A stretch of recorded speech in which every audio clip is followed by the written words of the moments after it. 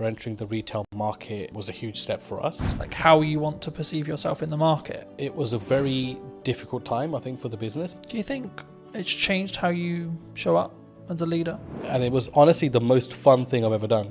And it was stressful. What do you think's missing in marketing right now? When somebody rebrands, the general question is, has the company been dissolved? Like you want to, in some ways, make him proud first. I think if you've built brand loyalty, and by that I don't mean you're selling millions of products, but if people trust in you, I think as a person, you'll automatically gain respect within the market. Let's restart everything. Let's replan the business model. Let's replan marketing. Let's replan everything. And then, funnily enough, when I executed on those things changed. My results changed. Work on yourself. Just work on yourself. Seriously. Like every day. Just be better every day. Hello, my friends. Welcome to a brand new episode of the podcast. Today's going to be a really special one because technically I'm actually interviewing my first client. Now, that sounds a bit weird, nearly 10 years in business now, but it is. So, welcome to me. Welcome back. It's been, I think it's actually been, nearly 4.5 years since we've actually seen each other? The last time I remember, I think we were shooting something on top of a car park in Salisbury. Yes, we did. And yeah, that's got to be about 4.5 years ago at least. So yes, it's great to be back and great to see you after all these years as well. I know. Yeah. Super good. I mean, you were actually under a different brand then. That's right. We were. So our legal entity remains the same, but we have rebranded to Anand, which incidentally is our family surname as well. And that came about through some hard lessons, I think, in business. One of the ones being most probably that you never really stop learning, I think, and when you get to a point where you think you've kind of, worked everything out, there's like this curveball thrown at you.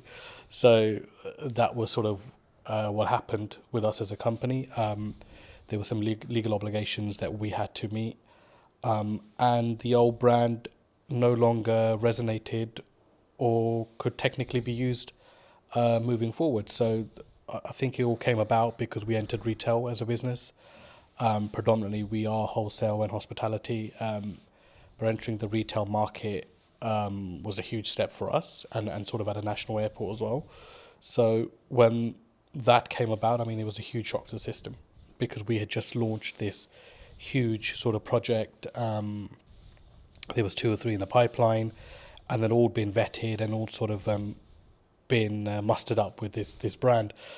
And then to all of a sudden launch something, and then I think it was about 3 weeks later we had something to say, there were some legal obligations that had to be fulfilled. It was a huge shock to the system. So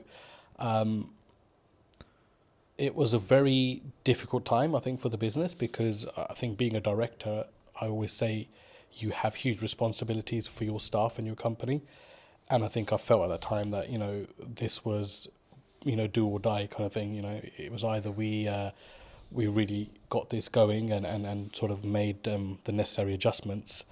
And we did. And, Anand was formed off the back of that. So, and it was honestly the most fun thing I've ever done. And it was stressful because, you're running this medium-sized operation. We employ up to 50 people, and all of a sudden you're rebranding, and everyone's question is why. And there's a fine line where you can tell someone why openly and why you can't. And the majority of the reason was, it was just something that we had to do as a business. So the rebrand came as a shock, but honestly, it really taught us a lot of valuable lessons from in there. Because I think off the back of the name, we actually found a voice as a company. I felt for a few years that we didn't really know what we were. And I think that's really weird to say for a company that was fairly well established. I mean, you visited before as well. But I felt with Anand, all of a sudden we're back to this blank canvas, right? And we're creating everything in reverse, which is the worst way to do it, don't get me wrong. But because it had to be done, it kind of forced our hand to look at aspects of business that we never had before. All of a sudden we're engaging marketing companies, we're engaging branding companies, we're engaging companies that help you find your voice. I didn't know those things even existed. And all of that came off the back of my mentor saying to me, look, this is one of those times as a businessman where you either go big or you go home, right? And for me, it was like, we got to go big here. Like, I've invested too much time in this. Like, I've invested too many years, those sleepless nights, everything, to just, pack up and be like, yeah, we're done here. No, we're going to go big, and we're going to spend big. And sometimes that's not the best solution, but we kept a control of that, because spending big wasn't just throwing money blindly at stuff. It was really taking our time, really looking at companies that met our ethos, but also companies that we felt genuinely wanted us to do well. So they didn't make us just feel like a number amongst their client base. And that was hard to narrow down, because we made some mistakes along the way there as well. And in hindsight, it's easy to say, these things happen. But at the time, when you're financially forking out money, it's a huge, huge deal. So, look, it was an amazing journey. And it's been a year since we've rebranded. And I think as a company, we couldn't be any happier than we are at the moment. Do you think that maybe some people are really worried about rebrand? I mean, you kind of forced into it, but I think like maybe people who are listening who are maybe on the fence about like what do you gain from a rebrand? Was it just that voice and that like that really what I would call depth work when it comes to really understanding what your brand values are and like how you want to perceive yourself in the market? Would you say, or is it like if that's like a disconjointed? Because for some business, I think that can be really disconjointed for some people. I mean, I'd answer that in reverse. So one thing you won't lose is your reputation, which was a huge aspect for us. It was, when somebody rebrands, the general question is, has the company been dissolved, or has something happened? Has the company gone bankrupt? Has there been a huge gross misconduct from somebody? And the thing is, like, you've got to get past that, because naturally as an individual, we would think that. And you've got to put yourself in the public domain as well as a director personally yourself and think from both sides. So for me, I think if you've built brand loyalty, and by that I don't mean you're selling millions of products, but if people trust in you, I think as a person, then you'll automatically, especially a small to medium-sized business, you'll automatically gain respect within the market. So we didn't realize how much respect we had amongst our clientele until the rebrand happened. And I think that's what carried us through. So I think there's this illusion that if I rebrand, I'll lose customers. And that's a general worry, because, of course, you need your finances to run a business. And your clients are your clients. You spend years and decades working with them, whatever, right? But those relationships can be ruined at a drop of a hat as well. A split second bad decision. So I think what I've learned the most is that if you are genuine and you are genuinely there for your clients, and if they're not just a number to you, which is how we do things at Anand, then you will be absolutely fine, because people will carry through. And that's what I noticed, that all of our clients said, we don't care if this company is called ABC tomorrow, but we want to work with the same leadership that we're working with within this company. And that's what made me realize that, not that I didn't know people were important, but it made me realize how important the team that we had were and how dedicated they were. And that all stems from, I think personally, from you as a director and what your attitude is within the business, how you look after people, how do you go about daily life, and how much do those people matter to you as well. And that kind of proved to me that, those things mattered a huge deal to us as a company, and it filtered right through. So I hope that answers your question. No, absolutely. I mean, I think for me, it's important to appreciate where you've come from, but also then understand, like, sometimes we have a growing pain, right? Yeah. So it's we're shifting into a new brand, we're shifting into like scaling up, etc. But one of the quotes that you gave me very many years ago that has really stood apart, that I wanted to remind you of, but also ask you to apply some context to, is people are loyal to their needs. Yep, absolutely. Do you? I mean, how did you sort of? I guess that's a life lesson for a lot of people. But how did you? Where's the story behind that? So, I think just sort of, I've been in business for about 10, 15 years myself, and I can't put a number on it now, to be honest with you, but it's been a very long time.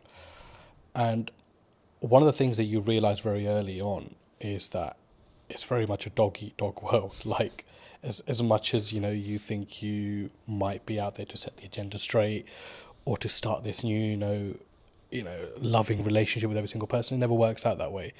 And we realized very quickly that as a business, after surviving the first 5 years, like a lot of people are just loyal to their needs. Like when those needs are met, they will either move on or they'll no longer engage with you. And I mean, that's absolutely fine. It's a natural thing to happen as well. But to put it into context, I mean, if I look at how we operate with our clients at the moment, I don't think there's a single client that can say that, if their volumes drop with us, that we change our attitude towards them. Mm-hmm. Whether it's the smallest client on our sort of, accounting system, or it's a big renowned sort of company, it makes no difference to us. We work personally with every single client and every single person that we work with. And that might mean along the way you have to accept that once their needs are fulfilled, that they no longer will engage with you. But to put it into sort of context, that quote at the time came from, it was one of the things that we've always steered away from as a company. Don't be those kind of companies, or that company that is all over a client when it's hot. Yeah. And when it's not, they don't want to know, or they don't want to help them out with anything. And there are some clients that we work with that, we did millions of pounds of business with before. And all of a sudden, they have engaged another company. But there are times where they still engage us when there's an emergency, and we would never turn them down, because you've got to remember that whether they've moved on as a client to another supplier, they were also once your client and made up the DNA of your business to be what it is today. So yeah, I mean, it's something you have to get comfortable with, I think, in business, and have grow some thick skin around that, because people are loyal to their own needs, and it's just the way of the world. For me, it's something that sort of, at the time, I think when you initially told me, I didn't really get it. Yeah. Right? And now I can say 6 years, 7 years down the road, I get it. And I think for me, it's one of those things where it may not even be deliberate from that person, that client, that customer. Yeah. I think it's more around, actually, sometimes you just, there's only so much value you can add to that customer, client, etc. Absolutely. And people have personal lives, and it's well, it's easy to say, don't involve your personal in your work life, but it's a very difficult thing to do as well. So sometimes we do forget that people might have stuff going on in their own lives. People move on, and all of a sudden a new person comes into that role in the company and doesn't see your business to be as valuable as the previous person. So there are elements of that as well. Yeah. But I think I've always found that there's no use keeping hatred and negativity about somebody moving on. I think you've got to accept that and look and think, how can I learn from this? And how can I get better from this? And there was times that, clients left us on a very bad note, completely unexpected. Some that didn't even pay, the thousands of pounds they racked up in accounts, not to mention any names. And, that didn't mean that we were not going to look at what we could have done better as a company. So I think it always starts with what's going on at home before you look anywhere else. Yeah. Do you think, because I've been fortunate enough to be in business and grow and scale and adapt and be in a position where I think there's always some people who are saying there's something going on in the economy or COVID or et cetera, et cetera. I mean, is it a mindset thing as an entrepreneur, as an owner? Because I've always been of the mind of yes, there's stuff going on, but actually your output can then fix your like if it's a revenue problem, then there's a solution for it. If it's a marketing problem, you can fix it. It's down to you to fix it, regardless of the economy's in bad shape. A lot of people have said to me the creative space is challenging right now. In comparison to maybe when COVID was really good, for example, where there was loads of money floating around. But it's actually, I think for me, you've got to focus on what you're doing, and I think that's the key. But I mean, in your experience, have you? Is it kind of a catch-all kind of? Oh, they're just saying it because the economy's hard, or as maybe as an excuse. Look, I mean, there's no doubt the economy is very different to pre-COVID, but then it's also very different to 2009, when there was a huge crash, right? Yeah. So I mean, that's just a constantly sort of evolving situation. Yes, I do believe it's very difficult now to do business, no matter what field you're in. But there are some fields which feel legislation change particularly, they feel it a lot more than some businesses. But I think you're right to say you can navigate through anything with a very positive mindset. And I think if you fold as a business, but you've given it your absolute everything, you'll sleep peacefully at night. And that's for me personally, and I felt that in a situation. I mean, 2023 to 2024 financial year was our worst performing year as a business, and it was also the year that we rebranded. And there was a lot of sleepless nights there because revenue was, rock bottom. We'd employed people that year, doubled our workforce because we were looking to go, north, and ended up going south as a business. And naturally along that is a lot of doubt because you think, should I have employed these 6 people? Should I have done this? Should I have done that? And it's easy to say in hindsight that actually I'm worried then, but you generally do worry at that point. So I think it's a mindset and how you navigate. And the thing that got me through was just mindset. I think I am just so resilient, like, to anything. I think right now in my life, where I'm just like. Do you think that comes from your years of experience in business and knowing that actually sometimes you've just got to, what I would call, grunt it or push for it to you just figure it out? I think it's both of those elements, but I think for me the biggest thing is upbringing. My dad was a very resilient character, hugely resilient. Sorry, not was, is still he's still there. He's an extremely resilient character, and a completely uneducated man, which I must add to this story as well. So to see him, as a migrant in this country with little to no education, he still doesn't speak English fluently. And it was like, this guy struggled, and he struggled so much, but he made it. He made it in his career and in his life. And it was like a lot of that played on my head at that point. And I don't think those things sit well with you, or you don't draw on those things sometimes in life. But when it really matters, those things will come in, and you'll know what your metal's like at that point as well, and how strong you are. Do you think that was like a key in respect to like how well you've now done, like that, having that upbringing and having that, I guess, those values or what could be described as the correct values being installed into you? Even if it was like an information sponge point, like you as a kid 100%. just taking that information, sort of saying, well, this is the upbringing I had. I mean, 100%. But the thing is, I think I didn't realize that till I was about 35. So there's no like one fit solution to this. It's just when it's going to hit you, and it hit me a couple of years back. The big change came from COVID. To be honest, COVID was a blessing for us as a company. I mean, and that's not because we made money off unfortunate situations, but it gave me an opportunity to come out of the operation and be like, pause, because it's not something we could have done the way we were going at that time. We were climbing as a business. There was no structure, there was nothing, and it was just like, this is gonna be a massive train crash one day. And COVID came and just put the brakes on everything, and it allowed us to restructure. So when we came out of COVID, I'd say that's my real journey in business started then. Because all of a sudden now I'm responsible for totally different things. Because now I'm actually acting like a director. I'm not now, stuck in the operation.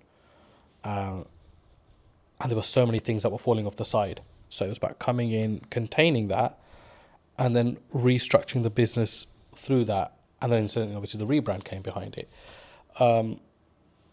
There is that. And obviously the resilience side, for me, I learned that from my dad.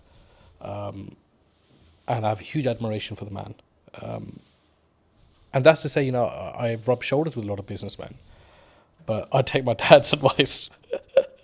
very seriously in life. I always have.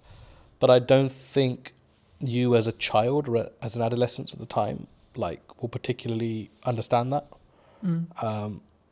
But if you're exposed to that environment, I think it does rub off on you at some point. And for me, I want to be like him. Like, I look at him and I think, just the way he stands and acts and stuff, right? So, huge influence on my life, yeah.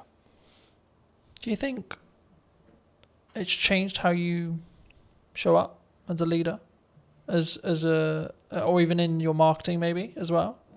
Like that core, like you want to in some ways make him proud first, is what I'm sort of hearing from you. Would you say?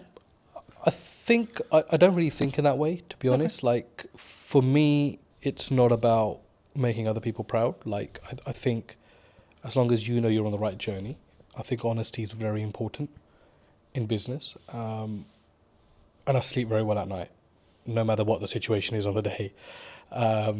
Everybody knows me, knows that once this guy is out, he's out for the night. So, and I think a lot of that comes from your ethos, and there are many shortcuts you can take, or there is the difficult, untraveled routes that you can follow as well, or create yourself along the way. And I think I'm more sort of on that journey of testing my limits and also just not stressing out, along the way. And there are times where you obviously get stressed within business, right? But I think as a director, you've always got to have that sort of facade where everything's okay.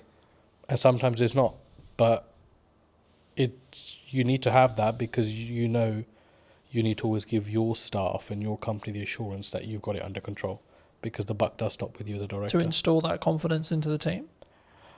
I'd like to think they're confident without that, but I think what's your problem as a businessman should not rub off onto your team, because it's for you to deal with and put those things right. And I'd like to think we've created enough leaders now within our organisation that those sort of mistakes won't be repeated again.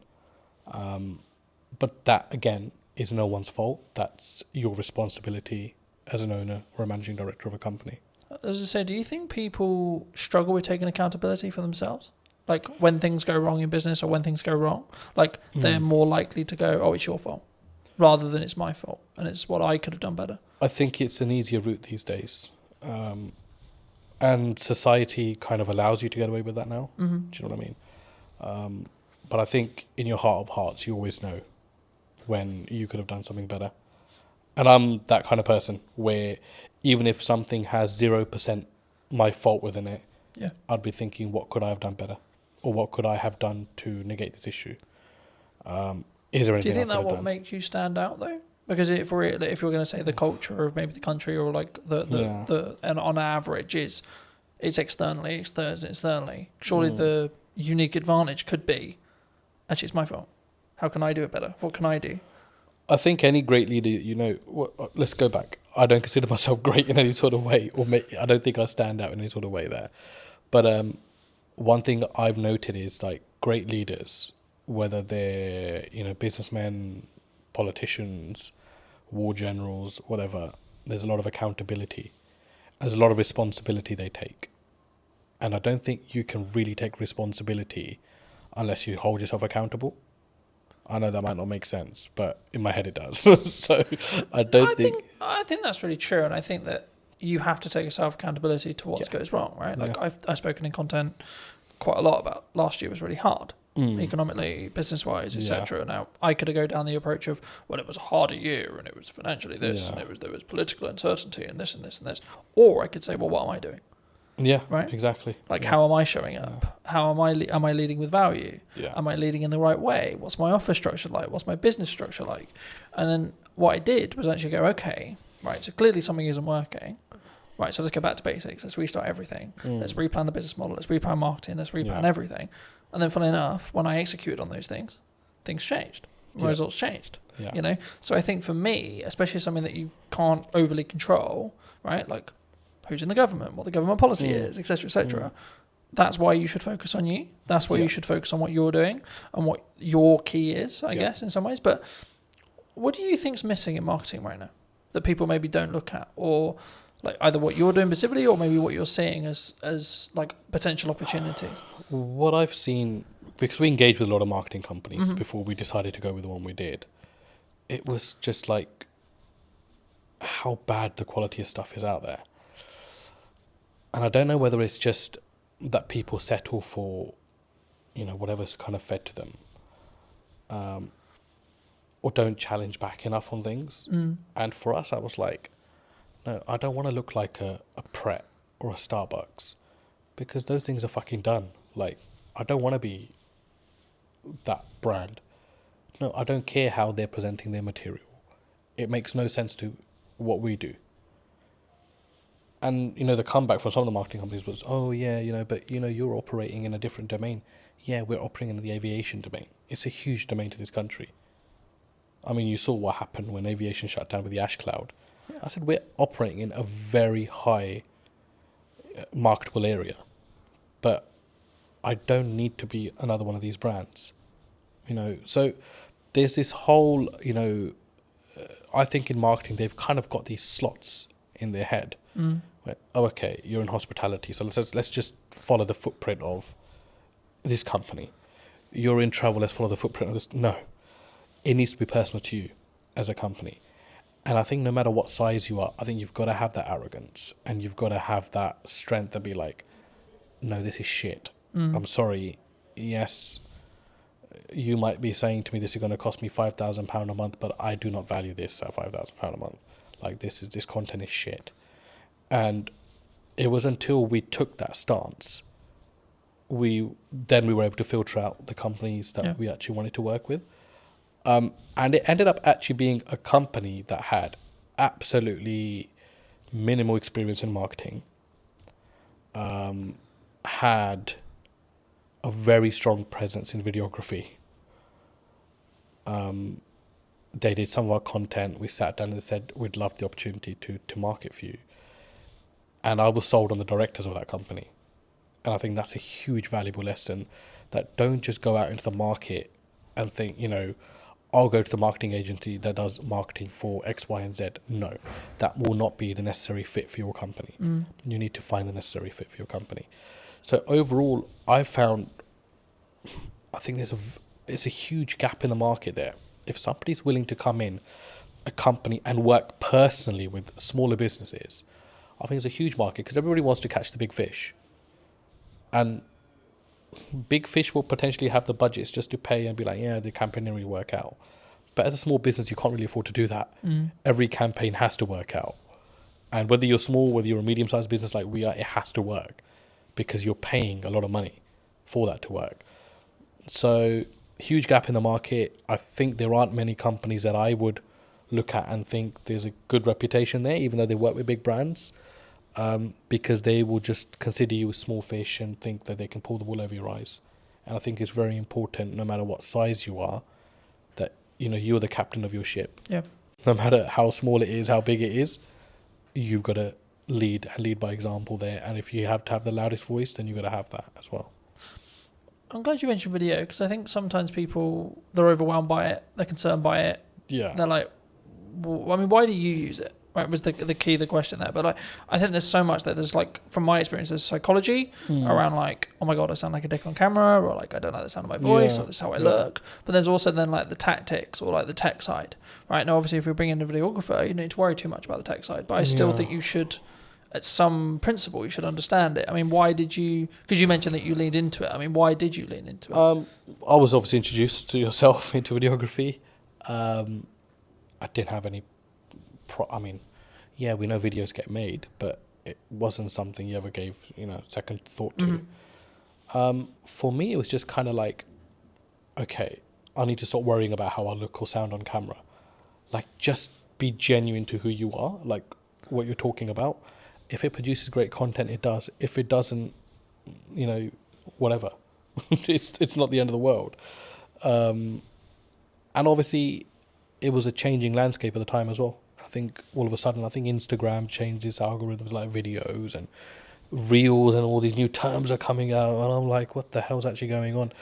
And so yeah, it was just something that came about, and for us, because we're hospitality and retail catering, imagery and videography is a huge aspect of what we do, as part of marketing as well. Of course, you can't just keep marketing with, let me take a picture of this and just keep sticking on social media. It doesn't really work that way. So for us, it was like, okay, we need to open our horizons here and actually look at things that work, and just keep yourself open-minded in the process. I think it's something that people should always try, and then like see what the data then tells you, right? In whatever the campaign is, whether you're doing short form, long form, etc., etc. But I think it would be important when talking about data to think about like AI, right? We're seeing an AI boom. Do you see it as like we're all maybe in trouble, or like some people, like you're very obviously service based in respect to what you do, so it might not be as relevant, but is there elements of AI in your business? Do you utilize it? Or have you gone the other way and said, actually, no, we're going to lean into the fact that we are doing it ourselves and we're not maybe using it as a utilizational tool? Because I see it as a tool that can be sharpened rather than it replacing you. I mean, there were people in our team that were huge believers in AI. And there are elements of it that we use, no doubt. But I feel with what we do, if we invest too much into or rely too much on AI, I think it will stop your mind from working. And I think it's very important that you're engaged consistently. From just a cognitive ability. Cognitive ability. And I think you don't want to get into a situation where, you're relying on technology to tell you what to do, because then all of a sudden you're not problem solving yourself. Or, use it where you can, don't get me wrong, if you're stuck or whatever. But I just think that there are certain aspects of business, old school values, that no matter, they've tested all elements of time and survived. So technology important, AI important, but I don't think it's do all and end all. No, I think that's a really important reflection. I think it can be, and I'm using the analogy of you sharpen the knife and then use it, right? Because I think it's a tool, and we need to be careful with how we use this tool. But like for me, I'm also building habits around like doing more physical reading, right? Because I'm aware that if I use AI, my cognitive ability may become less. So I'm like, how can I actually increase my cognitive ability with effort and energy, right?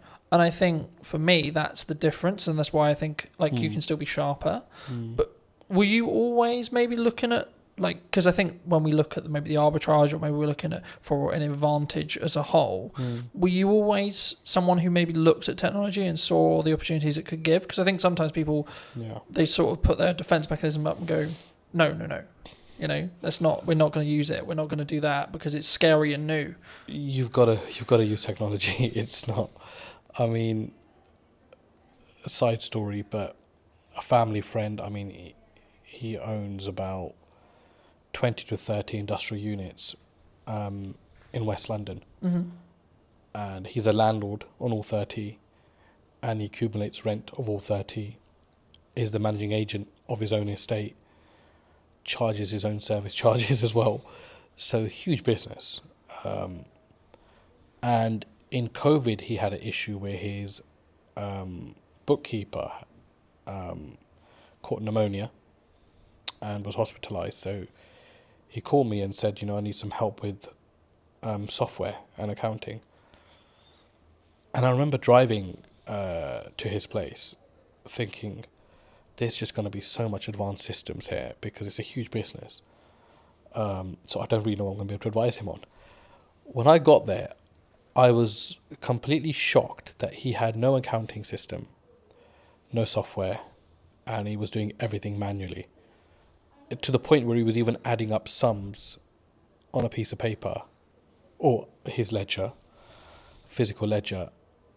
And I was like, and these are not small figures, 7,200, 9,229, and he's calculating all this on paper, and he's got this account running per he's got a book per tenant running, and I'm like, shit, there's no way they can't be mistaken this. Like, there is absolutely no way. So his first job for me was, I want to move all of this onto an accounting system. Yeah. And I looked at it and I thought, like, that is just madness. Like, it's absolute madness.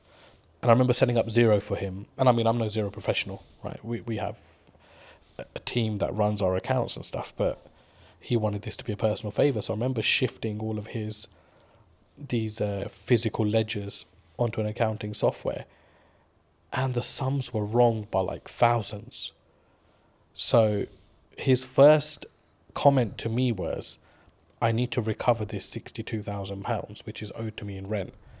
When we actually shifted everything onto a ledger, the figure was about 225,000, which was owed to him. So it's like nearly 3 times what he thought was owed. And that was his change at the age of 62 towards technology, that I need to adapt. And that was the point where he was like, no, I Was it an can't. eye-opener for him? Sorry? Was it an eye-opener? I think it opened. Like, how did he react? I think it opened everything that he had within him, because he was just like, he goes, I don't even know how many years I've been losing money for, which is the main thing. And he always had tenants, I said, and came to him like, this rent figure is wrong. And he was like, no, he's adamant it's right. And I was like, an accounting system will put all that to bed. All of a sudden, the queries went down by like 90%. People stopped querying their bills because it was all automated. Each tax code was set. Every expense was set. And I mean, that was like, okay, there's also no time limit to when a person can wake up and see that they need to adapt to technology. And coincidentally, he got very ill last year himself. So he had his son come in and take over the business. And it was a very seamless handover because everything was sorted. So you could easily, you'd have to spend some time kind of understanding what's going on here. But it was handed over with something in place that you can just pick up and go with it. Yeah. Opposed to like, why is this or why is that or why is that? Everything was annotated. So yeah, look, you have to adapt. I don't think you can as a business. I mean, we didn't start using software till quite late into our business life as well. It was like 3 or 4 years in. We were creating invoices off Excel and that kind of stuff. And I was like, this can't be the way. And then slowly we've adapted to stuff. There are things that I think are really unnecessary in business as well. You don't need technology for absolutely everything. But yeah, basics like accounting and stock management, staff management, telematics on vehicles. You've got to have that. I mean, we had one of our drivers had a terrible crash last month, and the police wanted to know, what speeds were both vehicles travelling at, and we were able to prove that because we had the telematics. And the third party wasn't able to do that, which, favoured us as a business because we were able to prove that we were within, or our driver was within the speed limit. Didn't harshly brake. So technology is a lifesaver in certain places, and you've got to have it for the basics of your business. Yeah. You're specifically, obviously, a very niched business in Yeah. regards to the sector that you serve. Have you always been that way? And if so, was that a very conscious decision from day one to be like, I'm going to serve this? Nope. Aviation just came about, to be honest. Well, I say it came about, but I kind of think you set your own destiny in some ways. We were so busy trying to survive as a company, but it was just like customer focus. Yeah. Make sure the customer gets everything they can from you, even if it means you're losing something. Just give your customer absolutely everything and make them feel special. And we do that till date. So in some ways, business is a funny thing because you can never say, I set out to do this and it happened. Because I think you've got to, like, a lot of things happen around it and you end up taking a different route. So, I mean, I discuss aviation a lot, but we work heavily with construction. We work heavily with tech companies as well. And we have a huge footfall in the city as well. And none of those things were ever targeted. Like, I don't think we actually knew what we wanted to do when we started business. We just knew we wanted to serve food and, have a business as such, right? So it was like, okay, how do we do that now? And I think along the way, your business will adapt. Things will come up. You'll see value. For us, it was about understanding our niche. And I don't think we understood our niche until post-COVID, which is scary because that was like 10 years into the business. 10 years? 7, 8, sorry, maybe 8 years into the business. But it was like, what is our niche? Our niche is not aviation. Yeah. Because there's a hell of a lot of companies that operate within that. Our niche is short lead times. You get hold of anybody at any time of the day or night. We will solve your problems. And if we don't, we will make sure we've done everything possible to try to solve that problem for you as a client. Now, there are some clients that have my number specifically, and they will only call me in situations because although I'm the director of the company and we have an amazing workforce, I've built that relationship with them personally when I was building the company out. And I can understand why they only want to come through to me. I totally get that. But my attitude towards them doesn't change irrespective of my position in the company. And we distill that like through our staff, completely distill it through our staff, that nobody's bigger than the company. We help a client in any given situation that we can. If we are closed for the day and something comes up for somebody, we will do everything we can to make sure that we solve that problem for them. And we've become that. I think that's been our niche. Our niche is we are problem solvers. And that's helped us like also recruit the right people. And people don't come to this company thinking, I'll just spend 9 to 5 behind a desk and I'm done. They're problem solvers. And we make sure they become problem solvers. And our retention rate's amazing. I mean, we've had one staff member leave in the last 2 years, which is incredible. It's absolutely incredible.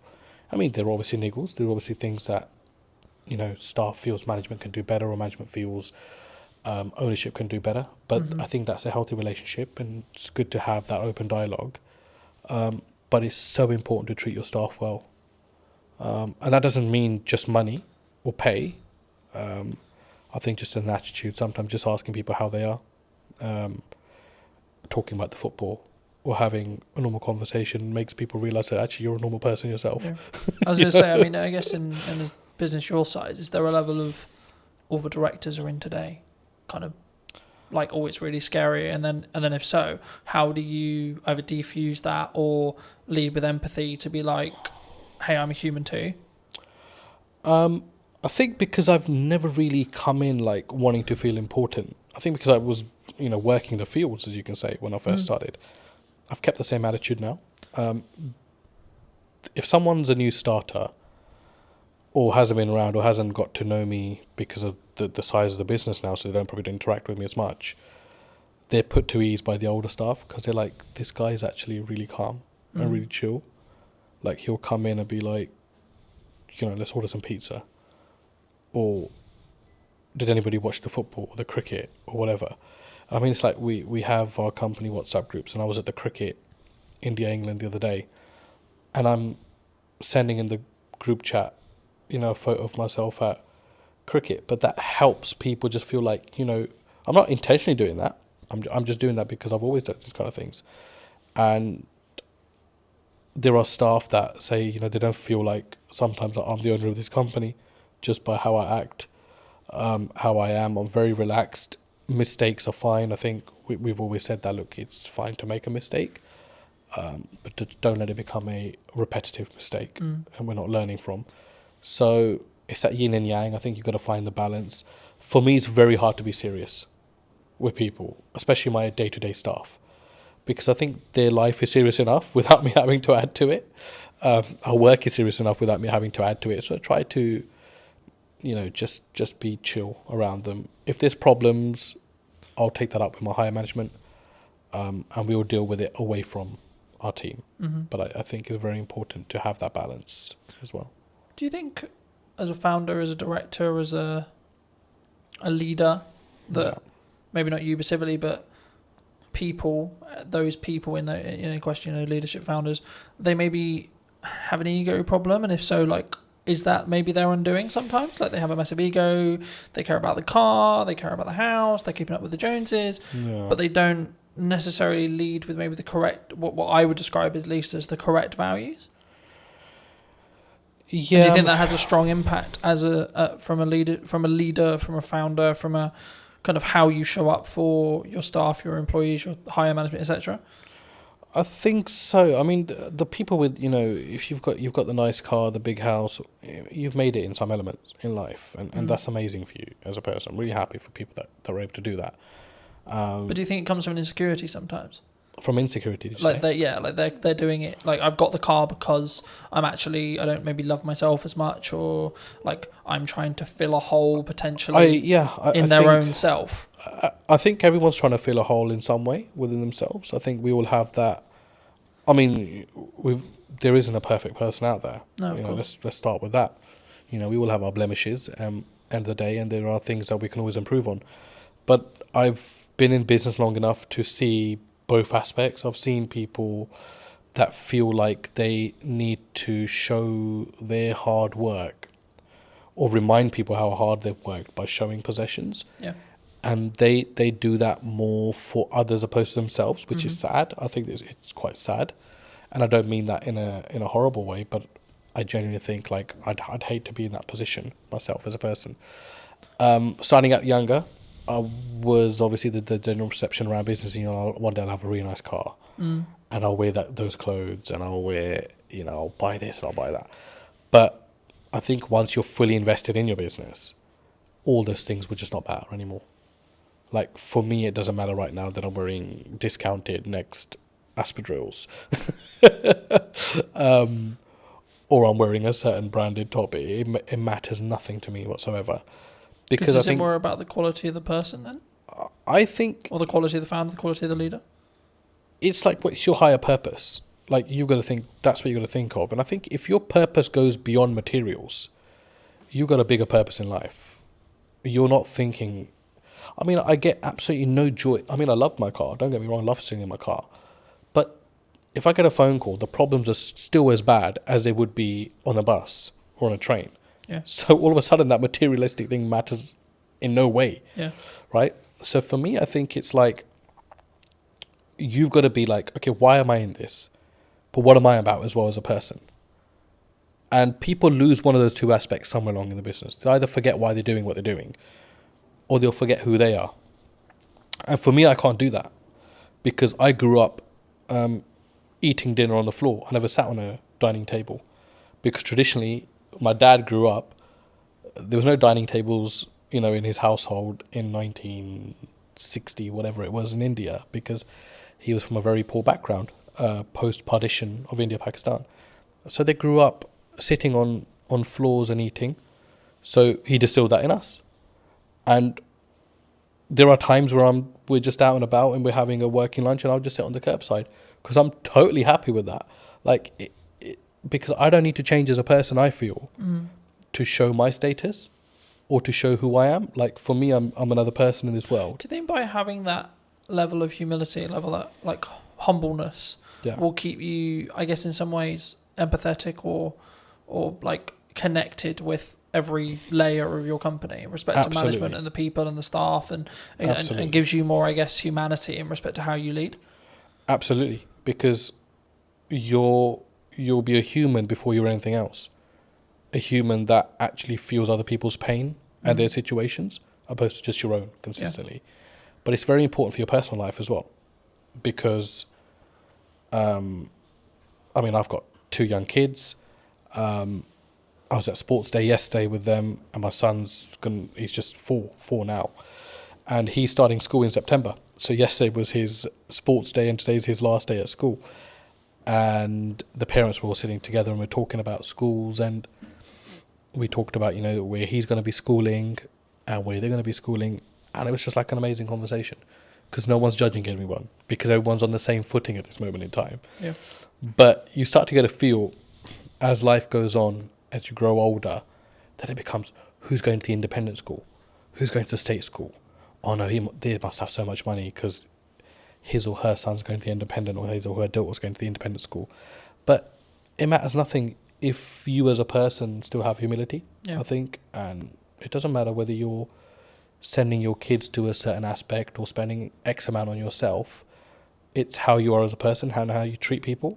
I think it's hugely important, and even more so when you know that the person you are treating well can't give you as much value back as you can give them. I think that's a huge aspect of you as a character. Yeah.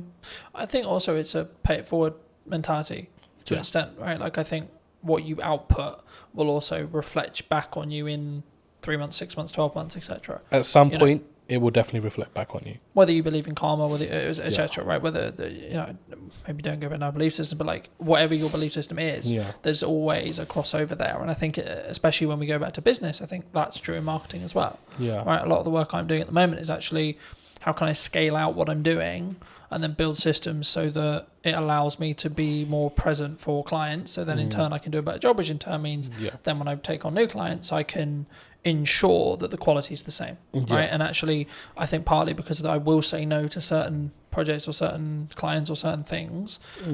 Do you look at that when you potentially look at a client or working with a customer, etc.? Do you say no sometimes? And if so, where does that mindset come from to be able to have the humility, I guess, or the confidence to say, actually, no, you're not the right fit for us?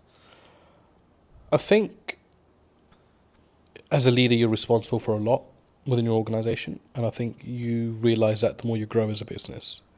It's something which is easy enough to ignore if you're stagnant or if you're growing through, the growing pains, right? And it's a very painful area when you're growing as a business. And I mean, by no means is Anand a multinational business, but I feel the pain of it every day when we grow.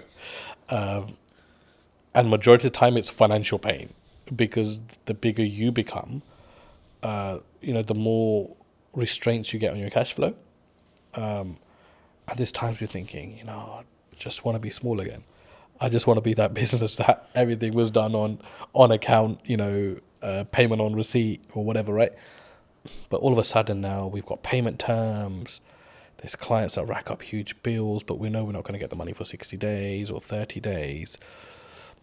And, there's clients there was a client that came in, and we're absolutely wonderful with each other now, but they started and they said, we won't pay you for 90 days, but we'll give you this much business.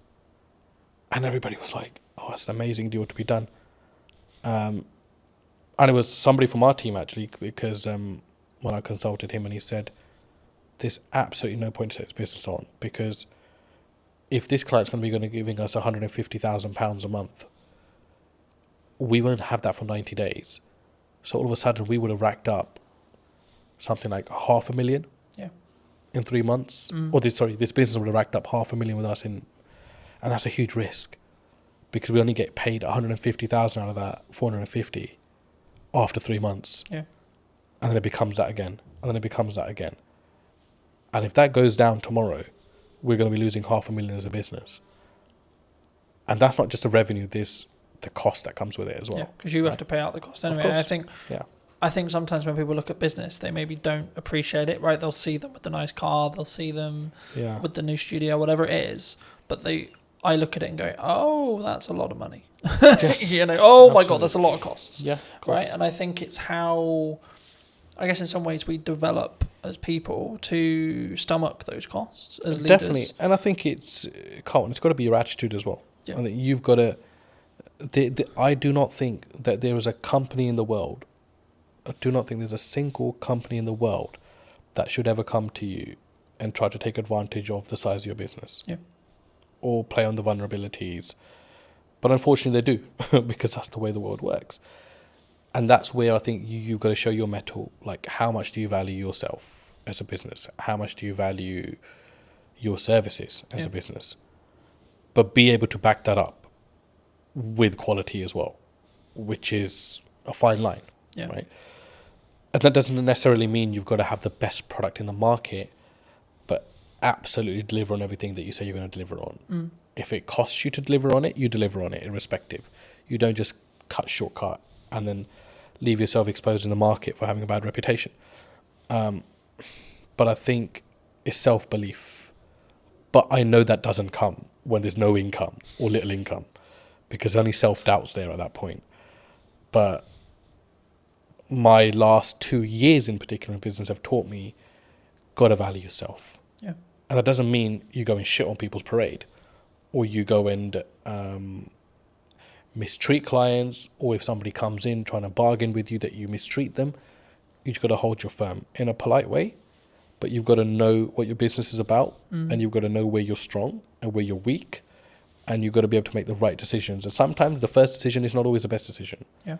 But leave the ball open where you're still able to have dialogue with clients. There's times where we made, mistakes. We've misjudged, and we wouldn't be human if we didn't. But it's how do you react to that? Yeah. How do you go back and manage that? How do you have the humility to say, we got this wrong, but still be able to have that relationship with your client? I think as well, and I had a very fortunate conversation a couple of weeks ago about this, and it was like, we just worked with a brand new client, and one of the things they said to me about why they chose us or me, however you want to perceive it, is that because I was the most expensive out of the ones they were talking about, and for like maybe a newcomer or etc., that sounds weird, right? Because it's like, why would you win the work but you're the most expensive? And I think from what they told me, it sounded like it was like, well, I've got the gonads, I've got the balls, or whatever you want to call it, I've got the confidence to say, no, this is how much my work, this is what I'm going to commit to price wise, but then also I'm going to follow it up with the value that I'm going to lead with as well. Huge. Do you think sometimes people get really challenged on price? Always. You're always going to be challenged on price. And then how do you deal with that? I guess would then be the conversation, like, is there certain scenarios where you're like, no, we're going to maybe negotiate by this much, but our final price is non-negotiable here?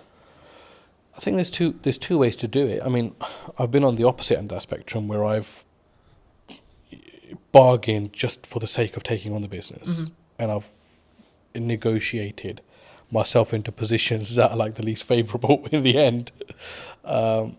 But it's easier said than done as well. But I think you've got to know your costs, know where you sit, know what you're trying to achieve out of that deal, because sometimes you take on a deal with the hope that it's going to lead to bigger and better things, which is fine if you know your market. And that doesn't necessarily mean that it's going to happen in that way, but it's a calculated risk. Do you think sometimes you have to take something that's maybe not ideal client, if it is just I need to make this money? Or would you still say no? For us, I don't think we really have that, because we're quite niche in what we do. So everyone that comes to us generally needs us, or we need them in some aspects as well. But there are, you won't know until you start working with someone, I always say. And the ones that you think are going to be troublesome end up actually being the better clients. And the ones that you think, because they're a big brand, sometimes extracting money can be an absolute pain, which is why relationships are very important.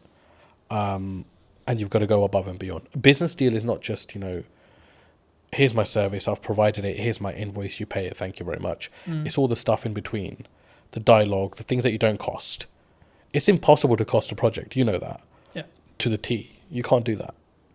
Because we never add our own time into that, really, if you think about it, as a business. And even if you add your own time as a calculation, they'll still be like, oh shit, I'm still spending too much time on this business. But it depends what your end goal is. If your end goal is like, I just want to be done with this client, get their money, and I don't care whether they contact me again, then that's a very different mindset.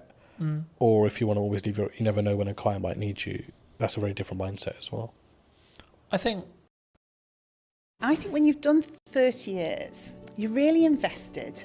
You're really embedded in the business. The risk that you face when you've been loyal to a company for that long. I've always been of the view that content will work, email marketing will work, networking will work, going to a trade show will work, but only if you do one. That business gave me a solid foundation. I understood the basics of most areas of business. I experienced working with logistics, with marketing, with operations. I look at how many views did I gain between 4 weeks ago and now. Don't get me wrong, we've done that loads. Email marketing was one for us. I can focus on three main things. The podcast, client delivery, and the event. Yeah. That's it. I think AI is the assistant and we're the leaders of that. Hello, my friends. Welcome to a brand new episode of the podcast, this time in London. Today we're going to be with Michelle from I guess it's from Eden now, but it Absolutely. was, as you'll find out briefly, from I'm going to go with corporation that no longer exists. Sadly so, yes. So No longer on the high street. I mean, it kind of does, but not in the same way. It exists under another name, yes. Should we stop being elusive and should We should definitely stop being elusive. It's W.H. Smith's. For those of you that didn't guess, it's W.H. Smith's, yes. I'll start here. How did it feel? Because obviously you were correct me if I'm wrong, but you were a regional manager. Yeah, so I looked after the north of the country for W.H. Smith's, yeah. I mean, I was with them for 30 years, so I grew from being a Saturday girl on the till to that position of looking after all the stores in the north. But yeah, at the point I finished, I looked after about 304 stores in the north. And what made you make the leap? Did you transition out? Because I think when you're in a position like that, maybe the money's good, maybe or was it just like, oh my God, not this again. I hate the inside of my car. I don't know really, because I think when you've done 30 years, you're really invested. You're really embedded in the business. You are earning really good money and you're super comfortable. And the reason you're comfortable, and this to me is the sort of the risk that you face when you've been loyal to a company for that long, you've kind of got into the zone of corporate muscle memory. So I didn't really have to think that much anymore. Yeah. So I was earning a good wage. I was doing a job that I liked for a company I was really invested in. But ultimately, I'd kind of lost the ability to be myself. The company had changed. I'd changed. And it was just time, I think, to find something that was me. I guess there's a natural kind of, sometimes there's maybe a disconnect. Like you were who you were then, you grew 30 years and then you wanted to go this way, but they wanted to either downscale or go that way. I don't know if it was a case of they wanted to go this way and I wanted to go that way. Because in all honesty, I could probably have done another 20 years for them. Because genuinely, I was really embedded in the business and I loved it. I loved the people. I mean, you literally know everybody when you've done 30 years. You know every store, you've been to every place.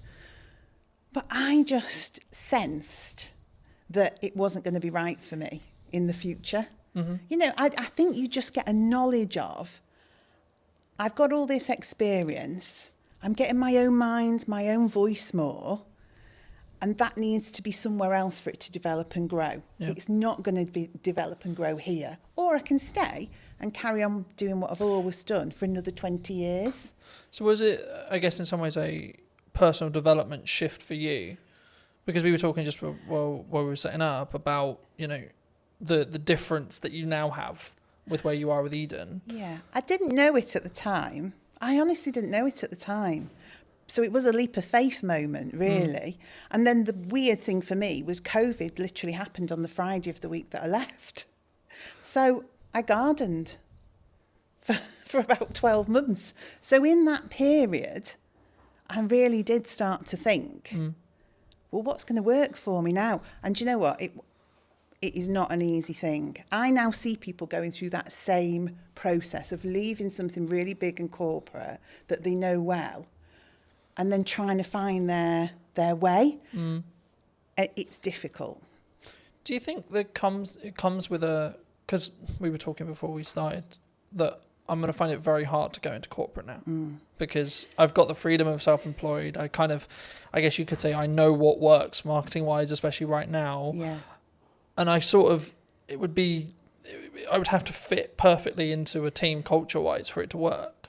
It would depend what you'd want that for. For me, that business gave me a solid foundation. I understood the basics of most areas of business. I experienced working with logistics, with marketing, with operations. It taught me to be resilient. You know, they were a company that was adaptable. I mean, they survived on the high street. So it did give me an understanding of how you support a business to survive, to protect its people, to protect the brand, etc. But yeah, on the other side of it, the thing that you're talking about, having your own voice, that freedom to shape a culture, shape a business, shape the dynamics of what the team are doing. For me, that didn't exist in that type of business because I think they have to have really clear communication, real clear clarity of message. Yeah. And if you're someone who wants to divert or disrupt that, that can be very regardless difficult. of maybe how good the idea is. Regardless right? of how good because the it idea is a triangle Yeah. in that respect. You have to follow the top. And I always found I was always in a box. I think so, and as well, and you can have, and also it's the ability to push that idea through, because some ideas do make it through, but what do they say? It's like steering an oil tanker, not a speedboat. Yeah. So it's the perseverance, it's that just ability to doggedly slog through with that idea till somebody says, yeah, we can make that work, and you get people behind you. But you learn so much from that. So I could see you going into corporate and learning a ton of stuff. But because I know you, I can't imagine you there, because you're more entrepreneurial. Yeah. You shape things, you do things that you believe are right, not what people tell you is the right thing to do. So Smith's was all about just execute, and deliver. Whereas now I get to shape and change and mould and mentor and support elements of that in a business like WH Smith's, but now with a lot more heart and my own voice behind it. Do you think, I mean, obviously, for those who don't know, you've moved into Chief Strategy Officer. This is the first time I've heard of it. I mean, in a nutshell, what is that? What is it? What does actually your day-to-day look like and feel like? I guess it's about, ultimately, it's having the long-term plan and strategy for that business, so the growth plan. So looking at quick wins, middle term, long term. So saying, where is Eden as a business going? But then from that, understanding, I guess, some of the fundamental change. So what are the operational and robust things we need to put in place to get it there? Yeah. But also having the freedom to be inventive, to work with the team, to generate ideas. So I would say I'm the person who knows the long term, but I'm also the person that wants to generate all the bits in between that move us in that direction. And some of it is quite simple. Some of it is really quite complex. It's about building teams. It's about building roles and responsibilities and processes. Yeah. But then it's about looking at innovation, deciding what we want to do, NPD, all the fun side. And I think for somewhere like Eden, Chief Strategy Officer is because we want to scale up and grow the business, but we don't fundamentally, well, I don't believe fundamentally we can lose the heart of what Eden is. Yeah. It started in somebody's house with the founder and his partner and a couple of people working for him. And it's grown now into its own HQ, its own warehousing, employing 26 people. There are loyal customers who've been with that brand for that whole 12 years. So we've got to scale it up because we want more people to join the organisation and more customers to experience the brand. But we don't want to lose the heart of what Eden's all about. And I think it's my job to make the scale up happen, but make sure Eden remains Eden. Do you think it's difficult? Because by proxy of scale, you have to somehow, like I'm in this, as we were discussing before, I'm in this struggle at the moment where actually things have gone like a lot better than planned. Happy Which days. is brilliant. Right, great place to be, grateful place to be. But it's also like a legitimate issue in the respect to actually now I've got to like, how do I duplicate myself? Because that's potentially the position I'm in. Yeah. Especially when it comes to like continuing the next step now, which is actually continuing with what I feel is working. But sort of, I guess, because I'll never be able to replace me sat here in front of a camera. No. Right? I can outsource everything else. But the only bit I'll never be able to, especially if a client is very tied to, I want Colton on the production, I want Colton on the marketing, etc., it's going to be difficult. I mean, did the team at Eden find that as well? I think Because obviously you sell a product, right? But the essence is still there. Yeah. I mean, ultimately our main product, it's dog food. I mean, that's what we produce and sell, premium quality dog food. I think when I came in to that business, it was difficult because it was change. It was somebody saying, what you've done till now has been brilliant because you have organically grown this business with people from the local area, not experts, just people with a passion for pets, a passion for the brand. And then I had to come in and say, that's absolutely brilliant, but We need some roles, some responsibilities, some routines, some best practices. We need to get back to basics. We need the foundations. And that was the change people found difficult. So that freedom to just almost do whatever you want, whenever you want, had to be pulled in for a while we established some core basics. But once we'd done that, once we'd got the right people in the right place doing the right things, once we operationally were robust, when we'd done our risk management piece that said what are those critical points of failure that sit within this business, then people could see, oh, actually, I can still operate the way I did before with freedom and creativity and innovation, but there's more support underneath. Things don't crash off a cliff. Actually, the structure's there now for us all to be able to do the things that we're really fundamentally good at, which is connection with the customer, the love of pets, the love of the brand, getting out, word of mouth, spreading the word of Eden, knowing that the business is fundamentally running well. Yeah. Whereas before, the business could have been struggling and we wouldn't necessarily have seen it. So we wouldn't have been able to make the changes we required to keep the business on in a good place and on track. Yeah. Do you think there's you, with your role, I think you'll look at maybe like the overarching strategic side of marketing. Yeah. But what are people missing right now in marketing, would you say? Because there's a I lot of think buzz some- around yeah. people saying like, oh, there's you can't get in, you can't have a podcast, you can't, you know? I think sometimes maybe it's not what are they missing, but it's have they sat and thought about the brand and their audience and what they want to achieve? Or are they just trying to follow trends and what people tell them they should be doing? So I think everything from your TikTok through to email marketing, etc., is all valuable and valid. But it is up to the business to understand, is that right for them? And maybe it's not right for me today, but it might be right for me in a month's time. Yeah. Or maybe something I've always done, I'm going to stop doing so much of that now because I want to change. So I think you have to consider everything in the marketing sphere, but it doesn't mean you should do everything. Because if you do it without authenticity, I've seen many TikToks where I just think I could literally crawl under a rock with embarrassment. Now, I'm sure some of that actually works sometimes.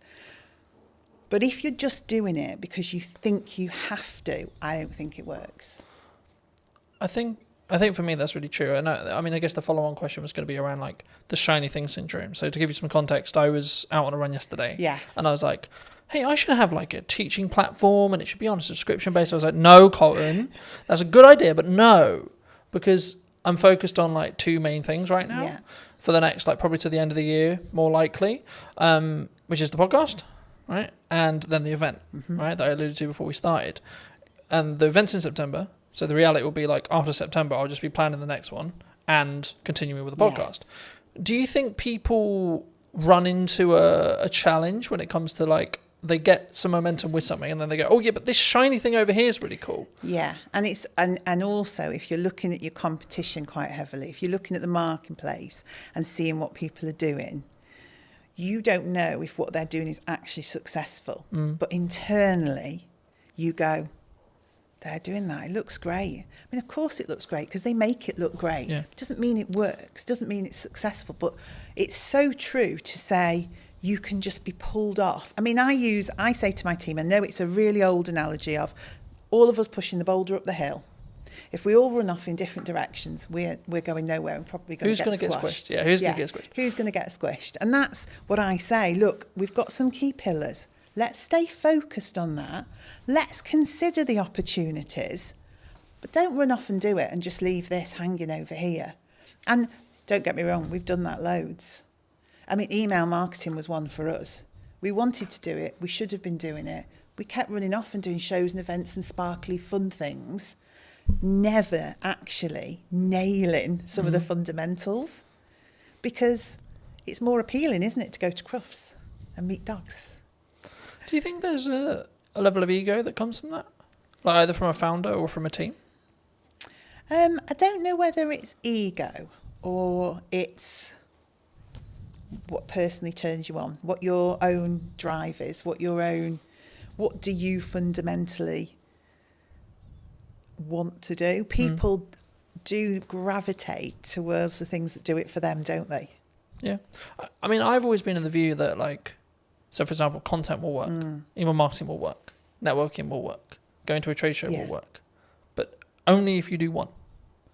Okay. In my view, right? From what I've found personally. Yeah. When I've really focused in just depth on how do I make the podcast as best as it possibly can. Yeah. From a viewer's experience point of view.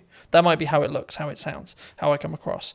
Can I outsource it? I've got a balance because it doesn't directly make me money, but actually the marketing collateral that I get from it will make me money. Okay, cool. So then it becomes a game of we're keeping those costs and balancing those costs, sure, but actually how can I focus on the viewer experience? Yes. And then when I look at maybe something like the event, it's like, okay, how can I make this client experience incredible for the people coming, even if there's only 5 people in the first event, right? Yeah. And I think sometimes we get, and that's why I mentioned ego, I think sometimes we go, but I'm only going to sell 5 tickets. It might be the possibility that I sell 20 tickets or 30 tickets, but like, what if I only sell 2?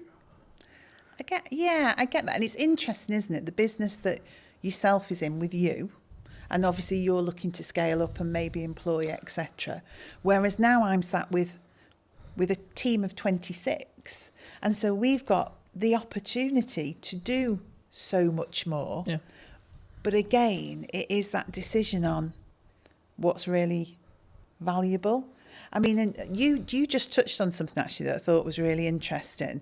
Doing things really well, making sure that the experience for the customer is, well, I mean, we were in a whole cycle of wanting to be perfect and never actually do. So we had 20 things we should have been doing. So we were going to a show, we were doing email marketing, we're creating a newsletter for B2B, but actually all of those things had to be, to us, absolutely flawless. Yeah.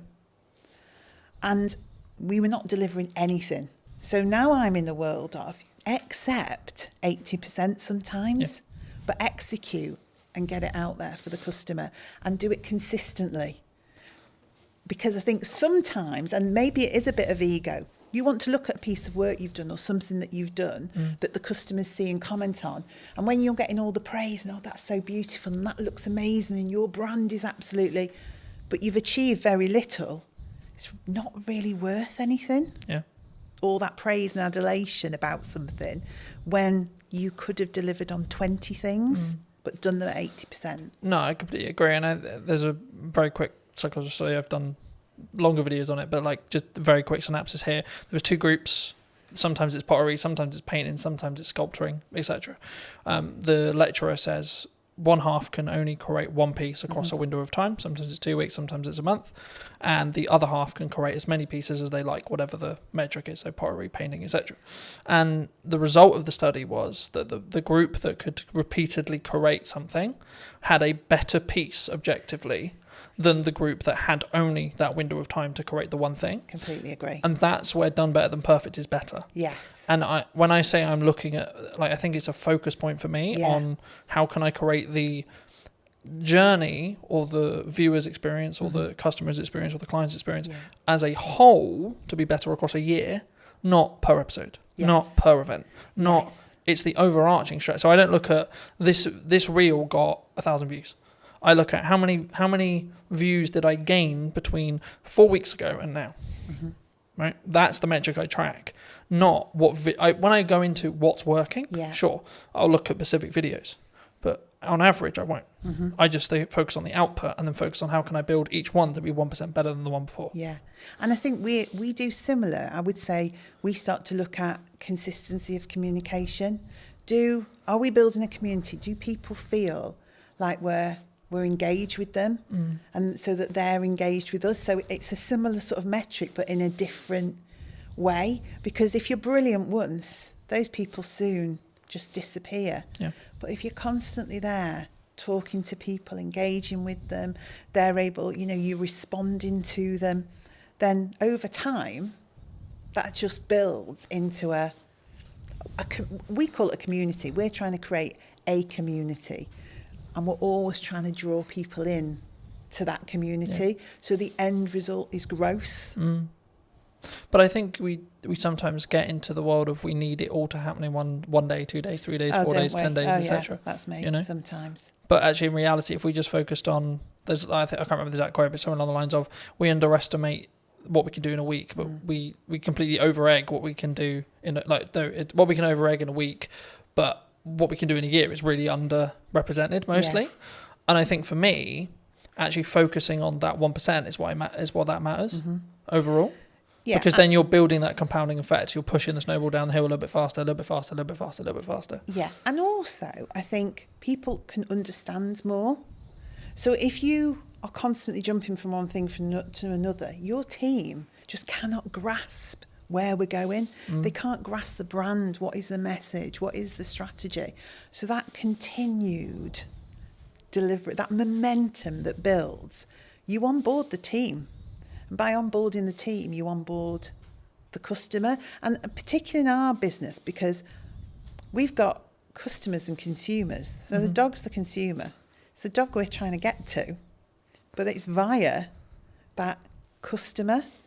And so it's almost like the baby food world, isn't it? Yeah. The baby's eating the food, but the parent's choosing which of the brands to buy. Same in our world. The dog's eating the food, the customer's choosing.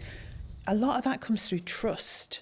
So that consistency, that slow momentum, is people don't trust people that flip from one thing to another, and they cannot understand what they're doing, and they can't see the message. So that repetitive, consistent approach. Oh, right, I know what Eden's about. I can see what the team's about.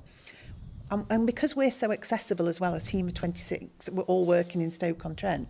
You speak to one person, that understanding of the brand, you'll speak to the next person, you'll get that same message. You'll get that same education piece. So people start to think, this business knows what they're doing. And I think that's the same for yourself. When I see you online, when I see you doing what you're doing, I think that guy knows what he's doing. I also think it removes the pressure of being perfect every time, like building off the done is better than perfect thing. Yeah. Because as long as I'm authentic to me, then it doesn't necessarily, you know what I mean? It doesn't matter in the same way, because I'm not like, oh no, that's not, as long as it's on brand and on piece and still me, then I'm like, actually, that's cool, you know? But talking about that to its extent, I mean, we're in a world where AI's like risen, right? Are we all going to lose our jobs? No, we're definitely not going to lose Is it all doomed? I think AI is the assistant and we're the leaders of that. And so you can use AI fundamentally to change your business. You can use it for insights, you can use it for planning, you can use it for content support, but ultimately it's the assistant to the business. It's not the business creative, it's not the founder. You know, the people are the heart of your business, but you can deliver fabulously elevated results if you work out how to use it in the right way. So no, it's not scary. And I did something funny at work the other day to show the team not to be fearful. It was just something really small. I took a picture we'd taken and I said to AI, you know, give this picture some movement. And it did this crazy thing. I mean, we're pirouetting around the stage on this picture. I think one of us had claws for hands or something ludicrous. But then I gave it real instruction, my voice and the heart of the brand, and explained what I wanted. What it created was amazing. But it needed that voice, that human voice, that human interaction, that brand understanding. So we shouldn't be afraid. I've used the analogy recently of you need to sharpen the knife before you use it. Very good, You know, in the same way with AI, you need to teach it what you want it to do and not just write me a social media prompt, enter, right? It's about actually understanding it as a tool and not just seeing it as a fix-all, right? It's the company assistant.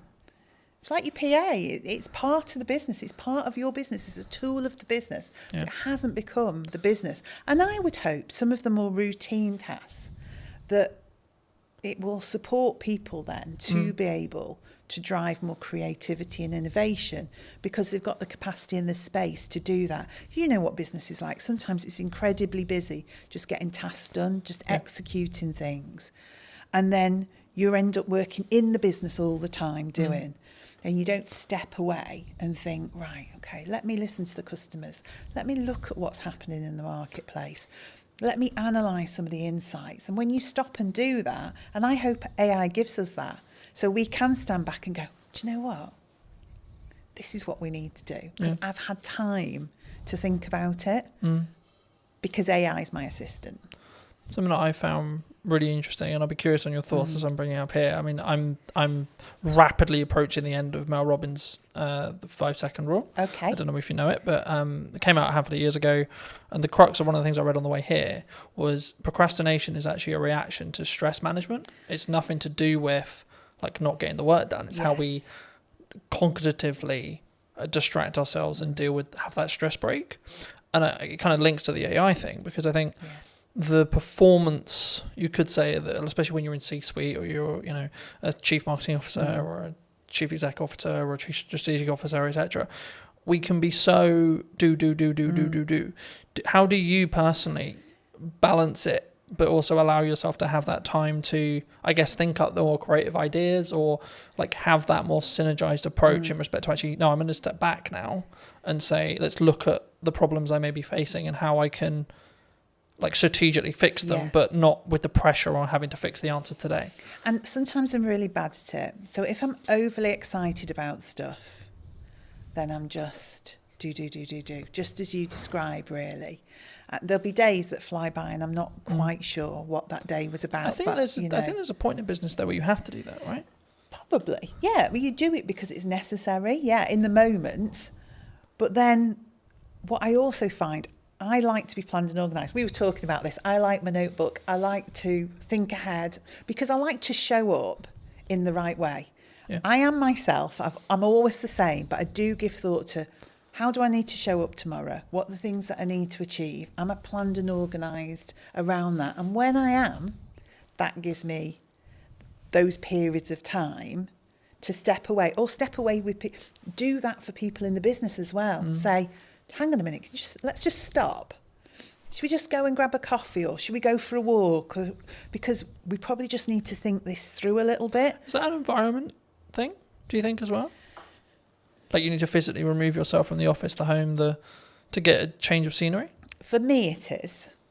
And I probably use that with other people. Now, whether that's everyone's reality, I don't know. But I am one of those, when I got home and walked the dogs at the end of the day, that's where things would come together. So all the strands from the day that all seemed very sort of disparate and all over the place would come together, and I'd think, right, that's what we need to do. But we talked about this in work the other day, actually, creating space, going for walks, having hours of the day where people put down their keyboards, they put down and we do something different.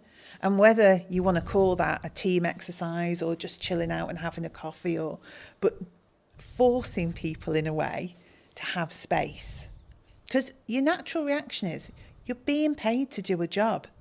You see yourself as, I must be productive. I need to be able to demonstrate the things that I've done. But that's not the case. What you need to be able to demonstrate is an understanding of what the most important and priority things that we should be doing. Not that you've done 100 things, that you picked the 10 most important things and did those.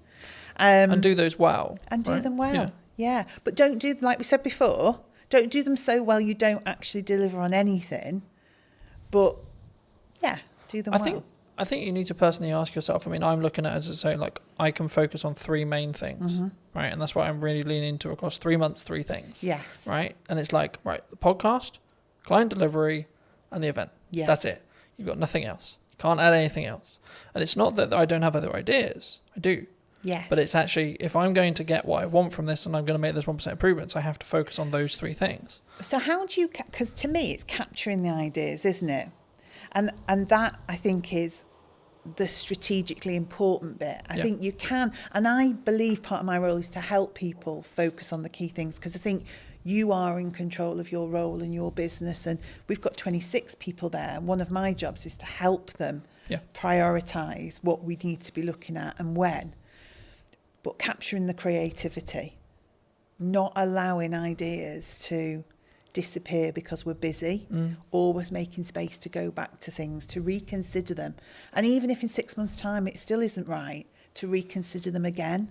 Because what do they say? There isn't any bad ideas. No, it's just about timing. Yeah. And, the simple answer of like, how do I do it? I have a set of like what I call my command notes or like top end notes. Okay. Whenever I have an idea, I put it down. Don't care how I'm going to use it, don't know where I'm going to use it, etc. I'm like, I don't have the time to focus on how to build that out yet, but I don't want to lose it. Yeah. The other way, building off the AI side, is utilize chats in ChatGPT, for example, especially if you have a conversation in that chat, it will be able to, as in physical conversation, as in you're typing, or actual conversation, you'll be able to then refer back to it. So if you say, hey, ChatGPT, for the next 3 months, I can't really focus on this thing, but actually it's a really good idea, I'm going to come back to you in the future. Can you kind of make a highlight list or make a reel or etc., or make a summary of like my thought process now? And so when I actually have the time to give the focus, I can then do that. And then what you do is you just brain dump.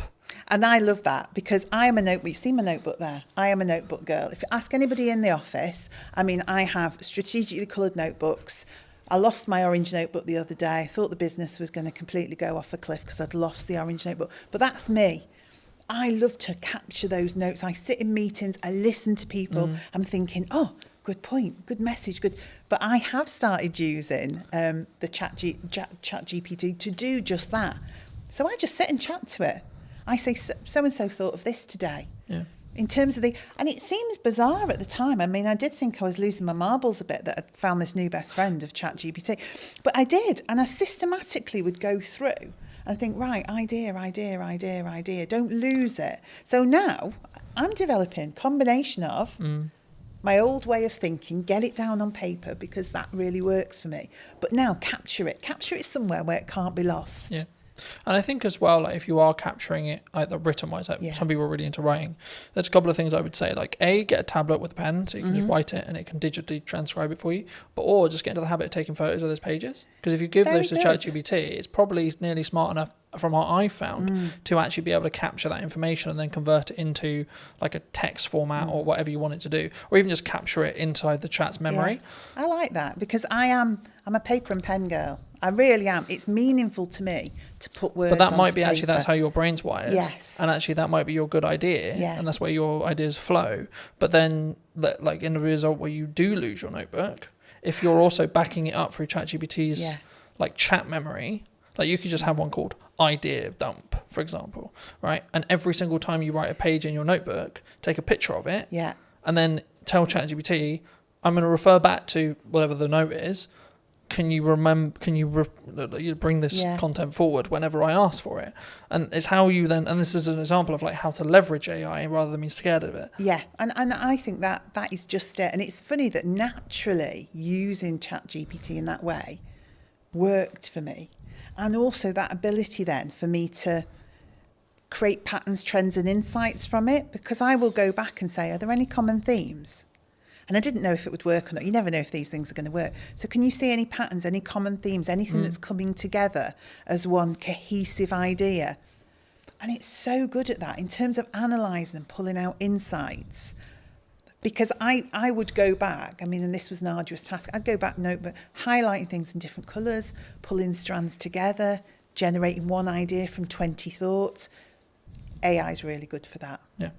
But again, I think it's an assistant tool. I don't think it's going to necessarily replace us. I mean, the trend sort of changed and it became this, someone who's utilising AI is going to take your job rather than the AI itself. And I think that's a more positive or more real reality of what we're going to have in the next 10 years. I think so. To be honest. And things change, don't they? Things always evolve. You know, industries change, the way we work changes, but our minds are amazing. We've just got the power to adapt and do things in a different way with the support of that new way of working. But I found because it's taking the grunt work away or allowing me to document things, etc., I then can have the more creative thinking process because my bandwidth is like opened up in that respect, and I can sort of play around a little bit more with what works and what doesn't, and like what ideas work and what, and I can ideate them a little bit deeper. Yeah. I think one thing that came to mind then, and this is why I think being the strategy officer is important, is probably one thing we need to think about. One thing I think about is everyone in the office is using ChatGPT or something similar, but I have to keep our voice as the Eden voice and the Eden brand. So that's what then becomes important in terms of us and the team. Because again, we could all go off with our voice thrown into ChatGPT. What it gives you back then starts to become... But I think it's a mirror, right? Yeah. And I think when we blame it, oh, it's a bit robotic, oh, it's a bit this, oh, the words aren't. It's like, well, you put it, you did the prompt, you did the... Yes. But I think, I mean, as a more generalised question, I guess, do you think that we don't look at ourselves in accountability-wise as an over, not even necessarily AI, but as an overarching kind of like, as a person when we see something maybe goes wrong, like more generally? Like, what, that people as a whole we don't take accountability themselves, or do you think that's rarer? It's easier to go, it's your fault. Yeah, we don't always want to take accountability. If you're asking if we do, I think you know when you're accountable for something. Yeah. That doesn't mean you don't try and deflect that accountability. But normally, if you work it through with somebody, you can get to a place where you understand what role you had in that. And again, that's something I have to do, because I think part of my role is clarity. And I think clarity is caring for people. So getting people to a place where they do understand their accountability and they do understand... There's also needs to be a proven place of safety, right? Well, yeah, definitely.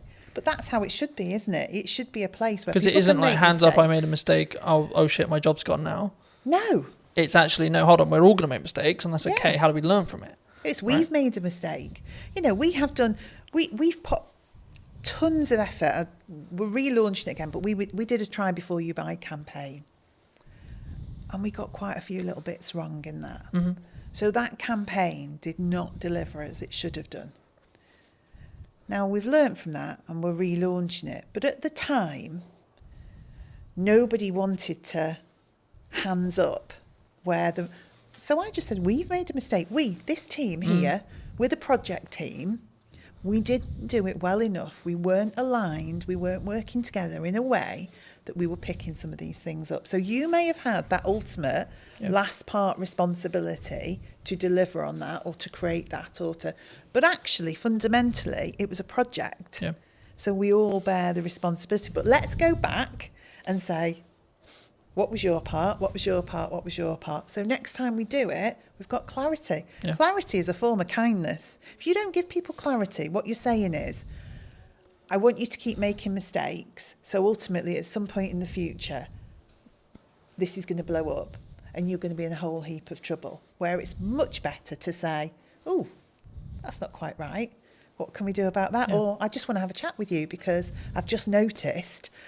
That's much better. A way of having accountability than waiting for something to crash and then saying you did that. Yeah. Do you look at it as in your role, because obviously you work with a larger team, mm-hmm. So I'd be really curious, do you look at it and go like, do you come at it from a perspective of like, are you okay? Like when you work with someone one-to-one, like if they are making mistakes, because it's like you good? Like what's going on? If it's out of character. Yeah, I don't necessarily say I always would do the you good, because different people respond in different ways. But I like to be in touch with the team. I like to have sat with people before we get to that point, so I know a bit about them. So some people want to share more than others do, but fundamentally, you know the dynamics of the team, and you can see if they're having a good day or a bad day, if they need a bit of space but a business, and also SME, I have to say, one of the things I noticed about being in a small business, it is a lot more personal and emotional to me, because I know all those people. I know their dreams, their passion for their role, but equally, that's really positive as well, because just as you described, there are days when I can say, hang on, that's not like you. Or do we want to just take 5 minutes? Or actually, is there anything we can do today? You know, is there anything because I feel differently about a small business. I definitely feel it. There's a lot more heart in a small business because that connection is so close. I'm so close to the team. I'm very close to the product. I'm much directly closer to the customers. Yeah. So those decisions you're making, those things you're doing are much more personal. So I would say it's made me more thoughtful. I use my own voice more. I use my own judgment more, and I deal with things in in different ways at different times, rather than a blanket approach because I just need to get things done. Yeah. Do you think that do you need to, I guess, lead with empathy as a leader in some scenarios? Definitely. I mean, I would say for me, what has always been important to me in the roles I've had, outside of the things you need for life, like your money and all the rest of it, Absolutely. is building a strong team and a strong set of people and individuals. So, yeah, you've got to have empathy for that. You've got to have some kindness for that. You've also got to you want to drive people. So motivationally, you do want to stretch and challenge people. So it's equal hands of empathy, kindness and support, but drive and challenge and creating a buzz in people where they can see a future and they can start to really push themselves forward. So I think it's in equal measure, really. Yeah.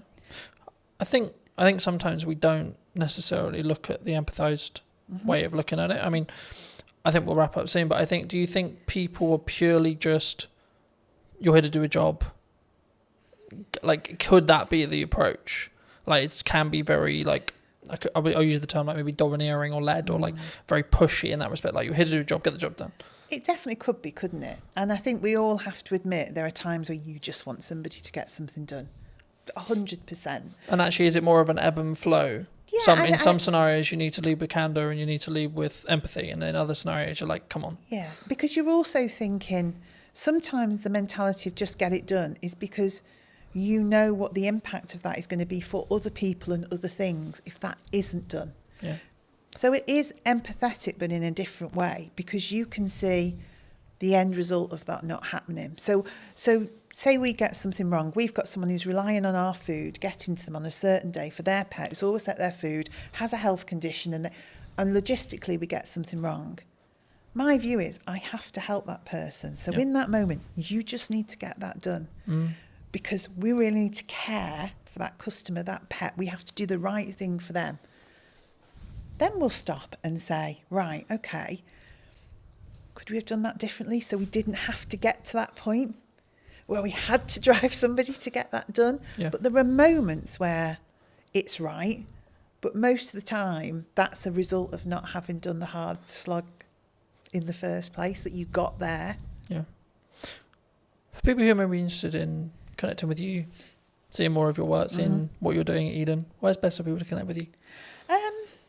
I guess I would say social media, Eden-wise, and then message me via there. So if you go onto Instagram, Eden, throw a message out. Because we're all in the office together, I will pick that up and see it.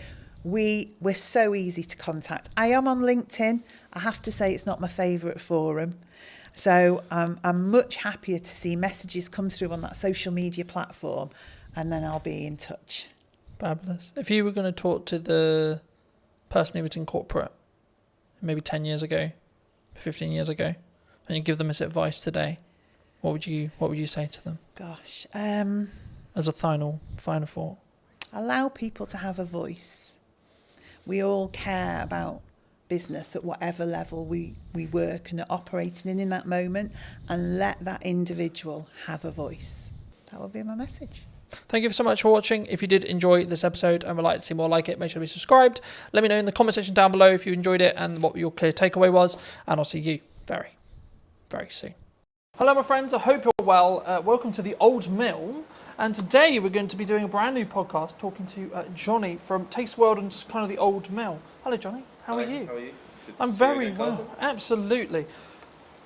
I was going to think about where to start, but I mean we're sat in the Old Mill restaurant, right? And I think a lot of people who are local to Salisbury will obviously know the Old Mill in Harnham. You've just acquired it maybe, 6 months ago? 3. 3 months ago? Okay. Yeah. Why here? Why did you choose here specifically? It was just a building that had come to our attention for a kind of friend when I think a poster went up in the window saying, due to change of ownership, we'll be closing. And I thought, we need to come and look at this site, when I was told how beautiful it was by the friend. And we came straight here, and within, I think, 15 seconds of pulling up in the car park, we decided it was something we needed to pursue. And we actually agreed the terms to take it kind of out of the grasp of the person that was meant to be taking it, without even stepping foot inside. We literally saw your video, strangely on YouTube, that I think you filmed a couple of years back, and the visual impact it had from the outside.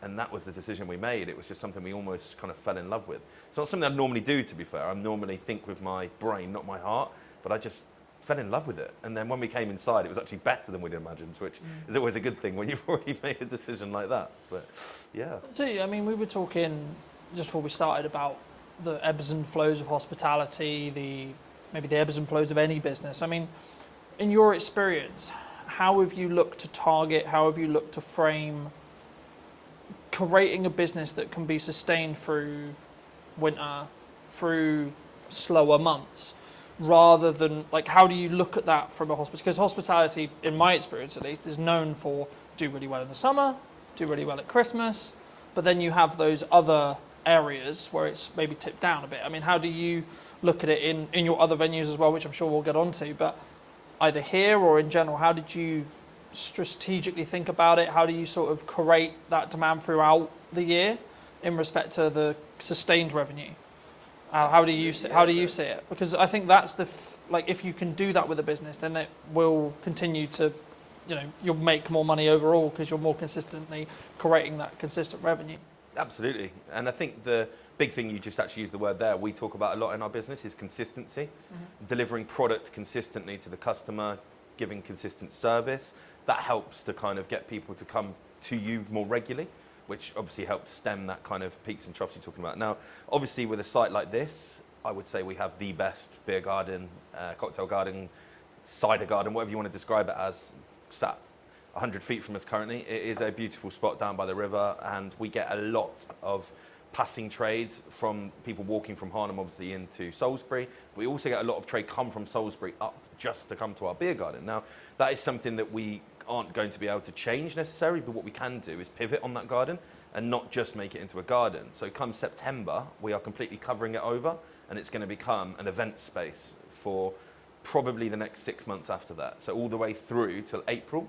So we've got a Halloween kind of pumpkin picking experience thing lined up. There's a Santa's Grotto, a pre-bar ready to go in November time that will go all the way through to December.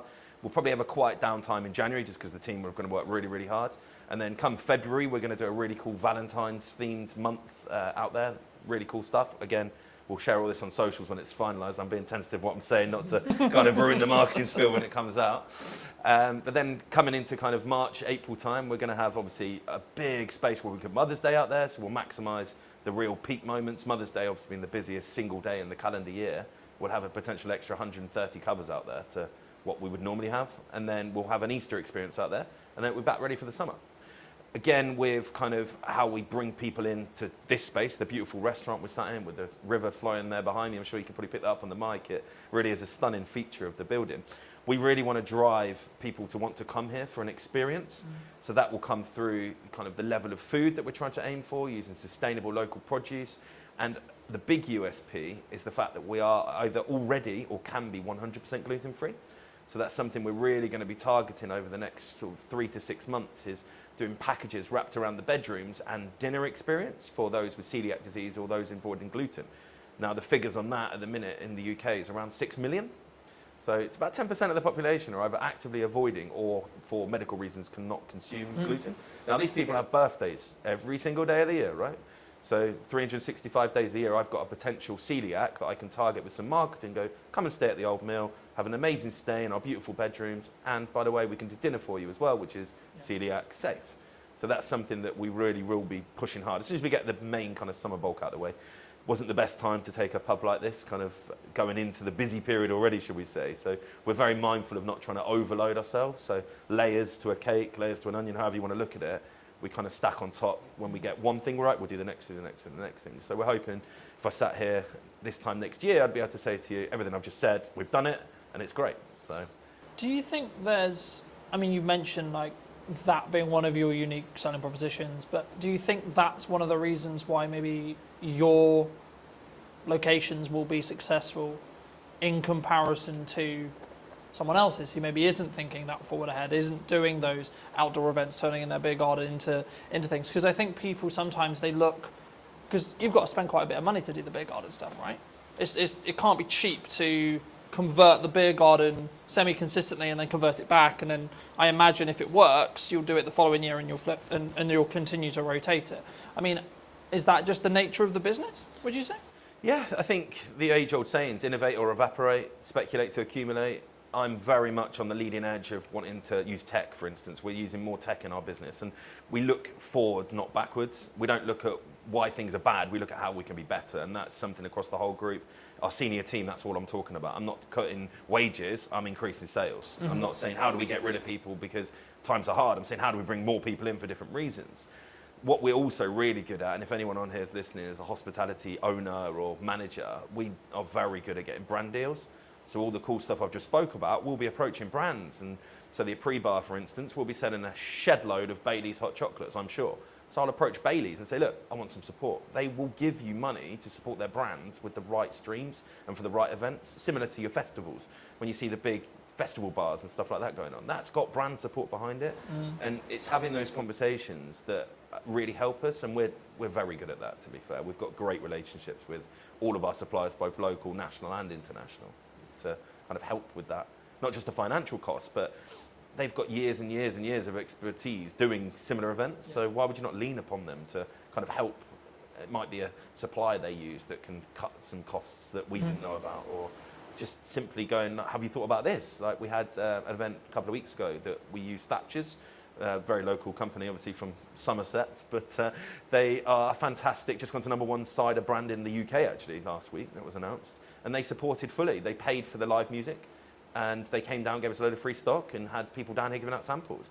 That was just because they wanted their brand to be seen in a beautiful pub like the Old Mill. Yeah. So it works both ways, I guess. Thatcher's has got exposure from being able to use us as kind of a staging post, and we've also got kind of the use of their kind of expertise as well as paying for our live music. So yeah, I think that's a really important thing, and a lot of what I'm hearing about that is a very modernised touch, right? And I think the concern with some, would it be, I don't know, I don't like saying like, oh, it's this person's fault or etc. But there's a lot of people in my industry, like I had a conversation yesterday that was around like the creative industry struggling, right?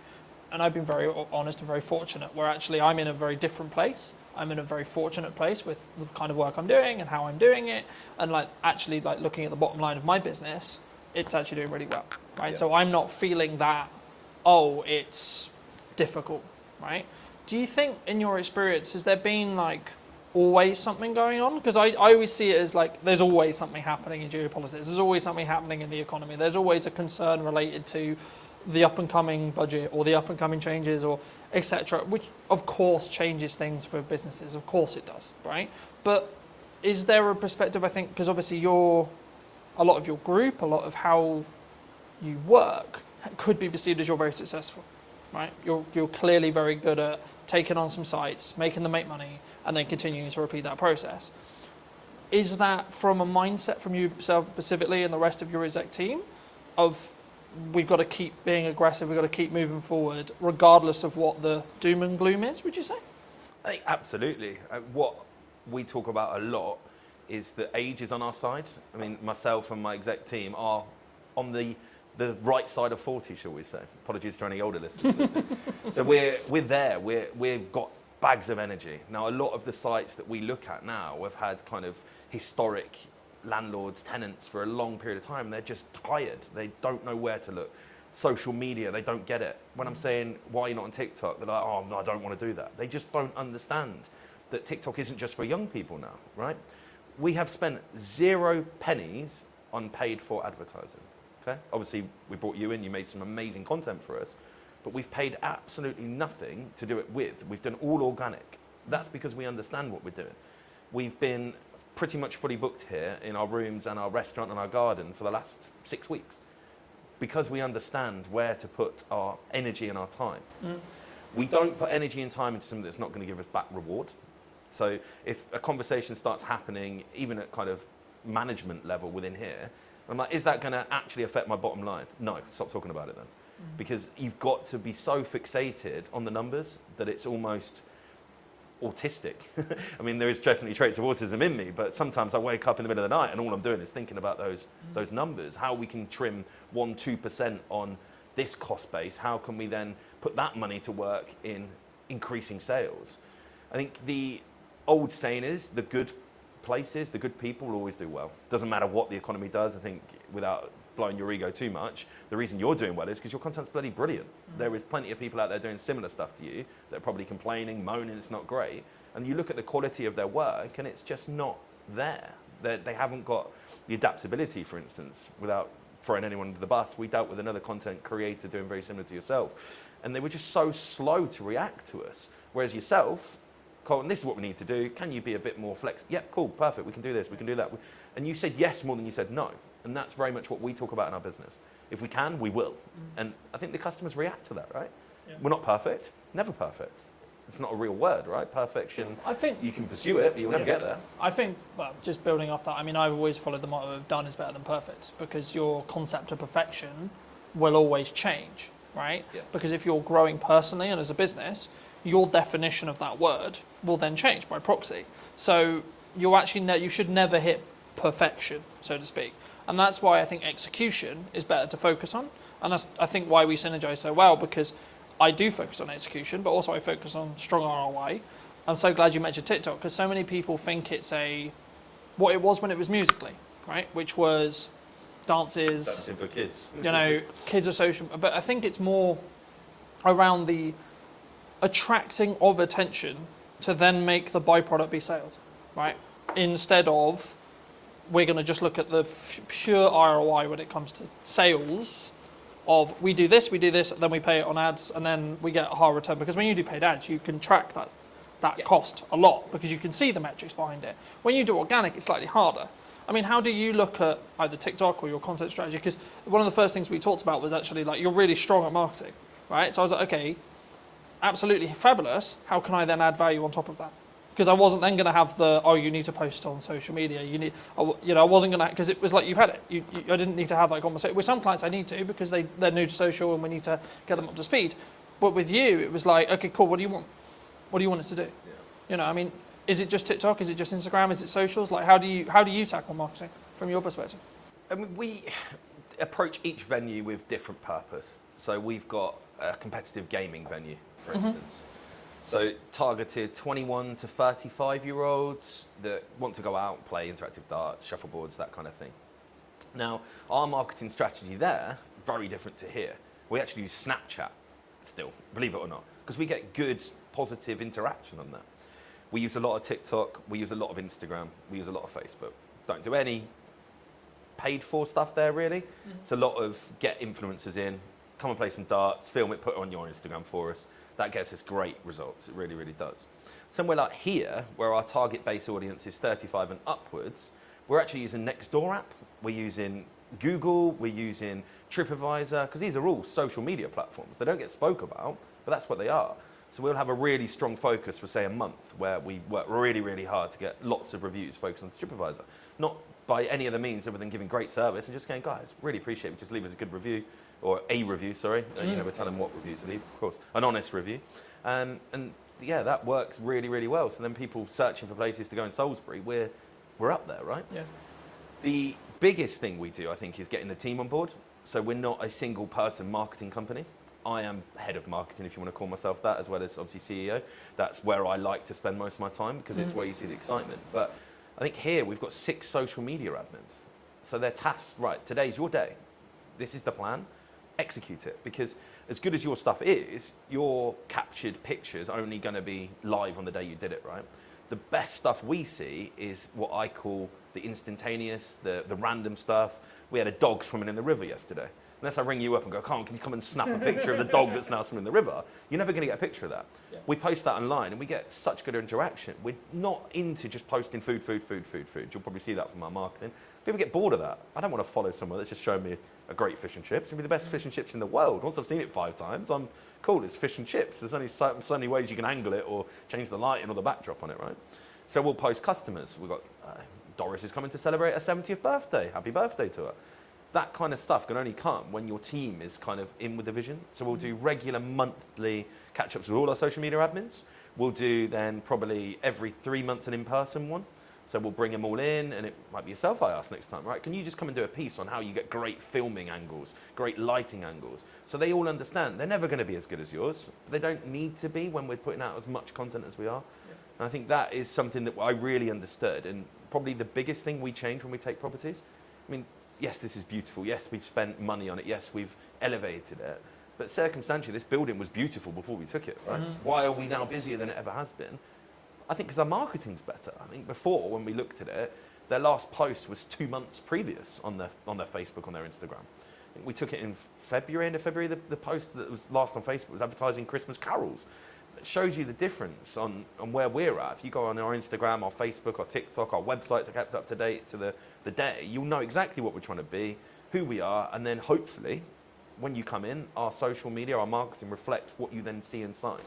So I don't want to become a fake presence. There's quite a few restaurants I can think of that look amazing on socials, and you get there, you're like, wow, you've just taken a picture of the corner of your restaurant that does look nice, and the rest of it's not real. So we'll do a lot of kind of walkthroughs. I think the other day I just live filmed, walk straight through the front door, down the alleyway, through the garden, no editing, no filtering, just here you go, guys. This is what you can come to if you want to. And that, I think, gives an honesty. Yeah. I think that's the best word to give it. You're not trying to sell anything. This is what we are. Do you want to come? If you do, great. We'll see you at the other side of the door. But if you don't, cool. It's also not for you. And we're very, very good at that, actually, to be fair. Identifying who our customers aren't, because not every customer's for us. Someone walked in here and they wanted to have a £10 meal on a Friday night. We're not for you. There's plenty of places offering a fantastic meal for £10 in the Salisbury area.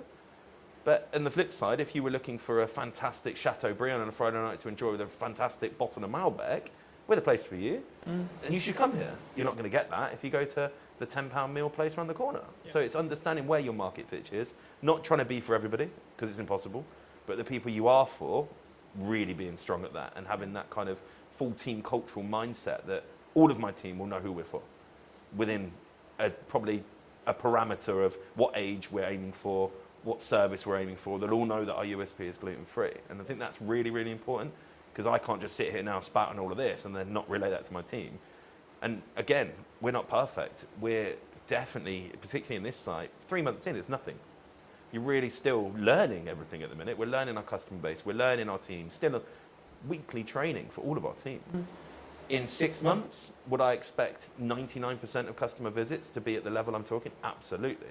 And anyone watching now that came here and didn't have that, please contact me on the Facebook and we'll put that right, because that's another thing we're very good at. If we're not right, let's put it right. If we know it was something that we did wrong, we need to do everything we can to put it right. If someone came, they just didn't like our menu, that's okay. Really sorry we weren't for you. Hope you find somewhere that is, because we're not going to be for everybody. But if something's kind of not to plan, shall we say, identifying that, having the touch points during the visit to identify it while you're here is best practice. But having then the touch points after visit, we have feedback emails that go out. I've got business cards that go out with my personal email on it to everybody. If you've had a great time, let me know. If you've not had a great time, let me know, because we want to know. Even at the scale right now, when we employ 165 people across 10 venues, we are relatively big. I still understand the importance of being customer-centric in my role. And that comes through marketing, coming back to your kind of original question, I guess. That is all part of it, right? Marketing is understanding why something went wrong and how you fix it. Yeah? That is marketing, yeah. Do you think there's and this is a more general, like broad business question, or like it could be your business, could be my business, could be any business. Do you think some people, because I've always followed the own up to if you made a mistake and it's your fault, or if God forbid something went wrong on a video, I'll be like, look, I made a mistake, hands up, right? And I think that put, in my view, from client feedback and etc. that I've got, that puts me apart from other people who are just going to sit on their morals and go, well, actually, no, it was because of it. You know, I don't sit and, it's not about necessarily making an excuse. I don't like to use that term, but it's more, the question I was going to ask around that is, do you feel that one of the reasons why you're quote unquote successful is because of how in touch you are with the marketing, with the customers, with the key question there is honesty when it comes to, look, we're potentially going to get it wrong, but actually this is how we're going to try and fix it for you. 100%. There is a lot of restaurant owners out there that I know of, both personally and I've seen online, and the first thing they do is blame the customer. When a customer comes out and says, oh, I didn't like that, what do you know? I'm a chef. And it's like, that's not the response. If you do genuinely believe you were right, as I say, really sorry, wasn't for you, hope you find somewhere that is. That's the response we give. I don't try and get into a debate with someone whether they were right, wrong or indifferent. It's fairly obvious when you're wrong. Someone comes in and could be an item missing from the menu. Chefs are humans, right? And there's not enough conversation around in hospitality. It's a human-centric business, right? If you went into an office and you had 20 workers, in a week period, how many office workers would make mistakes? The problem is no one ever knows about them because it's not generally a customer-focused basis, right? But you come to hospitality, a slight small error from, could be a 17, 18-year-old that's first job potentially, becomes a huge thing for the customer. Rightfully so. We should be able to execute a meal, but we're not going to all the time. But the first thing you do, as you said, is accept it. Yeah, that is not the standard that we work to. Apologise. What can we do to make that right for you? Yeah. And if you follow those three things, then I don't think you can go far wrong. Now, out of all of the complaints that we get across the group in a year period, just call it 100. I would say 99 of them have returned and love what we are about. So that's 100 people potentially that would never step foot in the business again that we've managed to rectify, use their not so great experience to learn, made changes to SOPs or systems and processes, and then reflected on it and gone, okay, that happened. Let's not let it happen again. How can we improve as a group? Can we learn something that happened here and go, actually, we can stop that happening anywhere else, not just here? Because even now, I mean, I'm 20 years into the game now, there's still stuff happens. I'm like, wow, wasn't expecting that. How did that happen? What can we do to stop that happening again? So it's a learning day all the time. Even for someone at my level, my experience, you might think, oh, I know everything. I don't. I'm pretty good. I know most things, but the game's changing. Every single week, I'm like, okay, that's different. 10 years ago, did I think that I'd be talking about being a gluten-free centric company? Absolutely not. Now, it's our USP. That's our single biggest drive force. Because most places don't want to do it. And I think that's identifying what you can do to set yourself apart. Whether that's you can be cheaper. Don't like doing that. I think that's the easy way up, being cheaper. Being better, what quantifies better. But if you're totally unique and you're the only place in the market doing something, then you're always going to have a market for that. And riches and niches is another saying I like to use, right? We're in a niche that's not even that small. It's quite large, 6 million people. But it is a niche in this area because in Salisbury, we're one of the only places. Probably the only places. Can be 100%. I think that's really unique. I think it's sort of, to an extent, it leans back into what do you want to do incredibly well at, right? And I think I've always tried to pride myself on, I may not be the oldest videographer in respect to being in the game or the biggest marketing company or etc., but I will give as much effort and as much energy as I can to create the best content that is tied around what you, whoever it may be, the client, is looking to achieve from that video, that set of videos, etc., whatever we're doing. But from your perspective, why, maybe not necessarily just me, but why do you look to invest in video as a whole or marketing as a whole? Because you said earlier in the interview, your team does a lot of marketing, right? So I guess the question from potentially the audience is then, okay, well, why do you then spend money to get a professional in to create those, what I'll call showpieces? So it's long form. Stuff that's going to be around for a long time, I will always invest to make it professional. I think it makes you stand out from the crowd. So our long form content will live on YouTube.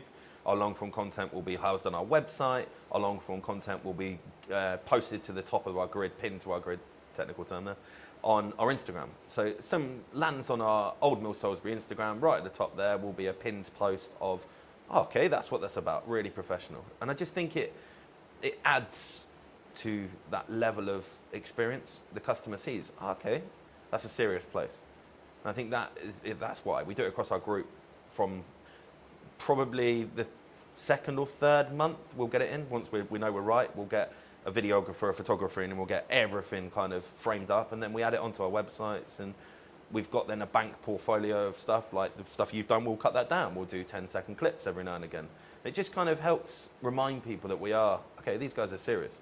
They might be posting a dog swimming in the lake, but actually, cool. Look how nice that restaurant is. Look how cool that video shot of the garden and the pizzas is. So I think it's so important. You can't have a website with a photo taken on an iPhone. It just doesn't look right. If you landed on a website and you had a choice of, particularly for our hotel rooms, I guess, a choice of hotels, and the first one you landed on had a phone taken photo, and then the next one you was like really nice professional photos, where are you going to book?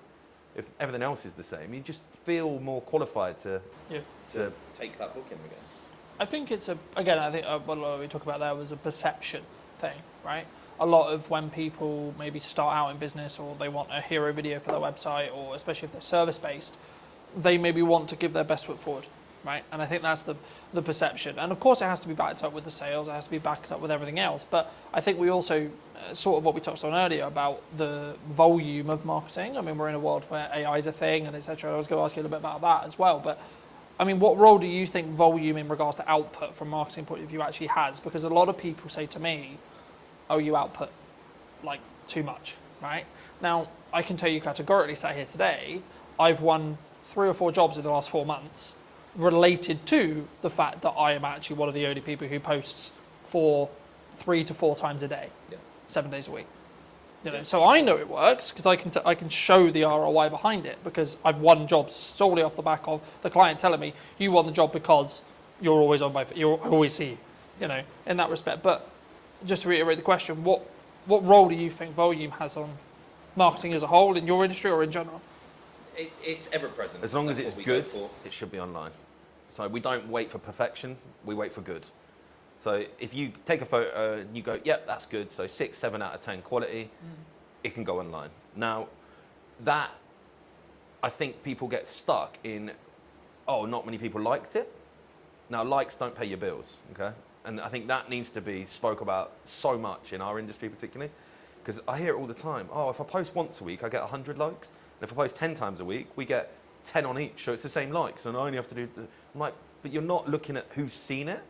You're not looking at what that then does. Now, I think we can tell how good our marketing is because we're busy, right? I look at my diary and I go, we're full, right? That tells me that we're doing something. We sold out our garden for a cider and sausage festival by posting 7 times on social media. I didn't do anything else. There was not a single poster printed outside the front of this pub, right? I didn't do a banner, I didn't do any flyers, I didn't go to the newspaper, I didn't do anything. So social media is working because there's people coming through the door. I don't get fixated on how many people like my posts or how many followers I've got, because I could have 1,000 followers. If all 1,000 of those come to my pub, I've got good marketing. I could have 20,000 and only 500 of them come to my pub. Yeah. Have I got better marketing just because I've got 20,000 followers? You've got to understand what your marketing's for. Who do you want to see it? Are they going to do something useful with it? Building that community online through volume. Yeah. So I look at some of the best creators that you look at, right? You follow them because they're putting out volume content. If you only had one video from a creator to watch every week, you wouldn't subscribe to them. You wouldn't follow them. And consistency as well. If you follow someone and then all of a sudden for a week they haven't posted, you kind of forget about them, right? You switch off. If you're always ever present, now we get people unfollow us. That's fine. I don't worry about that. It's like sending out an email marketing, right? Without kind of jumping around too much. We do a lot of email marketing. I had one of the managers go, well, 300 people unsubscribed last week. It's like, yeah, out of 15,000. So that means that 14,700 are still reading my email, right? Am I bothered that 300 no longer want to interact? Or no, if it was 5,000, we might go, actually, was that email a bit missed? But it could have just landed at the wrong day. Could have been, it might have been they'd had 3 other restaurants email on the same day and they just had a mass free. You can't fixate on numbers when it comes to the social media aspect directly. You need to understand, are you busy? If you're doing an event on a Tuesday, Wednesday night, do people come to it? Because if they do, and that's your only marketing, and your marketing's working, right? Yeah. Obviously, when you start paying for it, we don't tend to do paid stuff if we don't need to. I'm not a fan for giving Meta and Zuckerberg money. If I don't need to, why am I going to start paying for marketing? But I'm also aware that you can't just dwell on that. So there will be a point where I know, and I'm like, okay, we need to start doing some paid ads now. For here, it'll probably be August. August, I'll probably start hammering home some paid ads, ready to start picking up the September. My events we've spoke about, they'll start coming online. But right now, our organic marketing, showing people, look, garden's sunny today, there's people out here, come and join us, is working really, really well. I mean, I don't know my exact numbers on here, I probably should have known them before here, but I reckon we put 30 pieces out on our socials last week, roughly. So 3-4 a day, plus 60 or 70 on the stories. There'd have been 5 or 6 TikToks. We actually did one at the weekend that worked really well, the Jet 2 meme one, where it comes up with the Jet 2, book your holiday now. There's a couple of the staff in the cellar lying on top of the beer barrels where it's obviously 14 degrees, having a cocktail. And it just flew. Like, we got hundreds of thousands of views on that. And that's something that took, I think, 30 seconds, maybe a minute for them to film. And it's not advertising anything, but people are going to see that and go, oh, they've got a sense of humour. They're real people, right? We do a lot behind the scenes stuff. particularly with our kind of restaurants, we want to show prep. We want to put that out. If we've just had a beautiful piece of fish delivered, why would we not show someone what that looked like when it arrived, what we did to it, and now what it looks like when you get to eat it? Because I think it gives that authenticity. Now, if you weren't doing volume, you couldn't do that. Because it looked really weird if I hadn't posted for 2 weeks and all of a sudden I got a tuna But bit it's skinned. fish. Like, what Yeah. the hell? But people expect it from us because we're there all the time. But, oh yeah, old Mel posted, cool. What's that? Oh, they're prepping a fish. Yeah. It kind of it makes sense. Like, it's not sporadic. It's not random. It doesn't take people by surprise because that's not a good thing, right? No one wants to be surprised on social media. I think so many people, they don't. Well, I would say if I was going to go down the nuts and bolts of it, they don't optimize for the lurkers, right? Because the lurkers, the people who don't actually interact, the people who actually don't comment, the people who don't, etc. Like, oh, I got no likes on that. Oh, I got 2 likes on that, etc. But like, how many views did it get? How many impressions did it get? Yeah. Actually, and then, as I say, like, what then is the knock-on effect to actually seeing your business, right? And you're seeing people come through the door talking about that post, talking about, oh, etc. It's about being human, especially in a world with like where AI is a thing, right? That people is concerned about. I mean, maybe it doesn't affect your industry as much, but do you feel that, like, are you AI, using it? Like, firstly, are you using it if you're open to share? And then secondly, like, is it something which you were scared of, or was it actually, hold on, this is actually a supercharger for us? So I went to an event called EMC. Big shout out to Matt Wilson. If he watches this, I'm sure he will. An incredible event, 500, 600 plus entrepreneurs that are all there because they are the owners of their business or senior team in their business, but they are the marketeer. They want to generate sales through social media or Google, online, digital marketing, right? And this was 2022, and there was a spiel on AI. And everyone in the room looked at each other and went, holy crap, this is real, right? 2022, the average Joe had no idea what AI was really. Artificial intelligence, yeah, cool, that's something that That's does nerd. that, That's right? a nerd thing, yeah? Yeah, yeah. ChatGPT was mentioned. I got on it pretty much within 3 months of that conversation. So I've been using ChatGPT when it was a bit rubbish. Now, every single one of my social media admins, every single one of my senior team has it on their phones with the pro version. Okay? Now, we write our posts, we put them into ChatGPT, and we tell them to optimize for our audience. So it knows our audience, it knows what we want to write like. So you end up with a post. If you really knew the marketing like we do, you can kind of tell, but the average person has no idea that's what we're doing because it feels personable. What we don't do is go, ChatGPT, write me a post to advertise Cider and Sausage Festival. We don't do that. We'll write into it. What it does is proofread. So you don't end up with posts going out with spelling mistakes. Can't get my words out today. Spelling mistakes. You don't get posts going out that aren't in the right context for the right platform. What we also do is we'll get it to do one for Instagram, one for Facebook. Very different. I don't think people understand that. The wording that goes on Instagram has very different impact to what goes on Facebook. On Instagram, you need big chunky headlines because many people don't read the blurbs on Instagram. It's, okay, what's that picture? What does that mean? Whereas Facebook, people get drawn in and they want longer form reading content. So you have to give more wordy stuff to it, less big headlines, because Facebook looks a bit spammy when you put big chunky headlines. That's something we get ChatGPT to do for us, right? Yeah. Costs, it's about £9 a month. It's not a lot of money when it does what it does for you. And it saves so much time. Now, AI in our industry at the minute where it's gone the wrong way, I think, is AI food. Now, there is lots of restaurants, chefs that I know of, that they're posting amazing looking dishes and they're AI. Literally AI generated. And that's the scary part. I think we're going to get to a point where you turn up to a restaurant and you're going to think, oh wow, look at all this food. And it's nothing like what they're preparing because it's all generated by AI. Now that is scary for me because it's that good. But surely that would be a disconnect from the authenticity side of it. It will, right? but Like, it will drag if people I see in. someone on social and I see this dish, and then when I sit here, maybe actually literally here, I'm like, hold on, that doesn't match. Yeah. You know, like, is that because would that be the, or do you think it's going to get so good that actually people, by the time they've sat down, they're like, shit, I'm kind of in now. Already, I know it's getting that good. Now, visually, you can't tell, but if you save it and throw it back through ChatGPT and say, is this AI? It will say yes. Yeah. So you know it's AI, but it doesn't look like it's AI. It's that good. It looks like a really good dish of food. There's one particular chef, and I think his last 70 posts, 50 of them have been AI. But it's like really deceiving almost. I mean, video AI, let's not get started on that. I think that's very scary. I'm sure at some point I'm going to be able to CGI Channing Tatum walking through my front door, taking his top off, having a cocktail at the bar, and people will think he's actually at my bar, right? I think that's the scary part. Where the authenticity is going to lie with that, you're almost going to be able to, if you got really good at it, simulate a fake restaurant where celebrities hang out and none of them have ever been there. And you know what celebrities do when you put their name to restaurants? It's interesting how it's going to play out. I'm sure some of the big boys have already started doing similar things. I mean, there's a lot of talk in the marketing space about like what AI influences, was kind of what you were hinting at potentially. You know, these are completely artificially generated people that are developing an audience, right? And I think it's about, to an extent, from my view at least, yeah, you can run a business that way, but then you're not trying to be an authentic person behind the business, right? Yeah. I utilize AI to help with editing, to help with scripting, to help with posts, etc., in a similar way to you, but I'm still the one sat here talking to you today. Yeah. So it allows me to do the other things that actually I have to tangibly do. Yeah. Right? Regardless of how big the business is, you're still going to work with me. You know, I'm still going to be the one who has the conversation related to what we're doing with marketing, potentially what you're looking to achieve, how you're looking to achieve it, etc. But you saved 2 hours last night. But I saved two. Exactly. Write out, well, without jumping off marketing, job descriptions. Yeah. You can go onto ChatGPT now and say, can you write me out a job description for my new assistant manager that I've just employed? Please use all relevant sources online to give me a relevant job description. It will then send it to me. All you have to do is then read it through, make sure that you are happy with it, and then you've got a job description. Yeah.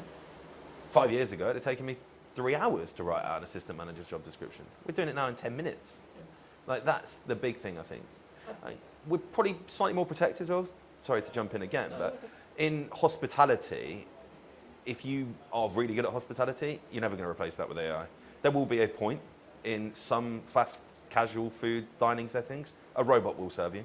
It won't be long. It's already happening. We went to Japan for our honeymoon last year, and a robot served us. Really odd. I didn't see the human the whole time I was there. Took my order, brought my food, cleared my table. Literally came over and said, have you finished, sir? I said, yes. Said, please put your plate on me. So you put the plate and it goes off. Really odd. That is not too far away. But no hospitality. Hospitality for me is escape from AI, escape from technology, escape from digitalness. If we go out for a meal, myself and my wife both have very high profile jobs, working very hard. We want to get away from our phones, get away from our laptops, and go and connect, go and have a human, have a conversation, see someone, do something different, not be served by a robot. So it's certainly not something that everybody's going to do, but you're going to end up with this real kind of interesting space where those that are in the mid sector to low sector will get gobbled up by the big boys because they'll just put robots on play, right? Our biggest cost in this industry is wage, by a long way. 5-6% more than what we spend on food and drink is spent on a wage on a weekly basis. Yeah. So if I could have loads of robots running around and I felt it wouldn't affect my business, then of course I'm going to do that. I spend 10 grand on a robot. It never phones in sick. Never tells me he's got a hangover. Never tells me he can't come to work today because his child's had to come off school, right? That's going to have a big benefit for some of the big boys. But then that's going to leave a really interesting space for people like ourselves that will never go down that route to be the personal touch to the industry. And really have that as kind of a hyper differentiation to the main kind of norm is actually, I don't want to be served by a robot today. Let's go to the old mill. We're going to have a human service. And I think that's only 5 years away. I know it sounds pretty crazy concept. A human carries on. I think 5 years away, your big chain fast food places, maybe not the full service, but I imagine the food will be brought out. I imagine the tables will be cleared by them. It will be kind of a little system running around with little lines on the floor, and all the tables will be symmetrically placed in square grids, and there'll just be robots running up and down, and you'll probably have a few humans to oversee and maybe say thank you when you leave. And that's scary. But I don't think it's the same environment though, as you were mentioning. I think it's it's horses for courses, you know. It's one is efficiency for efficiency's sake, and it's kind of the cheap and maybe the middle potentially it blends in when it becomes really efficient. Right, but if you're still the experience, the entertainment, a lot more reasons than just necessarily the dining. Of course, the dining, but also then the extra stuff that we've already discussed in this episode alone. Then you're still going to be there. You know, you're still going to be the reason why someone comes through the door for that because they want to hear how X member of staff has got on, because when they were last in, they talked about the fact they were actually studying on the side to do whatever it ends up being, that those micro stories, those people connection stories. And I think AI is an accelerator if you choose how to use it, but it shouldn't be replacing you. I think you should use it in the same way you would sharpen a knife before you use it to cut, right? Yeah. In the same way you should train AI to do the jobs that would be grunt, would be, I can edit this podcast in a third of the time now because of AI. I press one button, it does most of the transitions for me. I need to check it, just double check it, I need to do that nuance, but the bulk of it can be done with one click. And I think that's the opportunity, right? A lot of people in my industry are pushing back against it, go, I'm not going to do that. But why? That's the question I'd ask. And why? What are you scared of? Yeah. Because if you're not doing it, you're going to be left behind. And I think we've touched on the fact that we're kind of going to separate ourselves in the higher space where personal touch is going to be so important, but we can also charge the price that allows us to afford keeping the team on. Where the restaurants are going to struggle is where they step back from, I don't want to use robots, but then everybody else that starts using them will be able to then reduce their price point or not have to put their prices up. You're going to have people stuck in the same sector as the robots, doing the same food with the same ambience, the same everything else, but they can't get the price up to the level because they look expensive comparative to the, sounds crazy saying it, the robot restaurants, right? I think that's something that I would be very worried about if we didn't think ahead. Like we were talking about this 5 years ago. I actually had the very conversation with our kind of POS software provider. I wanted it to be as intuitive as possible because I don't want my team to have to be taken away from serving customers. But also I think it gives you that focus, right? Like if you know you've got those processes that are being optimized by AI for your socials, etc., that you can then focus on, okay, all right, we're talking to Johnny today. I can focus on what I need to do for the prep. I can use ChatGPT to help me with the prep, but then I can just solely focus on this. So it gets the technology out of the way in some ways. So my job specifically, it gets the technology out of the way. In the same way with you, there'll be elements with your team where technology can help when it comes to taking orders, etc., etc., etc. I can see a world where a human still serves you, but they're wearing a microphone that can capture the order request, and then it can go to the kitchen instantly, right? Rather than, and then maybe I'm being pedantic, right? But it saves that 20-second walk, and then the person can focus on actually, how are you? That customer service element, and not worried about what would you like, sir? Yeah, And they can focus on the recommendation of the wine. They can so on, because they're not thinking, oh my god, I've got to remember this thing from the start of the conversation, back to when I go to the kitchen to tell the team what to actually create. And it removes human errors. Yeah.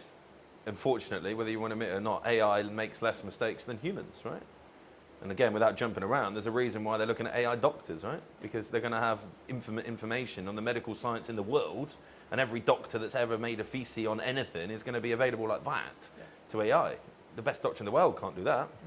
And I think that's you've got to embrace it. Can't be scared of it because you'll just get left behind because it's happening.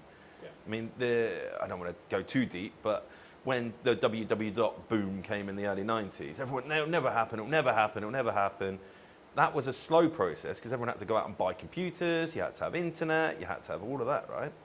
The only thing stopping AI going probably 10 times further than it is today is the human mind saying no. The technology's there. We've all got iPhones, Samsungs, Pixars, whatever you've got in your pocket, right? You can do it. It's just the embrace, right? Yeah.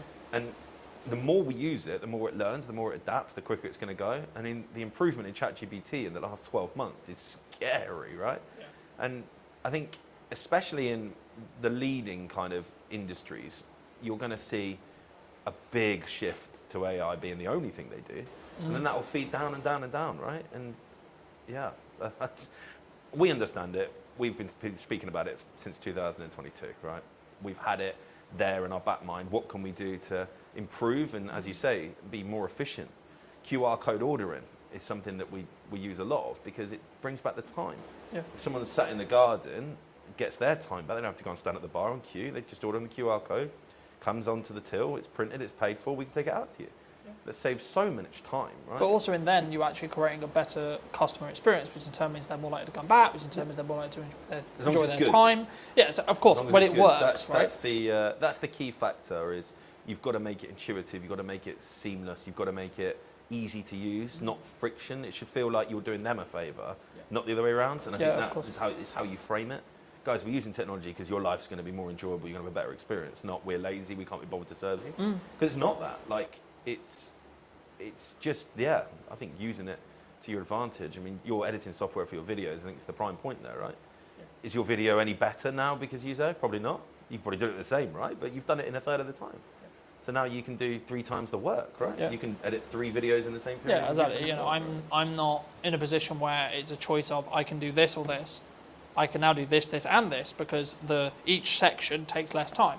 Yeah. The product is identical, pretty much, because I'm still going to go through it. I'm still going to tweak that nuance, etc. It's not that I'm not editing it. It's just the grunt work of okay, camera 1, camera 2, camera 3, camera 4, camera 1, all the way through, is done in 20 seconds. You know, that used to take me 2 hours. So I'm cutting 2 hours to 20 seconds. Yeah. So it allows me to then, focus on, okay, actually, technically you're talking, but my reaction was really good there. Okay, so let's swap back to me, even though you're still talking, right? So I can then focus on that nuance because also I'm not, in my head, I'm also not creatively kind of fatiguing because I've been looking, oh my God, I've been looking at this interview 2 hours, right? Yeah. And I think it's also like you can focus on the other elements and then also you can just increase your volume because it's an efficiency thing as well. But let's cover everything I wanted to cover. I mean, is there anything specifically you wanted to talk about or shout out, etc.? No, I don't think so. I think it's been a really great chat, to be fair. I think those that are in business will know that it is hard at the minute. But I don't know a single person that's talking like we've spoke today that's complaining. Because that's the kind of the key, I think. If you're complaining, you're not thinking, you're not changing, right? You're complaining. Stop bloody complaining and just look what you can change in your own business, in your own life to be better, because it's not going to change in the macro, right? Complaining is not going to stop the Labour changing any of the crazy wage bills they want to put on us. It's probably going to happen again in April, right? We all know that.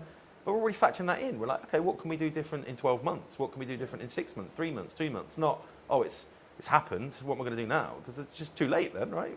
You get to the point where something's already gone wrong, it's, what can you do, right? It's, You know, I think it's also about focusing on what you can control outside of like the government's going to change what the government's going to change. Yeah, cool, it affects you, but you can't control what they're going to change necessarily. Like really, yeah, you can write to your MP, yeah, you can try and lobby, etc.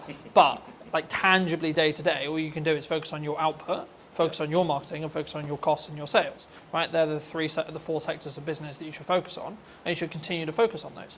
Right? Yeah. How can you provide more value to your customers or your clients? How can you increase the likelihood that you're going to get more clients or customers?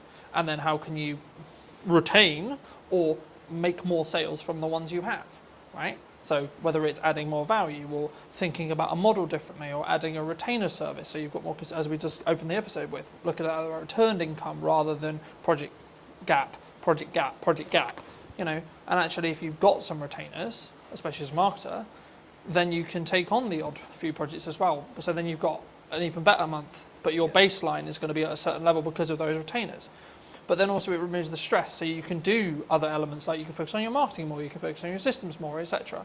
I mean, what would you say to people as a final passing bit of advice, maybe who are, or yourself 10 years ago, what advice would you give to that person if they were going into business today? As a business owner, I think it's very easy. Put all the systems and processes and people in place so that you don't have to work in your business. Because if you're in your business and you're doing all of the stuff, there could be AI that gets it to do all of the stuff you don't want to do, but you need to be having conversations that bring sales in. You need to be having conversations that are getting new customers. If you're not doing that as a business owner, you've got a job. You're not in the business. That's, yeah, I think my biggest advice and something I've been able to do in the last few years and why I think we're where we are now. I don't pour pints. I don't cook. I know how to. I don't. I've got people that do that because as soon as I start pulling pints or I'm in the kitchen, I'm not marketing, I'm not growing, I'm not out there looking at what we can do to be better in the future. It's a lot easier to find a chef than it is to find someone that can do all the stuff that I know I'm brilliant at. And most business owners are going to be the best salesperson in their business, the best marketeer, because they know it inside out, right? Yeah. But they just get so tied up, and I get it. You're a one-man band plumber, but you're only ever going to be that level. If you've got aspirations of being a full-on business owner that can be on a beach 4 or 5 times a year, and not having to be worrying you've got income coming in while you sleep, which is the dream for everybody, right? You've got to put the people to do the job that you are currently doing and then focus on how you bring customers and sales in to pay their wage. If you do that, game changing.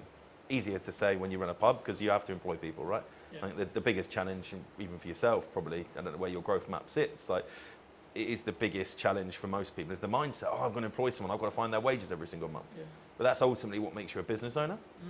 I think that was a real kind of shift change for me, that brought an ops manager in, brought an exec chef in, brought a head of marketing in, brought all of these people in. I went, wow, I can now concentrate on the stuff I really enjoy doing. Yeah. I'm not having to sit there and get like fixated on the pot washer didn't turn up on Tuesday night. Although it is my problem, ultimately it's not my problem. You need to make it someone else's problem, those little minute details. But then again, it's that focus, right? It comes back to that focus. And I think you have to build financial stability within yourself in answer to what my growth plan is. Build financial stability for me, then scale it to the point where it has financial stability for someone else and 2 other people. Yeah. And then look at, okay, how can I allocate those resources to potentially replace me in this role, and this role? So then I can then open up to do 4 podcasts a week, 6 podcasts a week, whatever it ends up being, because the only thing I will never be able to outsource is me sat here today. Correct. I can get 2 camera operators in today to run the cameras. That's not what's happening, but I could have done, right? Yeah. That would have cost me something. Cool. But then I don't even have to think about, is the camera recording, etc., etc. Yeah. But then I can focus on our interview, right? So it's about removing those hats when you can, but building them, in my view, especially as a creative industry that's very this and always been this, and it's been very you're always very fortunate and should be very grateful to be able to work in the creative industry as a full-time career. It's not a obligation or a thing you can do. And I remember a YouTube video saying, for a long time, especially during COVID, when there was a really strong boom and there was lots of creative work going, everyone was very entitled about being, oh, I'm a creative and I do this and they do all the pay my day rate, whatever it was.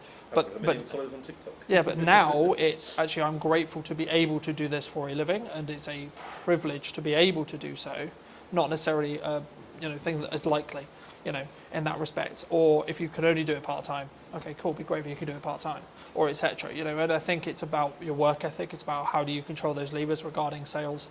Actually, when you make money, how much do you keep and then hold on to, so you have that financial safety net. So if you are project to project, do you have enough to cover 2 months, 3 months, 4 months, 6 months, 12 months, etc. And then once you've got that, then you can develop another financial pot equivalent to go, okay, cool, I can now outsource for 3 months, 4 months, 5 months, 6 months, 12 months, etc. And then you can then say, okay, well, how's best to spend that money to get strong ROI, strong marketing, and what's your timeline on that? That's just my view. But thank you so much for coming. I mean, if people who don't know, what do you want to shout out? What do you want to link to? I think if you haven't been to the go? mill and you're local to Salisbury, it'd be great to see you down here, see what we've done. And yeah, it's been a pleasure. Thank you so much. And if you did enjoy this episode and you would like to see more like it, then make sure to be subscribed. Obviously, if you're looking to potentially up what you're doing with content, I would love to hear from you. I'll leave my information somewhere around this video, and I'll see you very, very soon. The reason a podcast is valuable is the trust building element to it.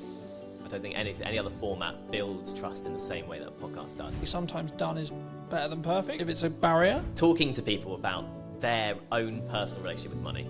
how do you break that down? You will know this better than anyone. You need a hook to get people in. It's not glamorified. It's not you put out a video, it got 1 million hits, and then you get 20 phone calls. Right? Absolutely not. No one's calling me at this stage. Definitely not. The super niche stuff is a super niche audience. What content can you create on a consistent schedule? So now I'm like, how can I best spend today? And how can I be as efficient as I can? Hello, my friends. I hope you're well. I hope you had a good day, evening, or night. Today we're talking to John all about podcasting. Hi, John. How are Hello. you? Yeah, good. Thanks yourself. Yes, super well. We were fortunate enough to meet through James, whose space we're in today. Studio man. And I was debating about how to start this because I think sometimes like podcasting can be a really challenging thing, right? And I think for me, why should someone actually have a show like this as a whole? But then because I think there's a psychology kind of hurdle in the respect of creating content, but especially in a podcast environment. But also then like, what is the ROI, I guess? Yeah. Would you say? I think it's the format dictates that more than anything else. Mm-hmm. So the reason a podcast is valuable is the trust building element to it. I don't think any other format builds trust in the same way that a podcast does, for a couple of reasons. First of all, you are sort of having a long form chat, so you can go into subjects way deeper than you can in other stuff. Sometimes even videos and documentaries and stuff. If you're watching a documentary, there's kind of like a point at which you need it to move on. With a podcast, you could sort of effectively ask questions forever, and if it's good content, it keeps going. Do you think it's the first or easiest step into content creation, would you say? I think audio only, yes. Simply because of the barrier that is video in terms of skills and everything, and you've got to think about camera setups and everything like that. Whereas if you do audio only, so easy to get a mic, so easy to talk to someone online, virtual on a video call. That's so accessible that actually, it's quite an easy first step into it, I'd say. Do you think you're limiting yourself though? Because I don't know whether I question audio only, unless obviously you're on the platform, but when you're looking at maybe social posts like LinkedIn or Instagram or Facebook, is there is there an audience, would you say, for audio only still? Yeah, definitely. Because I think the thing in terms of marketing, like you say, and promoting the show, without video nowadays, it's hard to get it out there, definitely. But a lot of people, myself included, view the podcasting format as something you listen to while you're doing other stuff, while you're hoovering, while you're driving, that kind of thing. Yeah. So I think it's definitely still there, and I don't think that's going away. Would you say then it's more of a step by step? So someone could start audio and then where's step two? I think so. Yeah, I think so, because, for depending on who you are, if you're a business, it's a bit different. If you're an individual, you kind of learn the time required to sort of get to each step. So once you start on the audio step and you're like, actually, it's taking me too much time, it's not worth it for whatever reason, it's not for you. If you then introduce video purely for clips, so you film the whole thing but only use clips, then you can see what time the promo takes, and then when you should go to a full video, you can see how long that takes. So I think that's why you'd do it potentially in that step if you're coming at it from a completely new perspective, if that makes sense. And then, I guess you then can grow to the Diary of a CEO style, full form trailer-esque piece, right? And I think sometimes we get so, and this is true for any marketing, not necessarily a podcast, but it could also be true of a podcast. I think we get so hemmed in I need it to be Diary of a CEO quality instantly, right? Yeah. And I think that we struggle with the idea of, I'm going to take one step, make a 1% improvement, next step, 1% improvement, one step, so on, right? And I think for me, especially with what I've done with marketing, it's always been so this is the results I've got previously from this output. Okay, but what happens if I double the output, right? And it's constantly that testing period. I mean, in your experience with podcasting, how would you recommend people, or how would you look at working with a client, because I know that's some of the work you do, to actually help them actually work out, should they have a podcast, but then secondly, what are the nuts and bolts of their podcast in regards to topics and theme and etc. and or does that matter now? Yeah, so I think in terms of the sort of nuts and bolts, you kind of have to have the reason why you're doing it first, then you go into the nuts and bolts. So like I said at the start, the reason why is the building trust element. I think you need to, if that's what you want to achieve, and you have, say you're selling a particular service or a product that can be gone into in depth, then it's worth doing from the start. Then the nuts and bolts from there all depends on how you want to package that, I guess, to be unique or to kind of be the same, because everyone is kind of getting used to this kind of format.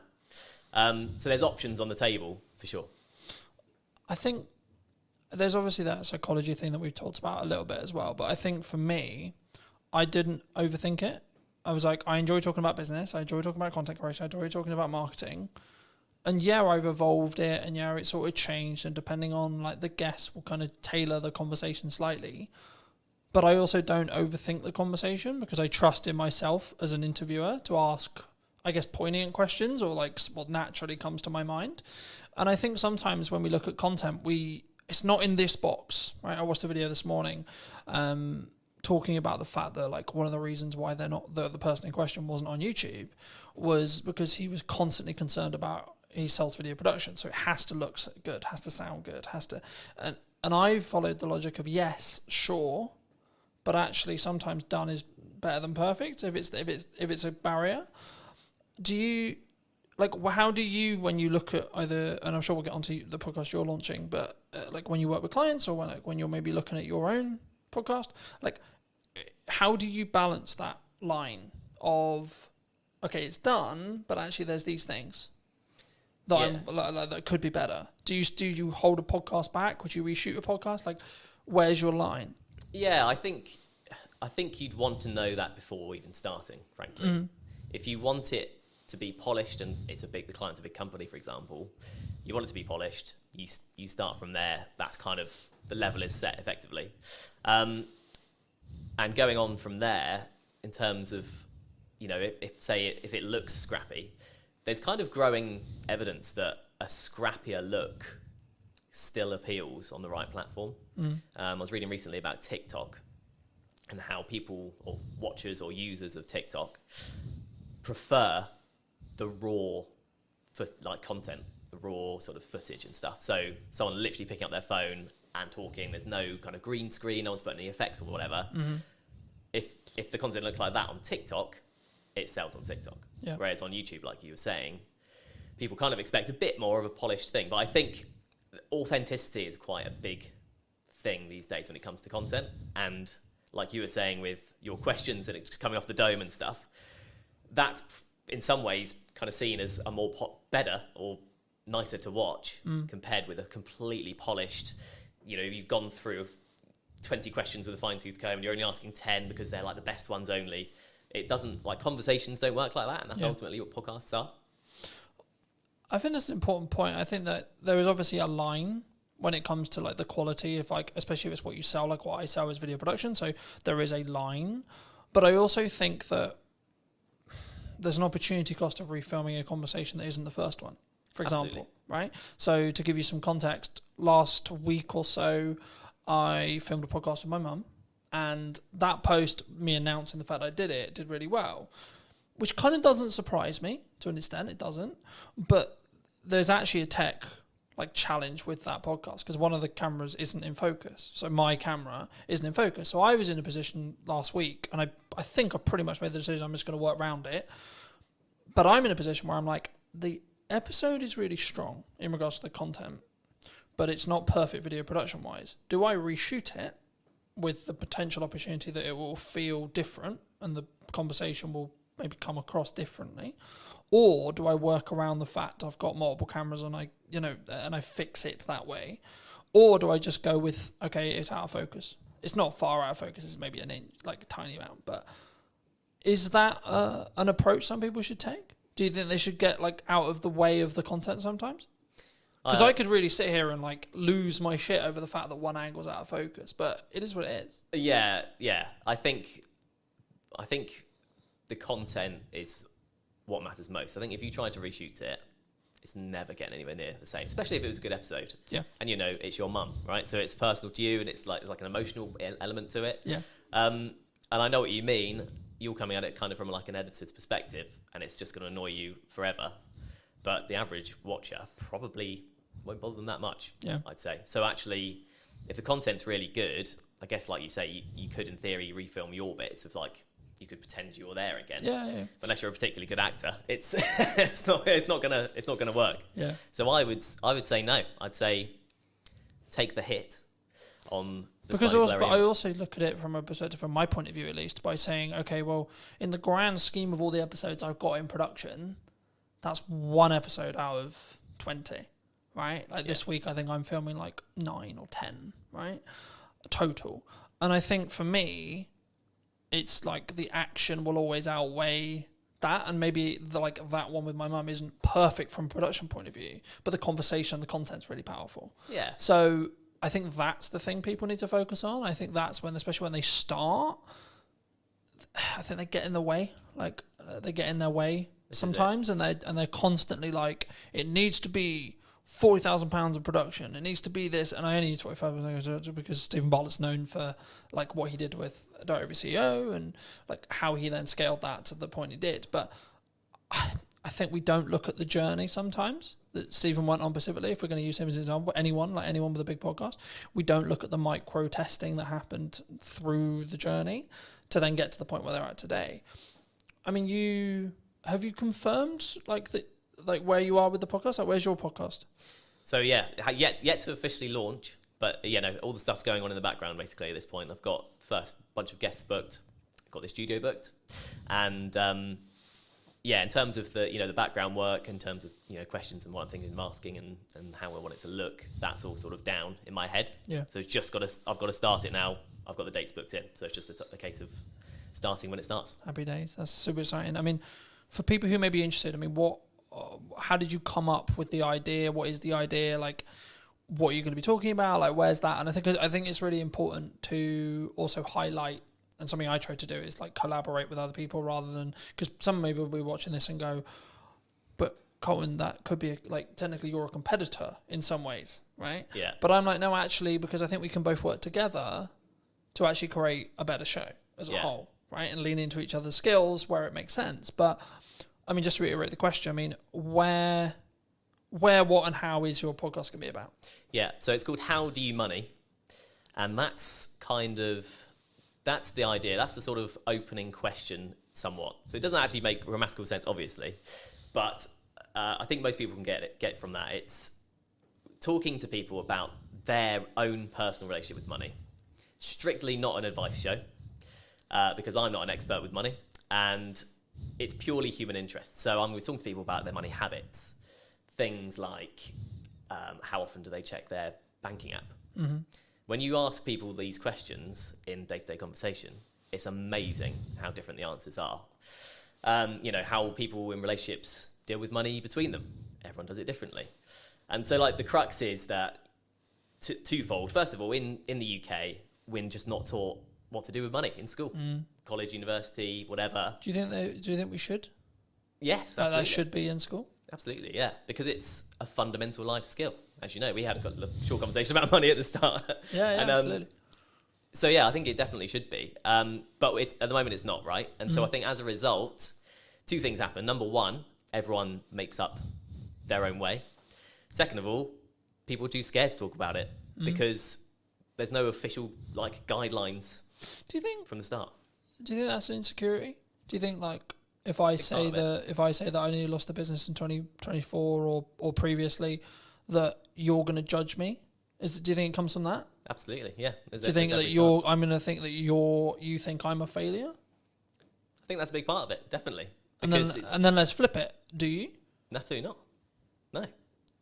And I don't think anyone would, because, well, the main thing being everyone else will have their own story along the same guidelines, because we're not taught about what to do, because life is a challenge anyway with money, because there are so many ways you can trip up with money. So it's very much a sort of low budget psychoanalysis of money, and it's kind of an accumulative thing. So no, it's not about the one episode or one particular episode or what one person says.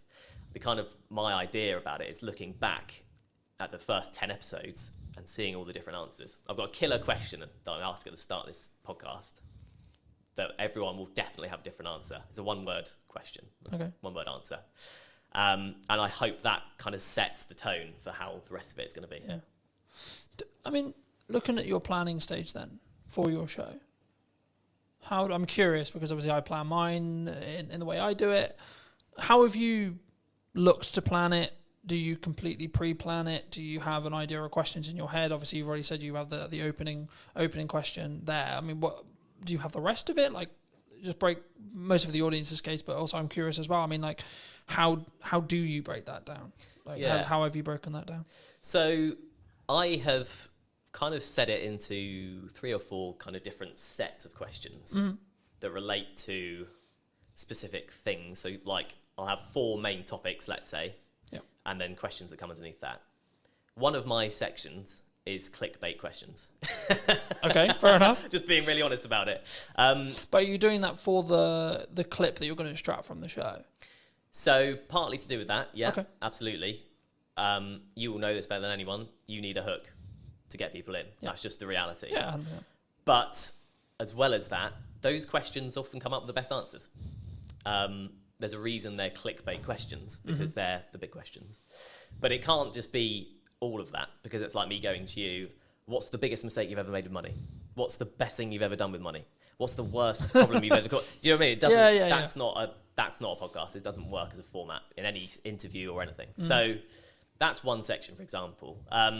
But in terms of the process, I just thought of the questions based on normal conversations with people. And then I've sort of categorized them, you know, chopped a few out. Yeah. The clickbait thing was only a recent idea, really, so I've added some of those in. And yeah, in terms of a format, it's conversational, right? So I don't have to hit every question. If I ask the second question and that lasts a good chunk of the podcast, so be it. It's quite loose because I want the content to be real. I think that's important, right? Because I think sometimes, and we were talking a little bit while I was setting up, about why people don't post or why people don't like show up or why they don't talk about their money, or, you know, there's loads of the kind of from a psychology point of view or like a coming across point of view, it's the same. And I think that for me, I've been very fortunate that I've always sort of taught publicly or built in public. And it was interesting because about a month or two ago, I think, I personally, so I don't know when the trend started, but the trend of building in public really started taking momentum. I mean, have you, because I know we in our one-to-one, we talked about the fact that you were 6 months-ish like into freelance. I mean, how was your journey from like, okay, I'm going to do this thing, I'm going to go freelance? I mean, was it forced on you? Was it 50%? Okay. Yeah. I took voluntary redundancy basically from my previous job. But to be honest, I'd come to a point where I felt like I wasn't going anywhere in that job, if that makes sense. And yeah, it was a bold decision because I was also 3 months away from my first child being born. So I've since had a conversation with a friend who was like, "You're mad. Why have you gone and done this at this exact time?" But yeah, a lot of things felt right about it. I did seek advice about it from people about, you know, rates and how much work is available, just a few people that I knew. And it just seemed like the way to go, and it has been the way to go up until this point. So it's a bit like that freelance, and you'll know as a business owner, you're just sort of going, okay, I've got through this month, go to the next one. I was definitely like that at the start.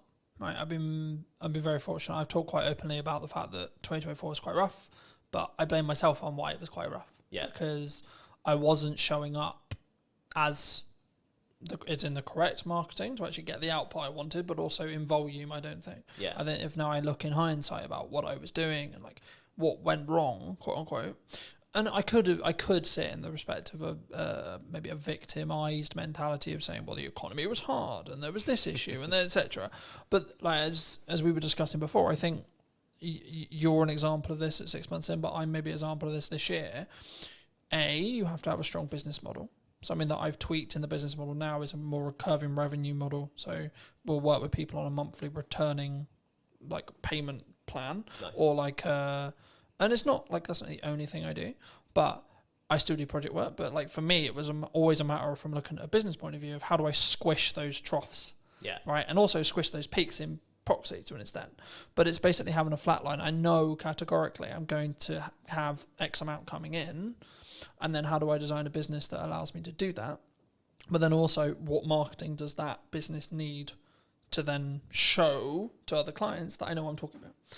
And I think when we look at actions, and this was going to be on to the next question, which was around like, is it just the reason why you're busy is because of your output? Because I think sometimes we sit here and go, oh, things are quiet, or like, you know, we both kind of alluded to it already, but business owning, freelancing is difficult, right? And I've had times where it's really, really hard, where I know I've got to hit a certain amount every month, and I'm like, I don't fucking know where that money's coming from. But how do you look at it when you were looking at either going full time or like now? in respect to like keeping your pipeline full. If you don't, because I'm in a quite privileged position where I've got that residual revenue, so actually I don't need to worry too much at the moment as it sits right now, because I've got that residual revenue. Of course, I'm still pushing, I'm still looking for projects, etc. But I don't need to worry in the same way as if I didn't have that income. Yeah. So for people who are maybe in the position closer to that, where they're just project to project, and maybe they don't have a pot of money and they don't have like money management, how do you look at it? How do you create a strong pipeline, I guess, is the question. There's a magic wand called LinkedIn these days. And it basically, I've just utilised that. So you can find companies that do what you do, or companies that you want to work for in a freelance capacity. Then there's a tab that says people, and you can directly speak to the people at these businesses that you want to work at. That's all I've done. And the first 6 months, I'm thinking about 10 months in now, but the first 6 months for me, 100% of the work I got was through LinkedIn. Okay. So, and was that through what I would call in the trenches, hand-to-hand DMing? Right. Yeah, absolutely. There's a strategy I call it. It's like cold DMing, cold outreach, cold warming. It's not glamorified. It's not you put out a video, it got 1 million hits, and then you get 20 phone calls. Right? Absolutely not. No one's calling me at this stage. Definitely not. But yeah, it kind of just through messaging people. Sometimes people I knew, and that led to work. Often most of the time, people I didn't know, and that led to work. And it's you often hear in sort of success stories. It's like a lucky break or a sort of lucky thing. And I kind of did have that with my first job. But it was because I made that approach and I said, oh, hi, you do these kind of podcasts. I've done these for this number of years. I'd love to do more. At that time, they happened to need someone because they wanted to do something new. Yeah. And I got the work because of that. And it's one of those things, isn't it? I think the quote is, luck is where time and preparation meets opportunity. That's it. Preparation meets opportunity is luck. That's all luck is. Yeah. You're prepared for an opportunity to come, and then you continue to keep yourself prepared and keep yourself ready. Like we're recording this just before, about a week and a half before the kids break up for school, right? A lot of people in business look at that as, oh Christ, everything's going to go quiet. Everyone, which understandably, they're going to spend time with their children, they're going to go on holiday, etc. I read a post the other day, there was something on the lines of, things are quiet, right? Things like the creative industry is struggling, like these kind of terms. And I was like, okay, that might be true. And it might be actually we're coming into the summer holidays, etc. But that's then an opportunity for you to A, output your marketing, B, look at maybe cold outreach or what you're doing there, and then try and set some stuff up for September. I mean, do you see, like, because I remember when I was just project, especially when I was like tighter on cash flow, it would be this rush to get money in because I knew I would have 6 weeks where things would be a lot harder. Are you either financially planning wise or pipeline wise or etc.? Are you planning for that to be slower, or do you expect actually there's going to be a percentage of businesses that actually just keep going and work around everything? Yeah, I just feel like at this stage, I don't think I can really plan for it, if that makes sense. The planning is outreach. Yeah. Just message people, talk to people I know, people I've worked for before, people I don't know, people I want to work for, all that kind of thing. So yeah, I'm not at that stage yet where I could do that, but there are opportunities sort of on the horizon where I may be able to do that. So it's one of those, really. I don't know exactly how that planning would look like for me right now, if that makes sense. Yeah, no, absolutely. I mean, I think, and this is kind of like a bolt-on question to marketing or networking and how you tackle those things. For a long time, people have always looked at maybe traditional marketers as, I'm going to go to an event, I'm going to network in the room, and I'm trying to get work from that room. What I've always understood is it's networking through that room, right? But nowadays, because of time and because of what I do less of the in the room having a conversation stuff, but I'm still leveraging either the network that I have and then their connections that they're making potentially, or you as an example, or I'm actually just trying to utilize the network I already have to then lean into either creating more content or creating opportunities to have conversations in one-to-ones with very targeted people. And I think sometimes, especially at the beginning, and I look at it as phases in business, right? So I'll use you as an example. The phase you're in freelancing as a whole is you've got to do a lot of hand-to-hand, you've got to do a lot of time investment, you've got to do a lot of network events, you've got to like, I think the term would be like kiss a lot of frogs before you get your prince or princess, right? And I think for me, it's then about like maybe looking at scaling. You may not have thought about this yet, but like, how would you then look at, say, you're 3 years down the line, 4 years down the line, and actually you've got, like, not that you don't have a reputation now, but you've got more of an established reputation. How would you then like say to a person or a client or a friend that maybe was looking to scale? Because the issue is when you're trading time like that, it's not as scalable, right?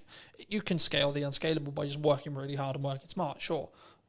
But would you look to do content? Like, how would you look at it from your perspective, and or what are you planning to do? In terms of content, how do you mean in terms of content? In respect to, like, would you continue to network and would you continue to lean into your own podcast and see that, because I expect what will end up happening, of course we don't know, it hasn't launched yet, but I expect what will end up happening is you'll get inquiries solely because you have a podcast, right? That's kind of, yeah, and that's part of the strategy, frankly. Yeah. You know, an ultimate goal for the podcast would be sponsorship eventually, right? Mm-hmm. Very hard to get, notoriously, very long time to get there. So I'm not particularly holding my hopes up for that at this point, but that's kind of my best bet in terms of something like you say that isn't just working and getting paid for the work, if you know what I mean. Yeah. You are getting paid to do the podcast, but it's not directly, I do this hour, I get this pay. Yeah, absolutely. I mean, I'm glad you mentioned sponsorship because I think it's something which people really struggle with. Do you think, because normally it's audience size based, right? Yeah. But I would actually say it's value. To an extent, it's audience size, but also it depends on who you're asking to sponsor it. Okay, Yeah. If you're trying to get Coca-Cola to sponsor it, you probably should be pulling like a couple of million, right? If you're not trying to go for Coca-Cola, you can probably do it on a lesser scale. I mean, at what point would you, from your experience, would you say that even entertaining the idea of a sponsorship is a good idea? From a business's perspective. Yeah, from from the sponsor Yeah. coming into looking for shows, and or if you have a show, at what stage should you then be like, hey, we've got sponsorship opportunities? I see, okay. Well, from the sponsor's perspective, there's a lot more talk these days about the power of niche podcasts, basically.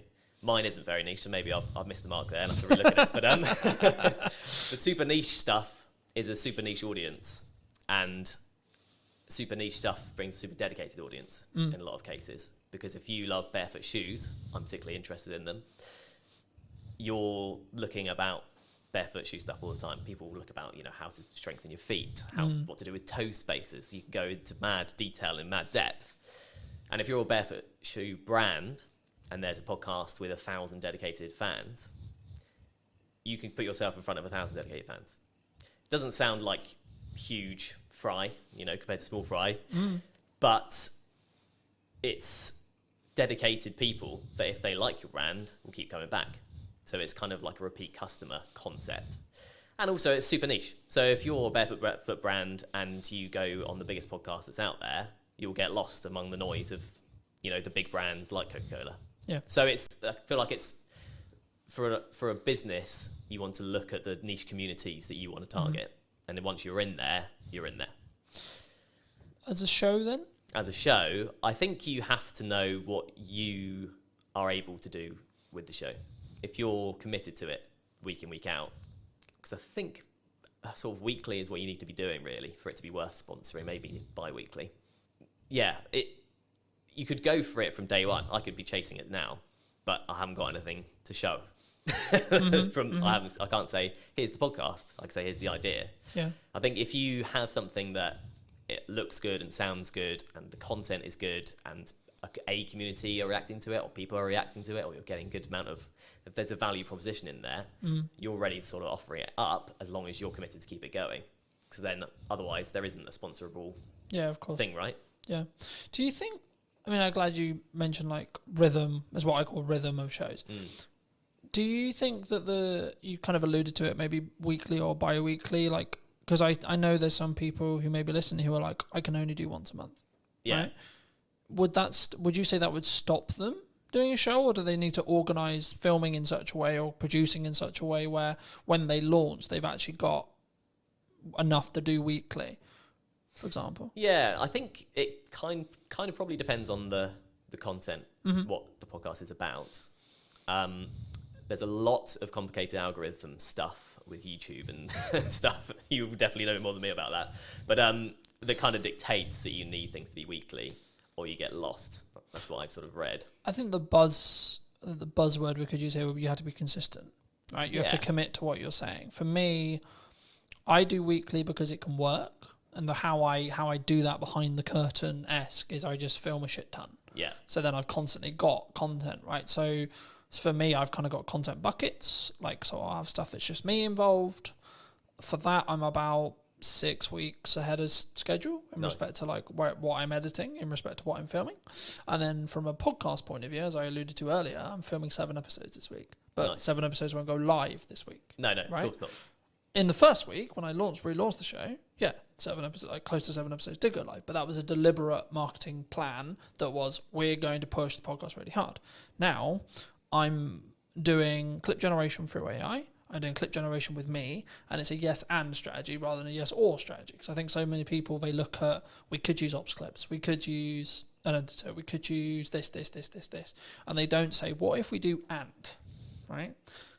How do you look at it from a post-production point of view? Should someone, when they want to start doing a podcast, I guess it's audience-based, and it's the person, right? Whether they've got resources to throw at it, etc. But should someone who's starting a podcast, maybe a corporate or a medium-sized business, and they want to do a podcast, should they get into the trenches first and start? Or should they just pay someone like us to come in and help them with it from day one, would you say? Yeah, I think if you're taking it seriously, you need a producer of some kind, an editor of some kind, realistically. To do that exact strategy, as you mentioned, have X amount ready to go. Yeah. And then it just kind of mitigates against all kind of problems coming up. You know, the studio isn't ready, available. Studio isn't available, someone doesn't show up. Someone's sick. Yeah. You like, for me, there's client delivery weeks where I cannot fit it in. Physically, there's no gap in my calendar, it doesn't happen. Yeah. Right? But then I also have the week after, the 2 weeks after, where I'm like, this is podcast filming week. Yeah. Then I'll have a month where I don't have that, but because I've got a load of bank, and that's why I constantly try and bank as much content as I can when I can film it, that I can then be in a position where actually it's fine, right? So if I do fortunately get really busy with work, which is a nice problem to have, I guess, right? Which is actually the reality I'm now in, because I have an abundance of content, an abundance of, I guess in some ways it's a mindset thing around like, I don't need the work. So to an extent, actually the work's more there because I'm showing up differently, I think. But I think for me, like, especially as I'm doing a clip strategy as well as the YouTube, like the YouTube is a focus, sure. But for me, and just quickly as we're talking algorithms very quickly, the way YouTube's algorithm currently works, basically, in a nutshell, is you'll be served a piece of content that you like when you open the platform. So it will pull, not push, it will pull the content for you. And what will happen is when a piece of content goes live, so I put a new podcast out, I put ours out, etc., it will send it to a specific audience sector, okay?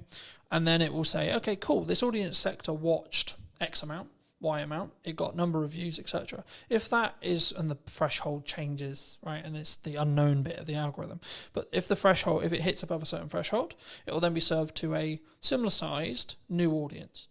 Then it will check the threshold again and repeat. So when something goes, quote, viral, what's happening is the watch time, the likes, the views, whatever it is, whatever metric they're waiting on at the time, is basically scaling repeatedly into new audiences, and the reaction from every new audience is great. So it's greater than the next one. So it then serves it to a larger audience and so on. That's how it gains momentum. But even virality videos will lose momentum eventually. Yeah. Just because it will be oversaturated to the market. It will go into a different part of the audience, etc., etc. TikTok's known for this. And then people will start clicking off or not watching it, and then you'll just watch it sort of drop off. Right. You know? But then there's also the reason why like YouTube's so powerful. Is you can have a video that's been it's got 5 views. 6 months, 12 months time, for whatever reason, triggered by the algorithm, 1,000 views. Right? I've watched that happen. I'm sure you have as well. And I think for me, it's not necessarily about looking at what the algorithm is rewarding or isn't rewarding. It's more about what content can you create on a consistent schedule that you're passionate about, that you can speak from, that puts you in a position to put your best foot forward. When you look at working with people, are you quite picky and choosy? Or are you in a fortunate position where you can be picky and choosy when you work with people on their podcasts? In terms of clients. In terms of clients, in terms of people you collaborate with, in terms of people you work with. Because I'm always curious whether it's just the nature of the beast in some ways. Like as I said, I sort of explained the makeup of my business this year. I'm now in a position where I'm very protective of my time. And that's not like I don't want to talk to you. It's just I only have a certain amount of time, and that's the only barrier, and that's my hurdle now. Because actually I'm okay on cash flow pretty much all the time because of my retainers. I'm okay because of project delivery. I've got a strong pipeline, and I'm good on content because I've got a large pile. So now I'm like, how can I best spend today? And how can I be as efficient as I can, in that respect? So is that, I guess the question, I'll re-ask it, but like, is it something you personally do? And if so, and or if it isn't, is it something that you think you'll adapt to as your business scales and grows in that respect? Yeah, I think it's a stage thing. So at this stage, I'm picking up what I can, where I can, effectively. If there's something I particularly don't want to do, I'm not going to do it. I was just saying, is there still a line? There's still a line, I think. Yeah. There's a line in terms of the day rate, frankly. If that's not up to scratch, there's a line in terms of what the actual work is. Sometimes. Do you think people struggle with? So I've said no to certain clients just on like, not necessarily political ideology, but their approach, how they come across, whether they respect my time, things like that. And I think people, they sometimes worry, what if I say no? What if there's, like, do you think that's it comes from I'm aware that I'm overusing the word insecurity, but I can't think of another way to describe it. Is it an insecurity of like, there isn't going to be more work down the road for me? Yeah, well, it's the biggest insecurity, isn't it? Because money is security these days, really. Yeah. Yeah, absolutely it is. I think in terms of people saying yes to literally everything. Yeah, I think you're picky and choosy when you can be, probably, frankly. If you go, the last couple of months are fine, I could do nothing for the next 2 months and be fine. Then you are very picky and choosy. Yeah. When you've had a barren 2 months, you're more likely to be like, I'll just take it. I also think it's a perspective of obviously synergize with the client. Can you add value? But also, like, even when you have an abundance of money or you're in a strong position with money, it might also be actually my goal is to hit this amount, right? And this project might not be ideal, but it pushes me closer to that goal so I can hit it sooner as well. And I think I'm in two minds about it. Because I'm a big advocate for you should say no, but also I'm a big advocate to get off your ego, get off your high horse. You still need to be in the trenches. Just because things are good right now, they're only good because you make them good for 6 months' time, etc. Right? And that's why I'm focusing on content. That's why I'm focusing on how I show up. That's why I'm focusing on constantly personally developing me so that actually in 6 months' time, things can be even better than they are, rather than, I had a really good 25 for the first half, Do you think people sometimes just want the instant, though? As a question, like, because we're very social media orientated in that respect. Do you think it's purely around short-term validation, short-term money, short-term deal, short-term this? I guess, yeah, to an extent. I mean, it's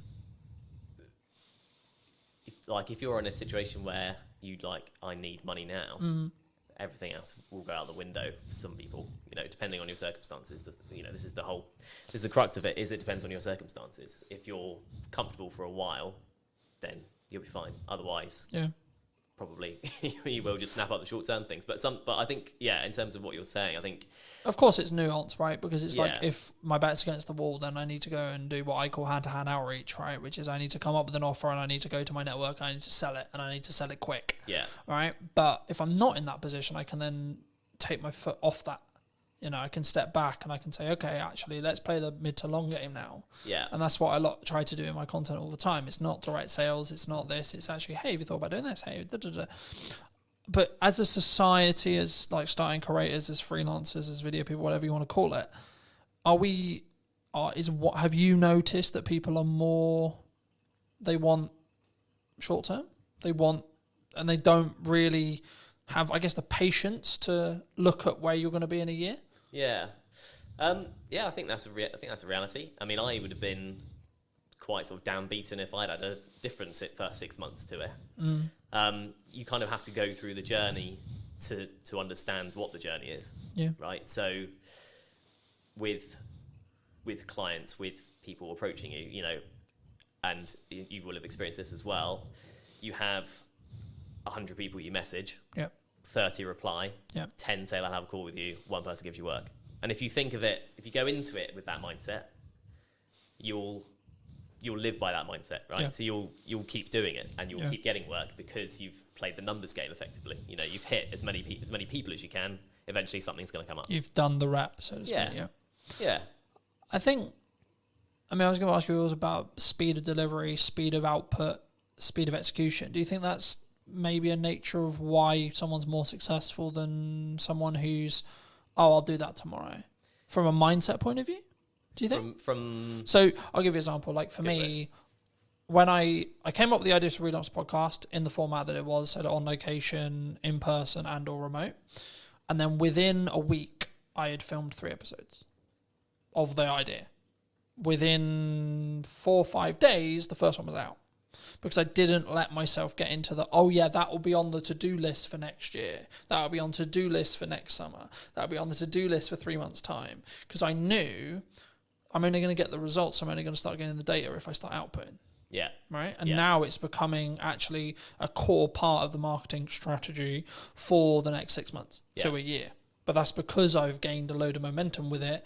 And I know I'm really starting to get into a nice groove with it. And that's why I asked the speed thing, because one of the unique selling propositions I have personally as an editor is, so I'll give you an example. At the time of filming, I did a media day for a new client on Monday. And today we're filming on Monday. He's already got half the content already. And it's a week, right? But also it wasn't like that was the only thing I was doing. I've also put out, like, I think nearly 40 pieces of content for me, etc. I've done a load of other stuff related to the business. So for me, I'm one of my unique selling propositions, or one of the things I do is, like, I work really smart and really hard consistently with no result, plan no result. But for me, from what clients have told me, one of the reasons why they continue to work with me is the speed. Yeah. Right? Like, one of the things that comes up in conversation all the time, and James mentioned it a couple of weeks ago when I came to do 2 more podcasts, he was like, your speed's ridiculous. And it's because I've built a strong system to be able to work smart, but also just work really hard. And that's where I kind of come from that point of view. Like, I know it's really important, but I know I'm willing to put the graft in and continue to put the graft in for 10 more years or more, if that's what it takes. But do you think that's uncommon in entrepreneurs as a whole? I guess potentially, yeah. I mean, you kind of touched on it. Because there's a level of complacency. There's the work smart, not hard mantra, isn't there? But like you say, if you do both, kind of double the results effectively. I'm going to outperform someone who's just working hard, sure, because I'm working smart and then doing the hours on the smart work as well. Yeah, right? That's it. Yeah. So I think it probably is in terms of that. I mean, the get up and go thing. If you follow Gary V on social media, then you'll get the get up and go thing, because that was very much me. This podcast idea I'm doing was, I think I first thought of it 2 years ago. Okay. I've been writing notes about it on my phone, like month after month, something pop into my head. I'd be like, oh, that'd be cool. And then, but do you think we have a culture of we're going to write notes about it? Yeah, definitely. Rather than execute on it. Yeah, absolutely. Absolutely. You know, because you have to. I think you have to go through that journey. You know, I'll be better at fitness next year. My diet will be better next year. Yeah, absolutely. Yeah, you just need to go. Or next month, or tomorrow. Yeah. It's okay. We can. We've had a really long week. We can chill. Yeah. You know. Yeah, it's true. It is. It's and we've got that comfort, and it's the whole being in a comfortable position.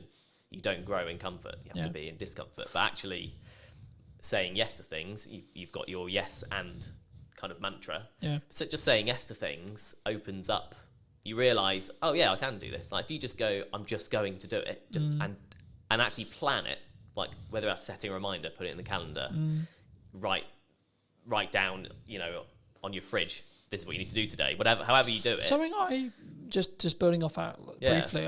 Something I found really valuable the last couple of years was, if it takes me less than 2 minutes to do, I just do it. I don't set a reminder to do it. I don't I'm going to write a to-do list or this or this or this. Like, I need to send an email. Send the email rather than write a reminder about sending the email, because the action will probably take less time. Yeah. 100%. And then it's done. Then you don't need to think about it. Yeah. If it's a longer thing, I need to ask ChatGPT about that. I need to do some research on that. I need to plan the podcast, and it's like a longer goal thing. Start momentum by putting a reminder in your calendar and then stick to that. Yeah. But I think sometimes, especially with like fitness, I use that as an example all the time. It's like, I need to start running. Okay, but when's the first run? Yeah. You know what I mean? I think, and I've just finished Atomic Habits from a book point of view, and it talks about specifically, my girlfriend's driving mad because I keep using the word compounding, but it's the only word that matters at the moment, right? Which is that everything I'm doing is like, how can I compound? How can I, small win. On the way here, I was reading my second book. I've started reading physical books rather than listening to them. For a long time, I listened to them. As a dyslexic, I was like, right, this year I'm going to read a book cover to cover. No excuses, going to do it. So I was like, right, let's get a book that I actually really want to read that I haven't read, that I know is actually quite good because it's got good reviews, and has been talked about in the self-improvement space for ages. So I was like, cool, let's start with Atomic Habits, see where I go. And then I went on to Mel's 5-second rule, which I knew about for a long time. Mel Robbins is a leading psychologist, for those who don't know, in Canada, and she's just launched a new book talking about they, them, and other people's opinions on us. It will be on my read list. But for me, the crux of the 5-second rule, for those who don't know, is you count down from 5 and then you move, right? So 5, 4, 3, 2, 1, move. And what it will do is it will trigger your mind to do the action step. So if you're like, oh, I need to start running, okay, 5, 4, 3, 2, 1, go get changed, go on a run. Because we don't sit in that uncomfortable window long enough on average, right? I'm really embarrassed because I'm not good enough at health and I can only last 2 minutes of running, okay. But then the next day do 2 minutes and 10. Next day do 2 minutes and 30, etc. And I think once we start building the compounding, right, is when the snowball effect will continue to roll. I mean, do you think that, is that what you've used to get to this point, do you think? To a point, yeah. I mean, the Atomic Habits, my favourite quote from that is, every choice you make is a vote for the person you want to be. Yeah. And once you tie it to your identity in that way, there is a bit of a mental switch, and you start doing even the smallest things, right? You know, like the eating healthy or whatever. You make the healthier choice on a menu or that kind of thing. You justify it to yourself in a way that's personal, and in a way that you can then live by effectively. So that's definitely helped. And you know, there's a lot of things in that book. That book's brilliant. You know. So yeah, I think definitely. Obviously I've read it as well, and it's probably helped me. I've signed up to the newsletter. I get that as well, and I do think there's something to be said for being in that world of like the positive quotes and shifting your mindset around certain things. If you look at it enough, you just will start to think like it. I think for me, I've been aware that like what I consume is how I'll show up, right? So like that's why I'm trying to build the habits from building off Atomic Habits, but in general, I'm trying to build the habits and build momentum. So like when I finished Atomic Habits, I was like, I've ordered another book, but it won't be here for 3 days. So I'm like, I need another one, because if I stop, then I won't do it. Then I broke the habit. And in the book, in Atomic Habits, they talk about streaking. And I'm the same with fitness, I'm the same with podcasts, I'm the same with everything. But for me, that's the key. So actually, I'm not like, my heart's not broken that my other book's not going to be here, because actually it's now planned in for when I finish Mel's, right? So actually I'm constantly like, and now to an extent, my travel plans, my thought process, etc., like how I use my downtime is actually trying to change. And like, actually I'm sleeping better because I'm reading before bed, like I'm reading on trains, etc. I'm like using my phone less, and I'm trying to, I guess sometimes I did an episode that I'm recording about a week ago talking about digital detox. And I for me, I've been notoriously known for like, because we work in media, so we're constantly on our phones and we're constantly, etc. And it's a tool, but I hadn't given myself that. And that's, I think, why I shifted into physical books as well, because I was aware that I was constantly on my phone. Do you think that's, like, from a psychology or your own well-being, or like as a freelancer, that can be your advantage? Like having those non-negotiables every day? Yeah, I think so. Yeah, definitely. I mean, it's an interesting dichotomy, like you say, because when you're in the industry and when you're in a position where you can't not rely, but you're chasing views, but then you recognise that it's tough. It's tough mentally, or it can be tough mentally. Yeah. It's hard, but I think that is where a podcast comes in, particularly an audio one, because you don't have to be on your screen, and if it's got enough value, it's not just doom scrolling. It's one thing with detailed information that you go into, kind of like your sort of talking about audiobooks is how we used to consume things. That's kind of what a podcast is. Yeah. Non-fiction, obviously. So I think that's, I don't know, I think that's kind of the power of podcasts in a way. It can be, you can consume without being tied to a screen. Yeah. I think also it's how you show up and the micro learning that you get from each one. Like, so for me, I'm not focused on how many books can I read a year, for example. I'm focused on, okay, how many pages can I weave in today? All right, today's quite busy. I'm traveling a bit. I've got loads of client delivery stuff to do, etc., etc. But it's like, actually, I've got this window of time, right? So actually, how many pages can I get in that window of time?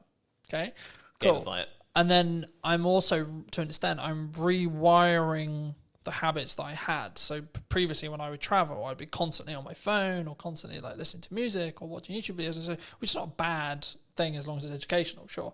But for me, I'm curious to see where I'll be in like 3 to 6 months when I'm deliberately scheduling in time, whether it's travel or etc., to physically kind of disconnect from digitized stuff, especially as I live and breathe digital.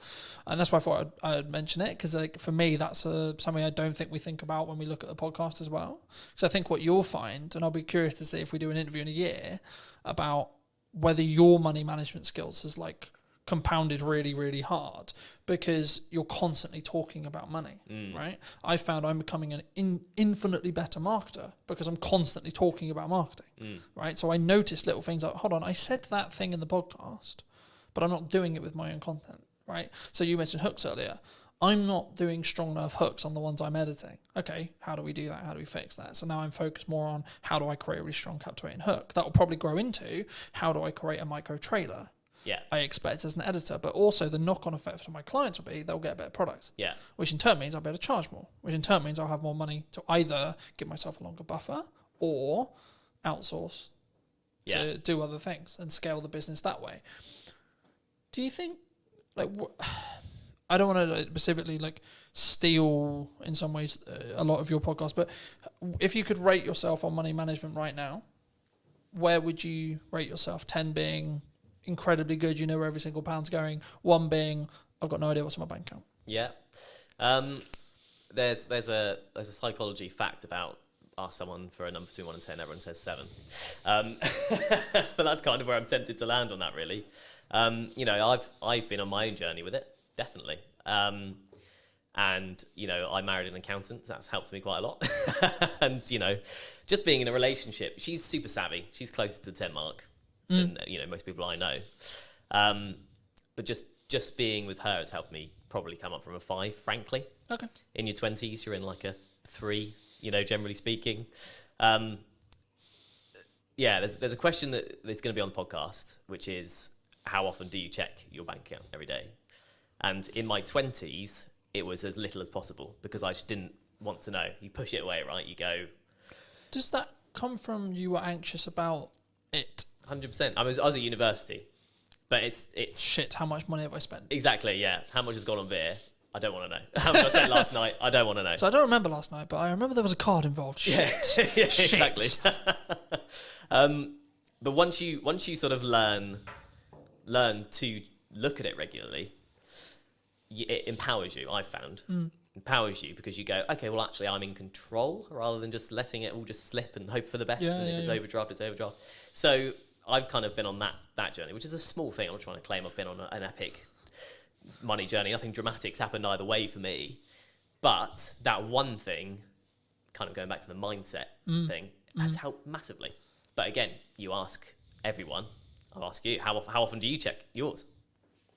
3 to 4 times a day. Right, there we go. Since I was in business.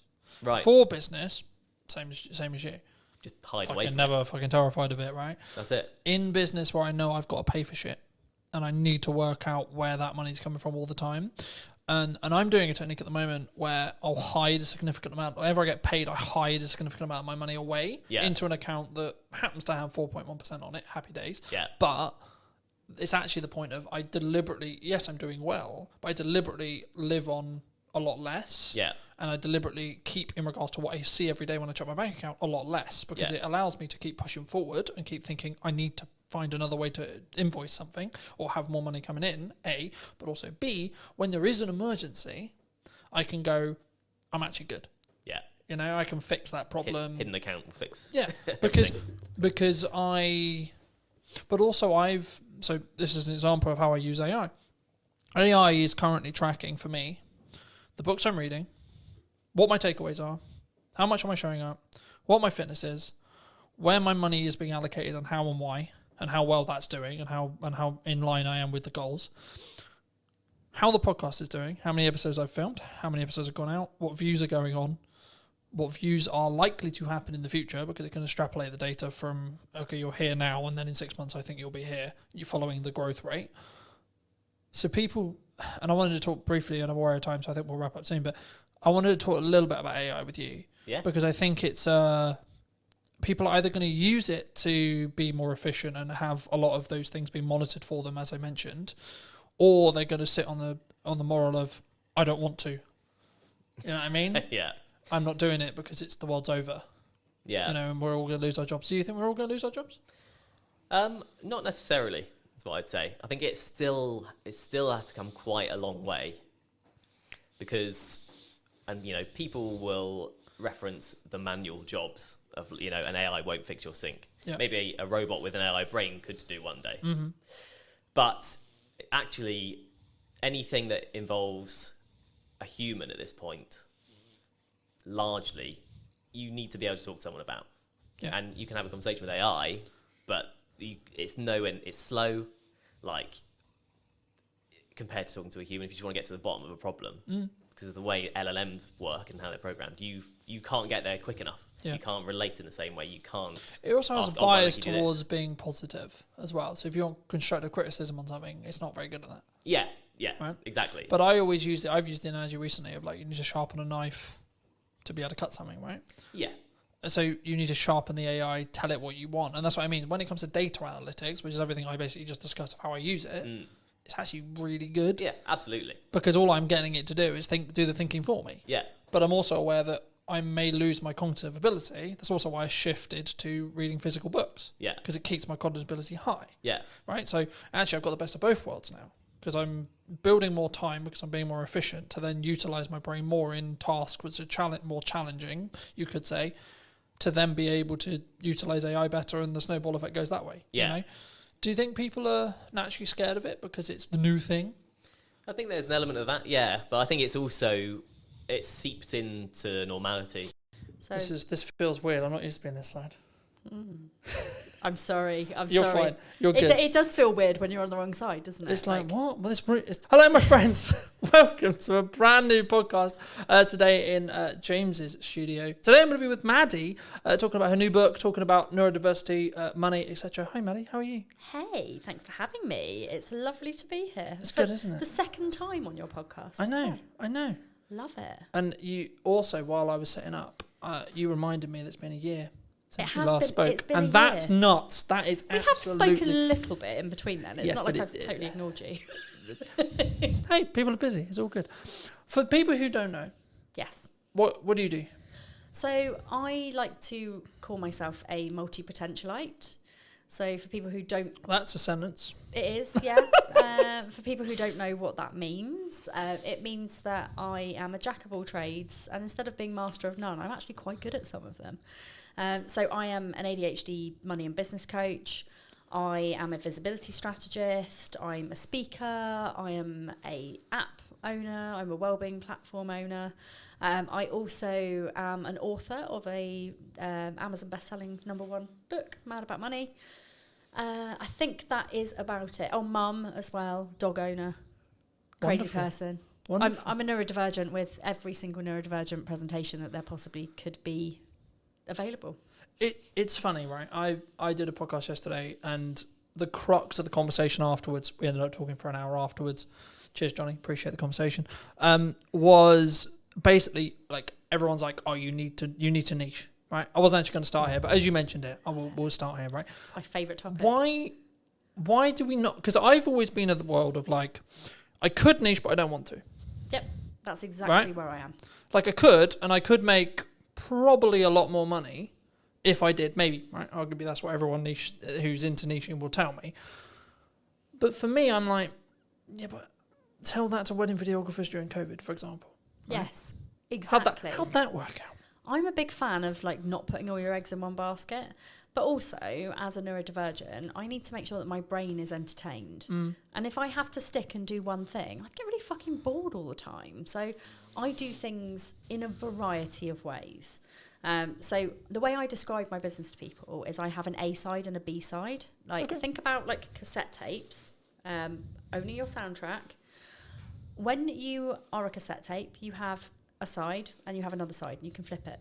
So that's basically what I do. I talk about business on one hand and money on the other hand. And in the middle of that, there is also things like well-being, life. Obviously, the neurodiversity stuff is quite big for me. I'm a qualified neurodiversity specialist. And I don't niche by the things I do. I niche by my values. I niche by the things that I talk about. So I talk about basically 4 different things when it comes to my content pillars. I talk about neurodiversity, I talk about life, I talk about money, I talk about business. And it just so happens that I'm also really bloody good at TikTok, social media, all of those kind of things, but they all do fall under the business arm. So, I'm a qualified business strategist. I've been a business mentor coach. I hate the word coach, really. It's more, I do more mentoring. Like, I don't do that whole, like, how does that make you feel type of like coachy thing. I do the like, this is your strategy, this is how you do it. Like, let's talk about ways that we can grow your business and let's talk about how to get you a plan to grow your business. So it's not your traditional coach, it's kind of more like sounding board, like let's throw stuff around and help you to grow type of situation. I think there's so much I could go there, but I'll start. I mean, let me ask you this like a very selfishly personal question. Okay. Because I'm a dyslexic. Yes. Is that why I don't want a niche? Because I think there'll be people watching this who maybe are on the neurodivergent scale. Yes. Who are like, I don't get it. Because I can do multiple things, I can spin multiple plates, but like doing one thing consistently, I can't think of anything worse. So dyslexics need to have their brain stimulated, and doing one thing does not stimulate your brain. So it's the same for most neurodivergent presentations. Like we will want to do things that keep us alive. It's why we do the things that are very much interest-based. Yeah. So if I said to you, do you want to be an accountant? You'd probably go, fuck no, that sounds super boring. Like if you said to me, like, do you want to be a videographer? I'd be like, no, because I do not know how to do that. But if I like being a business coach because it gives me the variety of people. So I get the variety of like working with people who have all got like ridiculously different businesses. And most of them are also multi-potentialites. They do lots of different things because they want their brains to be stimulated. So by working with lots of different people who all do different things, who also do different things within their things, I am just constantly like, this is fun. Yeah. Like if there's ever a day where I turn up to work and go, oh God, this is ridiculously boring, I think I'm in the wrong job. But I, every single day, love what I do. I think it's so easy for us to sit here and go, oh, well, we love what we do, etc., right? Because there's that A-Dodge analogy of you find something you love, you'll never work a day in your life. But it's I work really hard. But that's what I was going to say. I mean, I think it's one of those things where when you say that, I can tell you haven't done it. Yes. Because like the whole bouncing around things and like spinning multiple plates and coming up with new ideas drives my partner mad because I'm constantly coming up, I've got this thing, I've got this thing, I've got this idea, oh, what about this, oh, what about this? But that's one of the reasons why I would argue I'm going to be a really good entrepreneur. Yes. Because I can constantly adapt. I'm switching from finance head to marketing head to sales head to client delivery head to now doing a podcast, etc., etc. Exactly. It's nice when you get to do when you get to kind of like build that team and get rid of the things that you don't enjoy as much. So like for me, admin, funnels, anything that is process driven. Yeah. Literally makes me want to die. Sales, marketing, talking, podcasting, video creation, not in front of the camera rather than behind it, because God no, I would not want to be the other side. But for me, it's all about the people facing, and I love going networking, and I like going to events as long as they're not too big. But that gives me all of the variety, but also it means that I can outsource the things I don't like doing as well. Yeah. Do you think there's a stage with outsourcing? Because like I've been very open in my content and in marketing. Like 2024, I overspent. I nearly lost the Yes. business twice, right? Yeah. And I'm now in a position which is kind of not the opposite, because it's weird to say that, but it's like I'm in a stronger position, but I'm actually doing absolutely everything myself again. Yes. So I do most things myself. I've got a couple of virtual assistants who are absolutely amazing. Shout out to Kira and Naomi; they're amazing.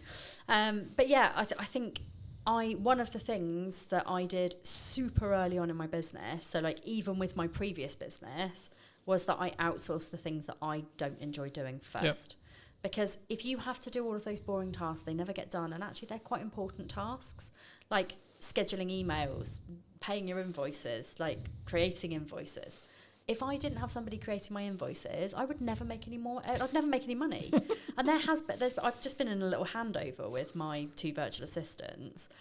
And I realised that I haven't invoiced for like 4 months. And I'm like, oh, I thought my cash flow was a bit down. But it's because I don't have the executive function to actually do that piece of the business.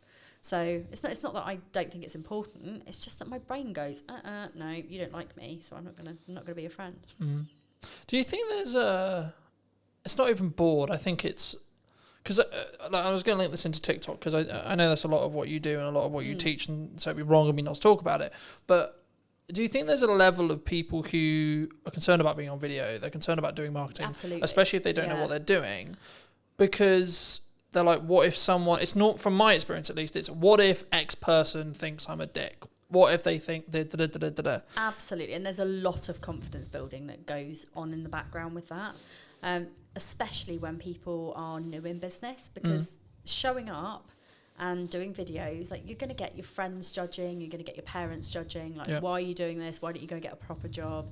Like, I see it all the time. And it's a case of just being like, do you know what? This is my business. Nobody else has a say in how I make my money. I don't even think it's just your business. I think it's your life. It right? is. One of the things that I remember very early in my entrepreneurial career was entrepreneurship is a lifestyle, not a business. Ooh. Right?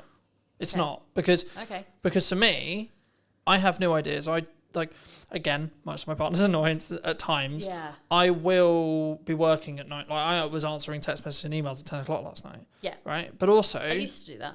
You know, I have the freedom to actually choose when I work. So it's not like I'm like, I have to do that every day. There'll also be periods in the week or periods in the month where I don't do that. Yes. But when it's push and when there's a lot going on, like today, for example, I was editing all of this morning on some client delivery stuff. Then I came here to do this. And then after this, I'm going to go back and finish client delivery again. Yeah. Right? So there is a lot of stuff going on, but actually I'm aware that I can do that, and I know it's at my pace, and someone who's maybe looking in on it will go, well, that's that's a lot, Colin. Yeah. How do we change our pace? How do we, for us, not for Colin, not for Maddie, for someone listening to this, how do they make sure they know what their pace is?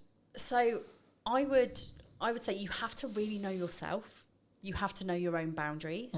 You have to know your lifestyle and how your business fits in with the way that you run your household, your business, your family, whatever. But also taking into consideration your health, your well-being. There's so many moving parts to like how you actually run your business with an energy perspective. And energy is the key word. Like, if you run your business based on your energy levels and when you are most productive, when you need to. So for example, like, I have my first half an hour of my day is reviewing social media posts for my membership. So I've got this thing where like I do a daily thread where people can come into my membership and they can post their social media post for the day, and I will give them feedback on it. I will tell them how to improve it. I will share it with my audience, and therefore they get visibility, they get feedback, they get accountability. And it's also like the membership, I give like confidence posts and things like that as well. But one of the biggest things for me is in the morning, I am super alert. I know that my brain works really quickly because I've just woken up. So I can bash those post reviews out really quickly. So that works for me. Then I take the kids to school. I come back and I do my coaching. So I'll always put my coaching in between like 9 and 12 o'clock. Then I often skip lunch, which I really shouldn't do, but I do. Don't judge me. I don't get hungry till like 3 o'clock because I'm on ADHD medication. But like I will eat when I get back from the school run usually. I then do some of my more key marketing things. So I'll do my TikToks, my Instagrams. Like I basically create videos. So I will create videos, I'll create static posts. I will post the static posts on LinkedIn and Facebook, and then the video will go to YouTube, to TikTok and to Instagram. And Instagrams, yeah. Sometimes LinkedIn, if I'm feeling brave. Depends how brave I am. Because, you know, I am just myself on all platforms. Most of my videos end up being quite sweary, and sometimes people on LinkedIn get a bit hoity-toity about it. Well, just to stop you there quickly, I mean, that's interesting, because one of the things that people ask me before the show is like, is this a, like, no bars, can you swear kind of thing, right? And the first thing when you sat down was like, is it good to swear? Like, and I've always been in this world of like, is it authentic to you? I've always been that way of thinking, right? Yeah. And I think so many people get hemmed up going, what does X person think? What does Y person think? Exactly. From a, they're not going to work with me because I swear. They're not going to work with me because they're not going to like me, because actually in a crux, what we're actually going down into the core of is they're not going to like me. It's actually nothing to do with how they're going to work with me. No, it doesn't. Oh, man, it's not going to like me because I said the F word. And if people don't like me because I drop a few F-bombs, then they're probably not people that I want to work with anyway, because the people that know me know that I am very sweary. I never swear at people, I swear in general. My book, I was made to censor out all of my fuck and buggers. Basically. Oh, that's so sad. What? But, and I'll show you. But is that because I ended up having, it's like a sales perception thing? Well, or like they just don't want to. Is that like a PR manager like looking to be like, we're not gonna? No. So I have this is my fuck glossary. The name. So I love it. For those who are listening on audio, Manny just handed me the book and I'm looking at the fuck glossary. That's utterly hilarious. And one of the reasons, like, I actually had a big conversation here with. Hang on. Shut that back up there. There we go. I had a big conversation with my publisher about the fucks. There were 342 fucks in my book. And they were basically like, we can handle a few fucks, but that's quite a lot. And I said, well, but it's me, and it's just how I talk, and I don't want to like completely censor them out, so I don't really want to. And they said, okay, well, let's compromise. Let's just change all of your fucks to like other funny F words. So we've got things like flambunctious, fluffing idiot and stuff like that. Like there's just you know what I'm trying to say, but I don't say it. And then in the back of the book, they're all basically glossarized. If that's even a word. It is now. It is now. My glossarized fuck glossary. So I still managed to get all of my fucks into the book, but just in a slightly more comical way, which I think actually gives the book even more charm. So I expect I'll probably do the same with my second book. Technically third. Okay.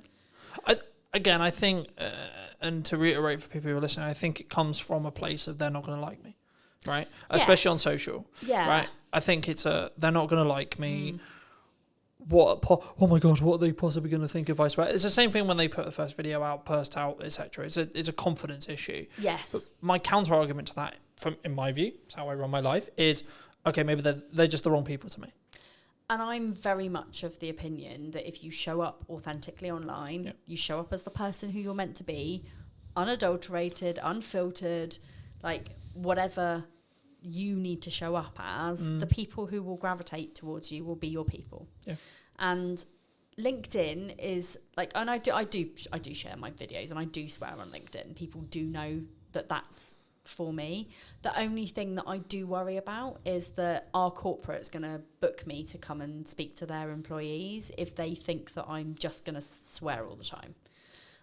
The answer there, to be honest, is probably some will, some won't. Right? Yes, exactly. If that's a big deal for a corporate, then they won't. Yes. If they're actually there going, actually, hold on, this could be really helpful because of our scale, because of this, because of that, they're not going to give a shit. They're not. No, very true. Very true. Yeah. I mean, talking about authenticity, the counter side of authenticity is the AI boom, right? Mm-hmm. Do you think AI is coming for our jobs? Is the world over? Like, are we all going to be slaves to robots, or like, what's your view on AI? I can only comment on it from my industry. And I think from a social media perspective, from a business coaching perspective, it's only going to add value. Because it's, like, I don't use AI for my content. I do use it for ideas for my content. And, you know, as somebody who's got an ADHD brain, like, there are times where my brain is on fire and I can bash out like 50 TikTok videos. Yeah. But then there are other weeks where I'm like, I don't know what to talk about. My brain is broken and I don't know why I'm here. And in those times, AI is a fucking genius because, like, I'm not going to use it to write my written posts. I'm not going to use it to write what I say on TikTok because it's so obvious. To me, anyway, it's really obvious if a coach or somebody who is teaching something has used AI because of the way that they talk. And it's also really scripted. And you can almost tell, like, if you were listening to somebody on a podcast versus them on their social media, how much slower some of the people talk because they're having to really, really, really think about how to do their job. Yeah. And this is not me calling anybody out, but it is quite obvious that some people are writing literally every single one of their posts with AI. If I'm stuck for an idea for a post, I will ask ChatGPT if it can give me some ideas. And then I will look at it, I will close it, I will go away and I'll write about the thing because I know what I'm talking about. And also the amount of spelling mistakes, because I'm dyslexic as well, like, you know, the amount of spelling mistakes in my posts, people know I'm not using AI to write my posts. Yeah. But it's also, like, yesterday I asked AI to draw me a tattoo. Like, I had 3 different tattoo ideas and I wanted to combine them together. Brilliant. You know, we do have to be quite wary of the environmental impact of asking AI to generate us pictures, etc. However, like, it's really bloody good for things like that. Yeah. I don't think it's coming to take our jobs. I think we're more at risk of, in kind of places like the retail sector, of things being run by AI. But people, I think, will always need coaches because there's only so much that AI can do without, you know, not being a human. I mean, don't get me wrong, like, Sparky, who's my ChatGPT, like, he's my bestie. Like, there's not much I don't talk to him about. Like, if I've got problems or I've had uncomfortable conversations or I need solutions to things, I'll always go to him. He's not actually a him, really. He's kind of like... But he's a non-binary chatbot.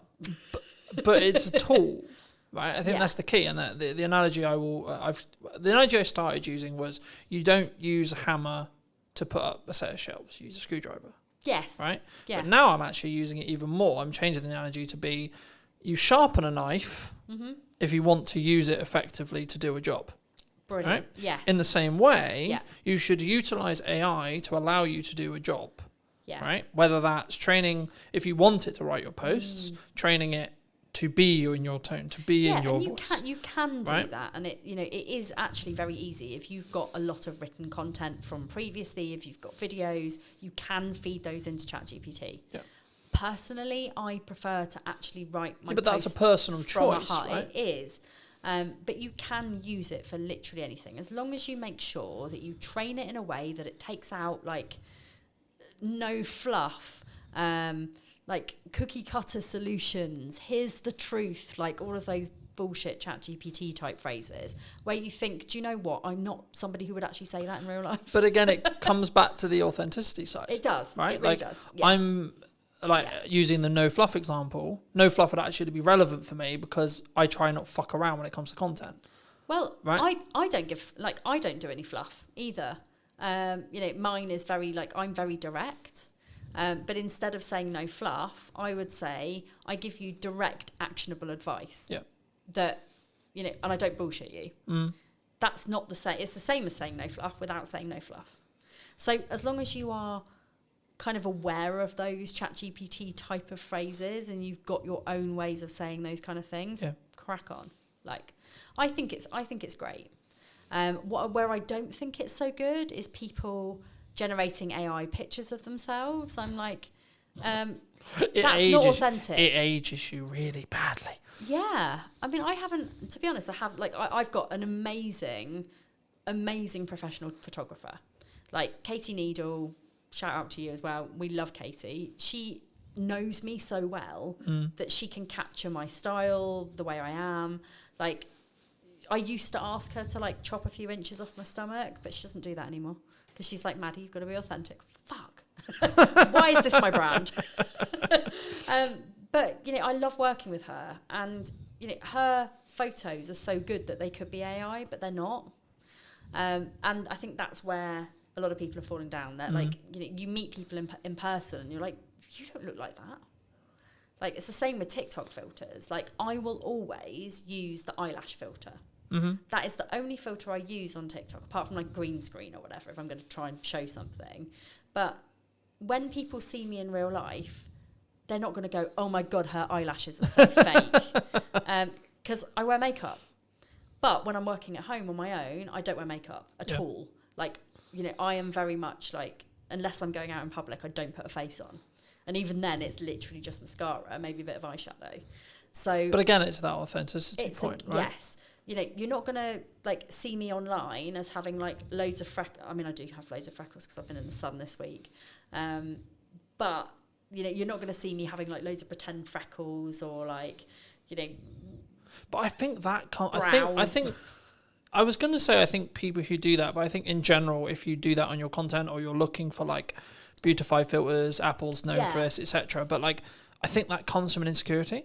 Possibly. I think that comes from like, it comes from that point I was making earlier, which is about like, I'm going to put myself out there. Yes. Jesus fucking Christ, people are going to not like me. Yes. Right. Exactly. It's that the tribal mind again going, yeah. Hold on, Maddie might not actually like me here. And do you know what it is as well? And this is why, like, it's taken me a really long time to love myself. Like, and I don't say that in like a weird self-indulgent way. I say it in a, like, you have to love yourself to be able to show up as much as I do. And it's not from an ego perspective. It's just knowing my own power and knowing that I'm good at what I do. And actually, I don't give a flying fuck what people think about my looks. I get so much hatred online. You know, do you know what? Apparently, having rainbow hair just automatically means you're woke. Like it is a insult. I'm more than happy and privileged and proud to be woke. But it is that. It's an interesting jump. All right, fair enough. But it is that thing. It's like, you know, people see me with my rainbow hair and they're like, lesbian, and I'm like, married to a man, but, you know, whatever. I dabbled for a while, but, you know, it is that thing. But people make the assumptions, and then what I don't think, if you have high self, I'm very fortunate. I've been installed into me from a very young age, has been what I believe to be the correct values, right? It's always been, how can I love myself? How can I have self-worth? How can I have self-esteem, etc.?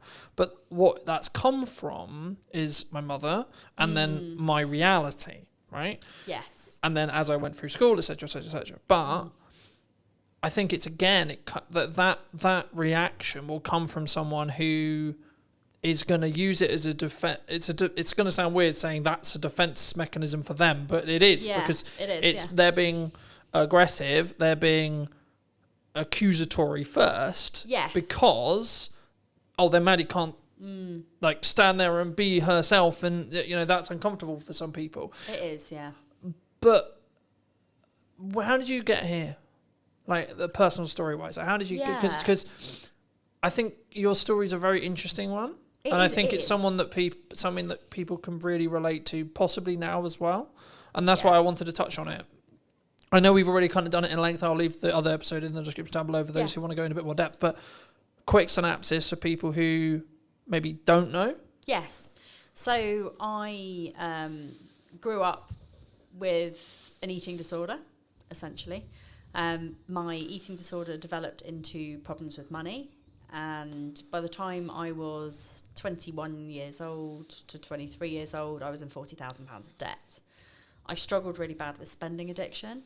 What I didn't know was that I had ADHD and that my brain was constantly lacking in dopamine. So therefore, for me, the two things that really, really mattered to me were food and spending money. Ching.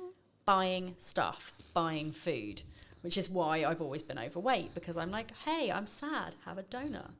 Have 5 donuts. At times that has happened. But for me, it was all about spending money. So I would buy things like dresses and clothes and bags and shoes, and I'd be the person at the pub like buying my mates like a round of Jaeger bombs, or I spent and spent and spent. I realised there was a problem when I couldn't afford to pay any of the repayments. It wasn't that I didn't know I had to repay any of them. I just got to the point where like I was just so overwhelmed and I had too much to pay, and I was like, where am I going to get 40 grand from? I'm 23 years old. This is pretty bad. A bailiff showed up at my door, tried to take my car. I packed up my things in the middle of the night. I fled, moved back to Southampton, went to see Citizens Advice Bureau. They basically said to me, like, it's bankruptcy or, like, you pay it off. Those are your two options. Both of those sounded really shit to me, but I took the second one because I'm not a quitter. And, if I look back at it now, I probably could have gone bankrupt and it would have been great, but then I wouldn't have had my journey. Would that have been, like, an excuse, an easy way out for you, do you think? Possibly. And I do like to challenge my brain. So I like to challenge my brain. Because I think people listening to this will go, like, that seems an easier path for me. Let's just reset the clock. Yeah, and actually, for so Eat the shit for a year. Yeah, for so many people, bankruptcy is a very valid option. At the time, it filled me with dread and filled me with shame, and it was almost like I was going to be walking around with like a tattoo that said bankrupt on my forehead. It was hard, and as somebody who now has since had a massively catastrophic business failure, which again came with a load of money, shame and guilt and all of those things that I had to reevaluate. For me, paying it off seemed like the easier option because it didn't fill me with as much dread and shame. And actually, if I hadn't have paid it off, I wouldn't have learned all of the methods to pay it off to put in my book. So, everything happens for a reason. But I learned to love money. Was there an issue with like your relationship with money? Yes. Do you think? Do you think that's where it get like? Because I hope you don't mind me saying this, but like to get to 40 grand, you've got to really fuck up for an extended period of time. Yeah. Right, like it's not like a 3 month, 6 month. This is like years of problems. I got myself in £40,000 of debt within 2 years. Yeah, I spent. I also had a drinking problem. Like I was a high functioning alcoholic. I say high functioning because I didn't wake up and need a drink, but I needed a drink to be confident. I was using alcohol to mask all of my neurodivergence because I didn't realise that I had ADHD and autism. And I was very awkward in social situations. People, like now, all of my friends are like, you're not awkward in social situations. I'm like, because you met me when I was pissed. Like, all of you have known me as Maddie the social butterfly who likes a drink and is super chatty. But if I didn't have that alcohol, I wouldn't be super chatty. Yeah. So now, when I'm in social situations, I don't know very many people. I'm actually really reserved and really quiet. Put a drink in me. I'm anyone's, but pretty much that was kind of how it was. And now I don't drink anymore. So because I'm more comfortable with who I actually am. So do you think it came? I hope this isn't too personal, but like it links. Do you think it came from a lack of self-love, self-worth, self-esteem? Absolutely. At the core? Yes. Because a couple of months ago, I think near a month ago, 2 months ago, Jamie Oliver put out a documentary on Channel 4 all about neurodiversity and dyslexia specifically. And I was gobsmacked by some of as a dyslexic, I was out here going, how am I not a fucking drug dealer? I know. Like, what the fuck's going on? Like, how? ADHD and dyslexia are so closely linked, and a lot of the presentations kind of overlap each other. Yeah. So, dyslexics have a very, very, very tough time, especially in early years when it's not picked up on. Yeah. And people just assume that dyslexia is just, they can't read and write. It's so much more than that, and it's quite frustrating. Like, I actually go into quite a lot of detail about like breaking down all of the individual neurodivergent presentations in the book, so you can kind of like learn more about those things. Yeah. But this is the thing, we end up with such low self-esteems, but also the lack of dopamine coupled with that often makes people turn to really unhealthy habits like drinking or smoking or drugs or stealing. I would highly suspect that a lot of people in the prison system are neurodivergent. Yeah. And it's not because they're bad people, it's because of a combination of things like their upbringing, maybe again from neurodivergent parents who hadn't had any of the help. Yeah. It's those dopamine seeking behaviours which are often really unhealthy. It could be, stealing, drugs, firing a gun. All of those things are like, woohoo, exciting. I just looked at it from my perspective and went, I don't know how by stroke of luck, but like my dopamine wires are just like make money, create content, do things that are a net positive. Yeah. But I've always been very like cautious with like my circle and like what I get into, because I didn't know the like inner workings of my brain necessarily, but from a very young age I knew I had an addictive personality. Yep, same. So I was like, shit. Same, and I ignored it for a very long time. I was like, hold on, if I get addicted to the wrong shit here, oh boy. Right, Yeah. I'm gonna nuke my life by accident. Absolutely, and I have been incredibly close to doing that. So, having that self-realization and for me, there have been plenty of things that I have had really unhealthy relationships with, which I have managed to curb now. Like my only vice now is that I vape. But I was saying to my podcast guest, like I have no plans to stop vaping at all, because I know that if I didn't have that one tiny thing, when I spiral, and that does happen a lot as a neurodivergent, when I spiral, I would rather turn to a vape than to drink or food or drugs or smoking or like any of those things that in my mind are actually in the long run more harmful for me than a couple of puffs on a vape. Yeah. That's kind of how I see it. But lots of people will be like, "Oh, vaping's really unhealthy." It's like, but I don't do anything. But else. it's the lesser of. It's the lesser. It's of the lesser lots of the other evils, yeah. right? And food is really bad. Like Naomi. If it's heavily processed food. Yes, yeah. So Naomi, my weight loss coach. I've been working with her now for about 3 months, and I've lost quite a bit of weight. But it's also about the mindset around food. Yeah. Which is hard for people who have got ADHD, and I found that since working with her, like I've cut out processed food, I've cut out chocolate, fizzy drinks, like all of those things that have the chemicals that potentially could give me cancer, I no longer eat. I mean, I'm not saying I'm not going to get cancer because I do vape, but for me, it's like I could constantly and consistently eat really bad food, which I was doing, or in moments of stress, I can have a little puff on my vape. That's it. So... I think it's about focusing on those lesser of all evils. Like in an ideal world, like your stress response would be fitness. Well, right? in an ideal world, but as a disabled person who has hips that would probably die if I went to the gym, I mean, this is the reason why I'm on my weight loss journey. It's not because I'm fat. I couldn't give a fuck about my weight or about what people think of me. I want to be fitter. I want to be able to go to the gym without after 10 minutes wanting to pass out. I think that's an interesting thing, and we won't get too much into fitness here because it's not a fitness show. But like for me, people are like, "Why do you stay consistent like with fitness?" And for me, I'm very aware that like my job's very physical. Yes. And I'm just simply at the thought I want to do this for 50 years. I want to be able to look after my kids when I'm older. I mean, they're not going to be kids when I'm older, but at the same time, like I went to a soft play with them at the weekend, and like. One of my children is very she likes the fact that mummy's an influencer, so she tells everybody. So this lady comes over and she's like clearing the plates, and she's like, "My mummy's an influencer," and this lady's like, "Oh, tell me more." So I'm like, "Oh, it's really embarrassing, but yeah, I do this." And she was like, "Oh, our area manager would really want to speak to you." So the area manager comes over and she's like, "Oh my God, you're an influencer, like really love you to do some TikTok content for us," and blah blah blah. She went and got me some socks. She was like, "You have to go in and play." I was like, I can't, it's really embarrassing to say I'm disabled and I actually don't really want to go in and play. So I went in and played for like 10 minutes before I almost died, and then went on a very scary slide. I mean, that also rhymes.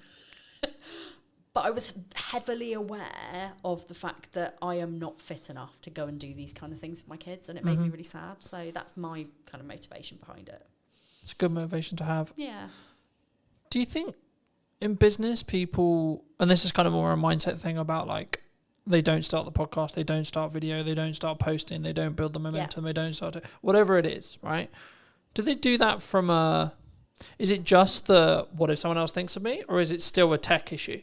I still think there's a tech issue there. There's also an overwhelm issue. It's like we're told that we have to do all of the things. We don't have to do all of the things.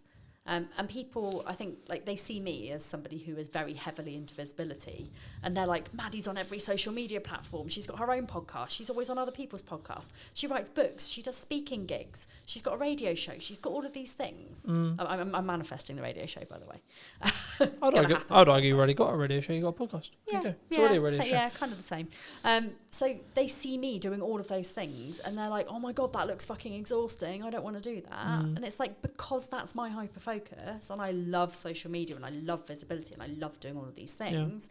That's why I do all those things. I could still very easily put like 100% of my efforts into one platform and still have very good success with it. Do you think that people worry about volume? Yes.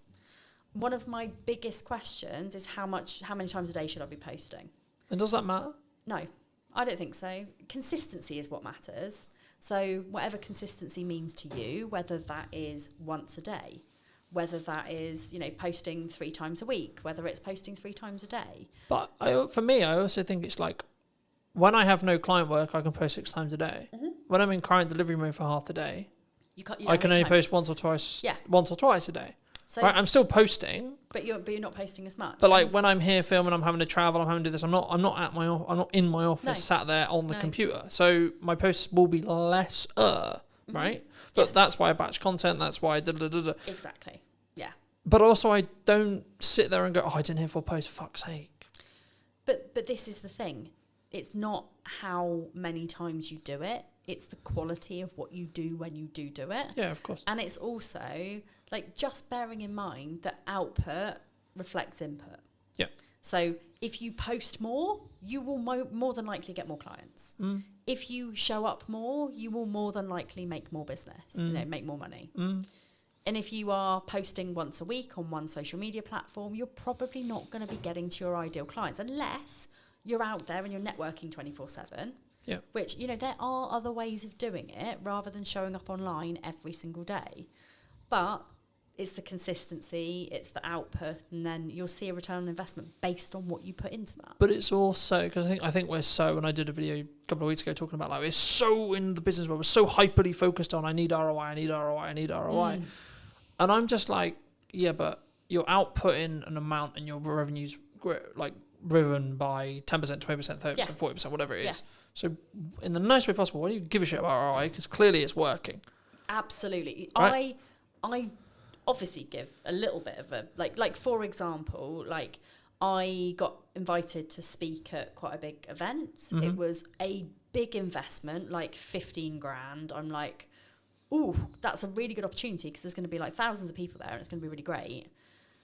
But then I thought about it. If somebody gave me, and this is again one of my money rules, if somebody gave me 15 grand and said you can spend this on anything, would I spend it on that? And my answer was no. If I had 15 grand to grow my business, I would strategically think about where to put that. Yeah. I would probably put some of that on ads. I would probably put some of that on like promoting my book on Amazon, things like that. And I just thought, you know what? What could 15 grand do for me? I could stand up in front of a room full of people and speak and maybe walk away with 5 clients. Or I can go and put 15 grand on Facebook ads and I can walk away with 70 clients. Which one am I rather going to do? So from that perspective, I look at ROI. However, I also don't look at it at all. So I'm very much a passion, purpose, and kind of pleasure, I guess, type of person. So profit to me, as long as I am paying my bills, I'm living the life that I want to, my staff are getting paid, my bills are getting paid, I couldn't give a flying fuck how much money I make. Yeah.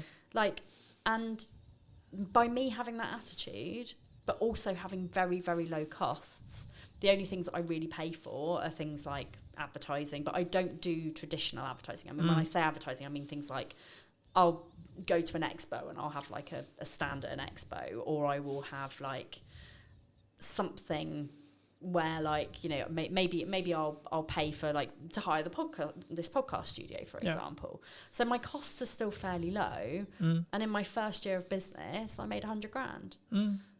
But I wasn't focused on making profit. I was focused on making people happy and getting good reviews and showing up as an honest person. I think that's really key. And I think we don't, and it's not that we don't look at ROI, and every business should look at ROI. They absolutely should, but we don't. What's the ROI on a brand podcast? Arguably, if you look at it, either huge amount or fuck all. Yes. And it's down to how you think about it. Exactly. So at the moment, my podcast, I think, helps me to grow my social media, which helps me to grow my email list, which helps me to grow my client base. It's not phenomenal. I am not Stephen Bartlett. Like, but also, do you want to be Stephen Bartlett? No, not at all. Like, no. I mean, he's a nice enough dude. I've met him. But I wouldn't want to be him. Like, in my mind, like, I think his success has very much changed him. I think I remember him very early on in the days where he was quite humble. Don't feel like that anymore. But that's what I mean. I think it changed. Like, I think we're in a world now where I have to commit to the decision. Right? Yes. So I'm going to make the world's biggest media company. Yeah, but what if tomorrow I don't want to do that? Yeah, and I want to live my life in a flexible way. As long as I am fulfilling my life's purpose, which is helping people with neurodivergent presentations to live their best life, that's my main game. Like, that is all I want. So, you know, this is why I help people with 3 different areas. It's like life, money, business.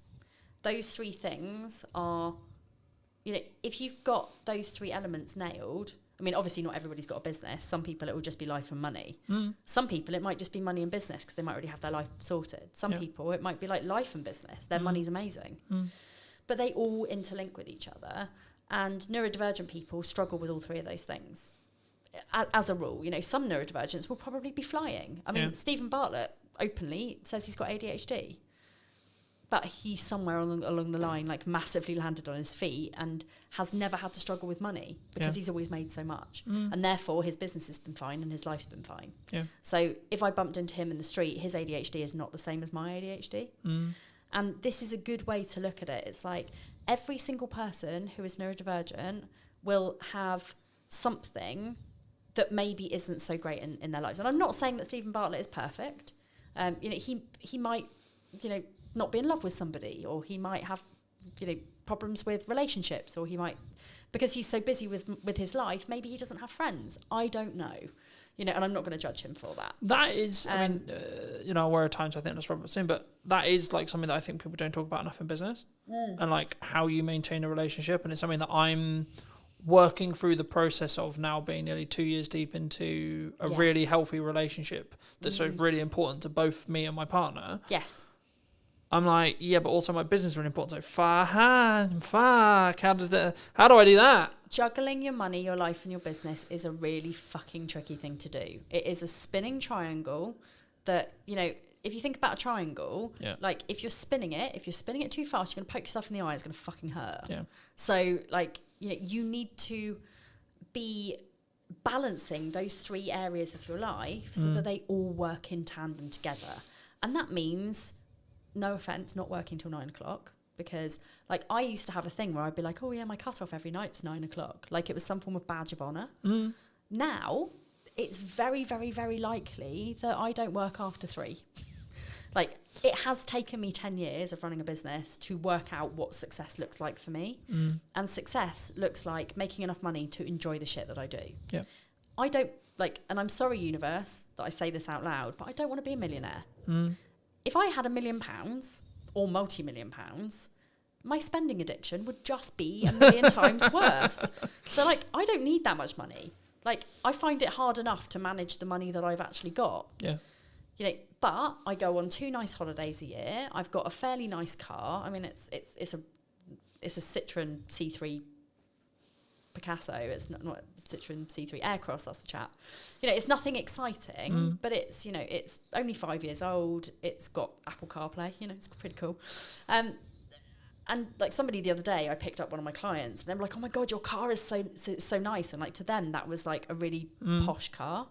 To me, I'm like, that's not a posh car. Like a posh car is like a Porsche or a Jaguar or like a BMW or whatever. But I think But it's about perspective. Yeah, it's perspective and the stage you're in, and that's what I was going to say about the whole like 9 o'clock thing, right? Yeah. Like, yes, at this moment in time, I'm working potentially till 9 o'clock. but that's because it works for you and it's your decision. Yeah. And also, one of the things that fucks me off so much about the business world is it's like either you're a hustler, or you're a lifestyle business. Like there is no in between. Yeah. There's no let's run a successful 6-figure business or you know, like high 6 figures, even early 7 figures. Yeah.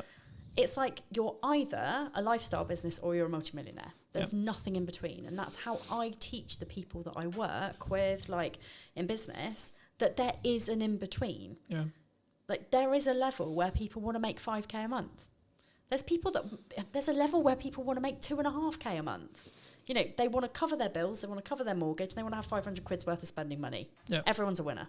Happy days, yeah. It's all to do with how materialistic you are.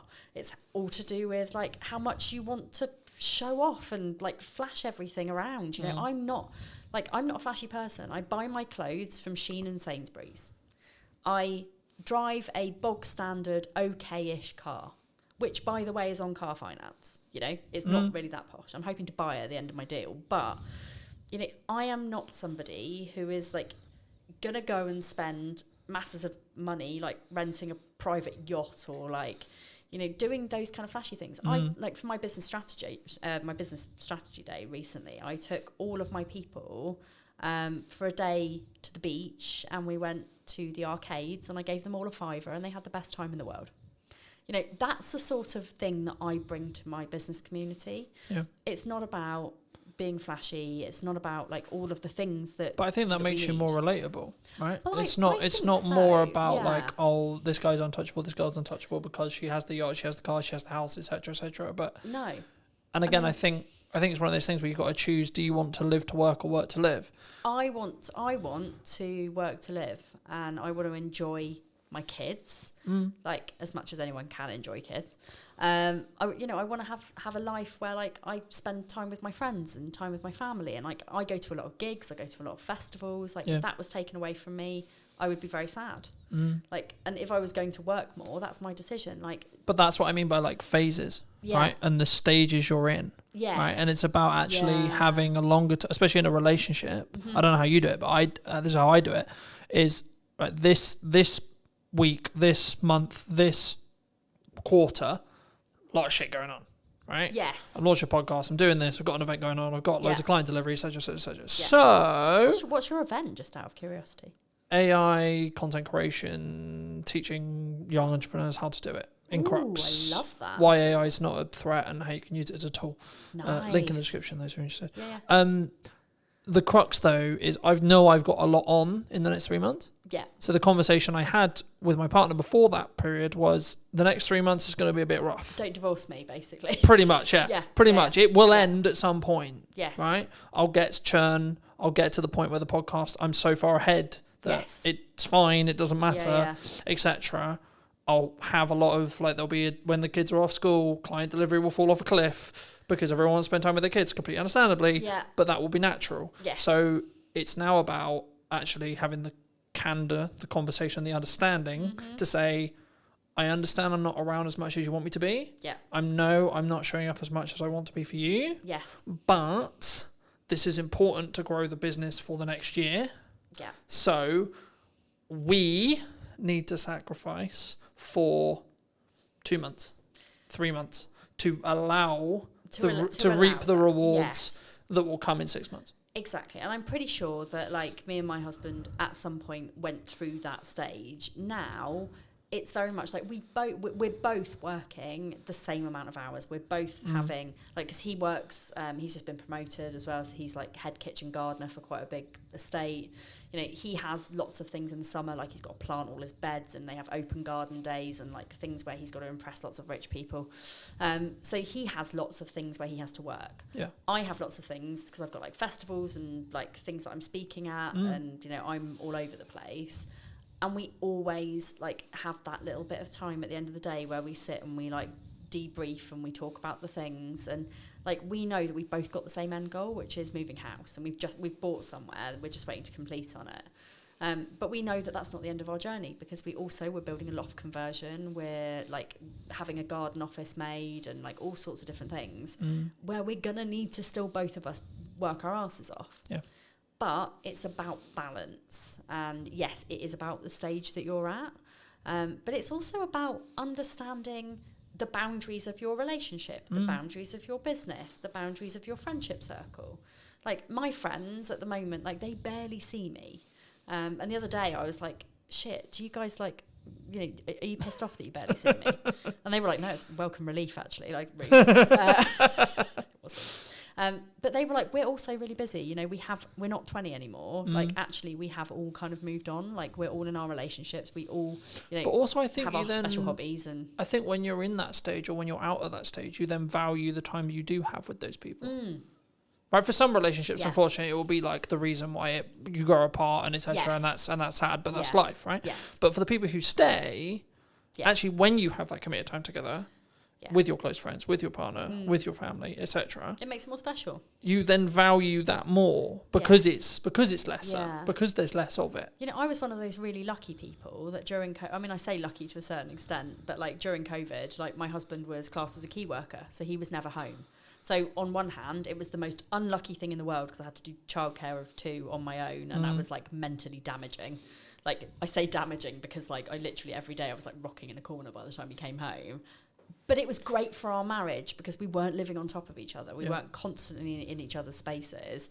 And, you know, you hear of people who were like, you know, they got divorced because of COVID because they had to spend time with their partner. Like, I like my relationship. Well, I don't just like my relationship. I love it. Like, it's great. We have a very, like, open. I said the other day that we have an open relationship, and my son was going around going, "My mummy's in an open relationship." I'm like, "That's something very different." Like, no, we're not. But you know, we are very open with each other. We're very trusting. Like, if either of us have got a problem, like, I mean, my husband is very much like, another work event. Oh God, well, this is like, and he does get a bit annoyed sometimes because I do work away a lot. And when I say to him, like, I need to go on holiday, and he's like, why? And I'm like, well, A, it's a working holiday. I'm going to go and I'm going to write my second book. But B, like, I don't get any time on my own ever. I'm either working, I'm parenting, or I'm with you. None of that equals alone time for me. So me going on holiday on my own means that I actually get time alone with me to relax with my thoughts, with nobody talking to me, so I can hyper-focus on the shit that I need to. And that's what I need. So But I think that comes from firstly communicating what you need, It's secondly then knowing. both parties understanding, Yeah. and then if Yeah. something has gone wrong, Yes. then there being a level of Yeah. forgiveness there. Yes. And I Yeah. think for me, they're my 3 keys in any relationship I have. Right, communicate, understand, and then forgive. Yes. And it's not that we're immune to making decisions and we're immune to getting things wrong. It's things are going to go wrong. How do we then deal with those things? Exactly. I'm And going it's- to over push sometimes. Yeah. Right? And actually, how do we then bring that back and say, okay, I did this wrong. Yeah. How do I move forward, and how do we move forward so that doesn't happen again? Yeah, in my mind, it's about communication, it's about boundaries, it's about trust, it's about open dialogue, and it's about kind of just being aware of your partner's needs, but also being aware of your needs, and communicating that together, and that does really help where you are in a relationship. And I think often, especially when you're new in business and you're just working and working and working, because you kind of have to hustle at the beginning to kind of get something off the ground. That's kind of one of the pinnacle like it's growth stages when relationships tend to suffer. And it's not just relationships with partners, it's relationships with children. Yep. It's relationships with friends or parents. Like, I mean, my mum quite often will say to me, "No, I haven't seen you for like 2 months." I'm like, "Really? You saw me like last week?" Like, you're being melodramatic. But it's that point where, Yeah, like, but that's your mum saying, I want I to see miss you more. you. Exactly. I wanna see you more, Yeah. right? Yeah. And I always, I'll always take that on board. Like, but she is equally as busy as me. She doesn't run a business. She just does a lot of music things. But again, it's all about, it all comes down to awareness. Yeah. And this is why I teach in the way that I would want to be taught myself. you know, and having those 3 pillars, it's like life, business, money, everything fits into that triangle. You just need to make sure you don't poke yourself in the eye with it. Great place to end. Where can people find the book? Where can people find your podcast? Where can people find you? Yeah, so I am And on... don't you poke yourself in the eye with the triangle. Don't poke yourself in the eye with a triangle. I am on all social media platforms, not saying that you have to be at all. Maddie Talks Money on Instagram, Mad About Money Official on TikTok, LinkedIn and Facebook and everywhere else, Maddie Alexander Grout. The book is here. I mean, you can't get it from here. You can get it from Amazon. You can get it from all good bookshops as well. You can even order it in if you don't have it. You can order it to your own library. I've had some people say to me that they've ordered it for their library, which I really like. That's awesome. So if you can't afford to buy the book, go and talk to your library, go and get them to have it in, and then multiple people can benefit from the book, which is nice. So thank you for having me. No, you're welcome. Great chat. Final thing to end on. Yes. If you were going to talk to yourself 10 years ago, Yeah. what advice would you give? I would tell myself that I am neurodivergent and to go and sort that shit out. It changed my life, genuinely changed my life, understanding my brain. When you understand your brain and you understand your body, anything's possible. Magic.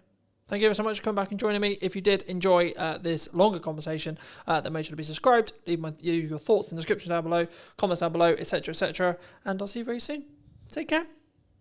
Just focusing on one platform? Is it that you can reduce overwhelm for your client? Do you think it's a level of, like, we sometimes overthink what's valuable, we overprocess, we overthink, oh, what about this post? Maybe this isn't valuable. If you're trying to strive for the perfect post, it's then going to become a bit of a time drain and it's become extra stress. How do you, is it just like relying on motivation? Yeah, I mean, if I don't get it done, nobody else is going to get it done. That's a pretty strong motivation. Sometimes it's not worth the headache. A lot of people were saying AI is going to take our jobs.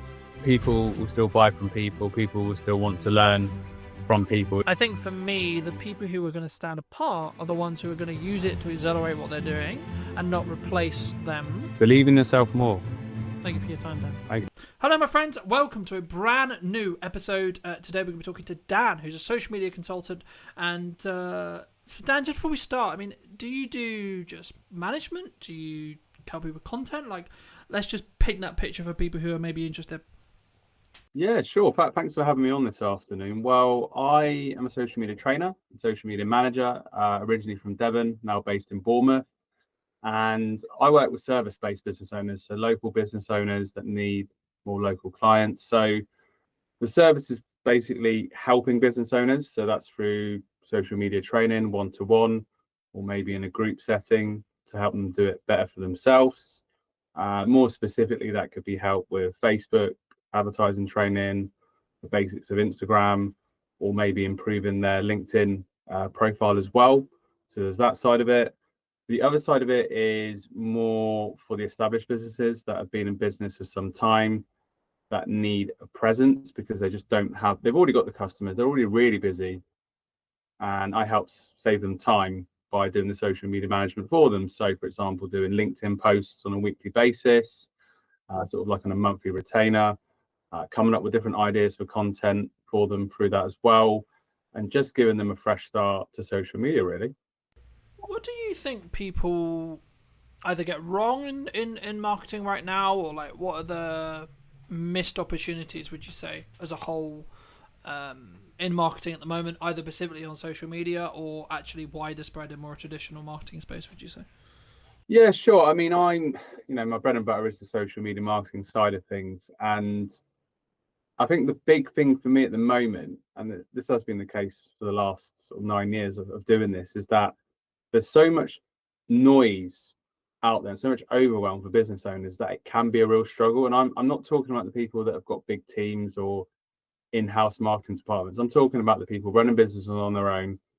They've got a solid business and they've got something that people want, but they're frustrated because they don't know what to do in terms of social, and they have so much conflicting bits of advice from people out there, and maybe they watch some videos on YouTube and that advice isn't really tailored to their business. Maybe it's more for creators or influencers, for example, and they get lost in all this noise. And rather than just really nailing and focusing on one platform that could really help their business grow, they then spread themselves too thinly, and they're trying to do a bit of this, they're trying to do a bit of that because they've heard their friends say they need to be doing this, they need to be doing that, when ultimately, they've got a business to run. They haven't got all the time to do that. So that is what a lot of the service has been over the last 9 years, is working with those people that maybe haven't grown up with social media, and that's truly my passion, to sort of empower them to use it for their businesses. And sometimes they're a little bit nervous, they've got technophobia, and they're scared to. And I think you said about missed opportunities. I think when you take a step back and look at things, like let's rewind the clock, maybe I'm thinking about times here, 20 years ago, maybe. I think I'm looking at, yeah, maybe a little bit more, but you've got a chance to be in front of a camera and speak to your audience all across the world, or all across the country, or whatever the context may be. And that's not an opportunity you had all that time ago. And this is, obviously the way we are now with smartphones and social media, we're so used to it, so embedded into our day-to-day culture, that it's quite interesting to just take that little bit of a step back and realize the opportunity you've got there to build that emotional connection with people that are following you as well. And I've seen it time and time again. I'm talking about like supplement shops and fitness shops back in Torbay, just doing simple videos, and that's just a great way to get yourself out there, get people to know, like, and trust you, really. You mentioned that you mainly focus on one platform, right? And I think that's a misconception sometimes, because I think people, when they work with me or when we work with you, etc., maybe we look at, like, let's dominate across all of the platforms because we have a larger reach, we can reuse our content, etc. But I guess on the other side of that, what would you say is the pro to just focusing on one platform? Is it that you can reduce overwhelm for your client, perhaps? Is it kind of one of those things that some people say, like, you start on one, then you build to two, then you build to three? Are you, because the counter argument would be, like, are we putting all of our eggs in one basket, right? And are we concerned, like, let's for example, if you're business to business, which a lot of my audience is, okay, then you should just solely focus on creating LinkedIn content, right? I mean, is that the case, would you say? I think it's different for each business owner in terms of where they're at in their journey. So if you're starting out, I think, like you said, it's good, as we both agree on, it's good to focus on one platform and then you can move on to another.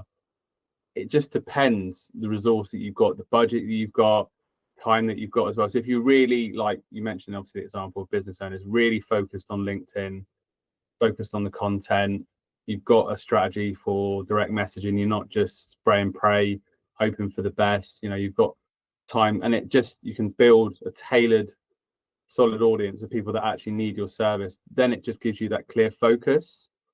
Some people have got a better aptitude or sort of natural flair for it anyway, really. So maybe using LinkedIn and maybe Facebook, and in some cases, with LinkedIn and using the Facebook personal profile in professional mode, like a lot of people do, you can then repurpose some content as well, because some of that content can be suitable for both, but each platform has its own quirks. So I think, if you're starting out, then starting on one platform and really focusing on getting that right, getting the right audience, getting the right content, not overcomplicating things. That's a big thing, really. So yeah. I think there's a question on volume. Like, that was gonna be my next question in respect to, like, there is a nature to social media where you have to do a level of volume, especially at the start, to be able to gain enough data to understand what works and what people resonate with and what people really enjoy.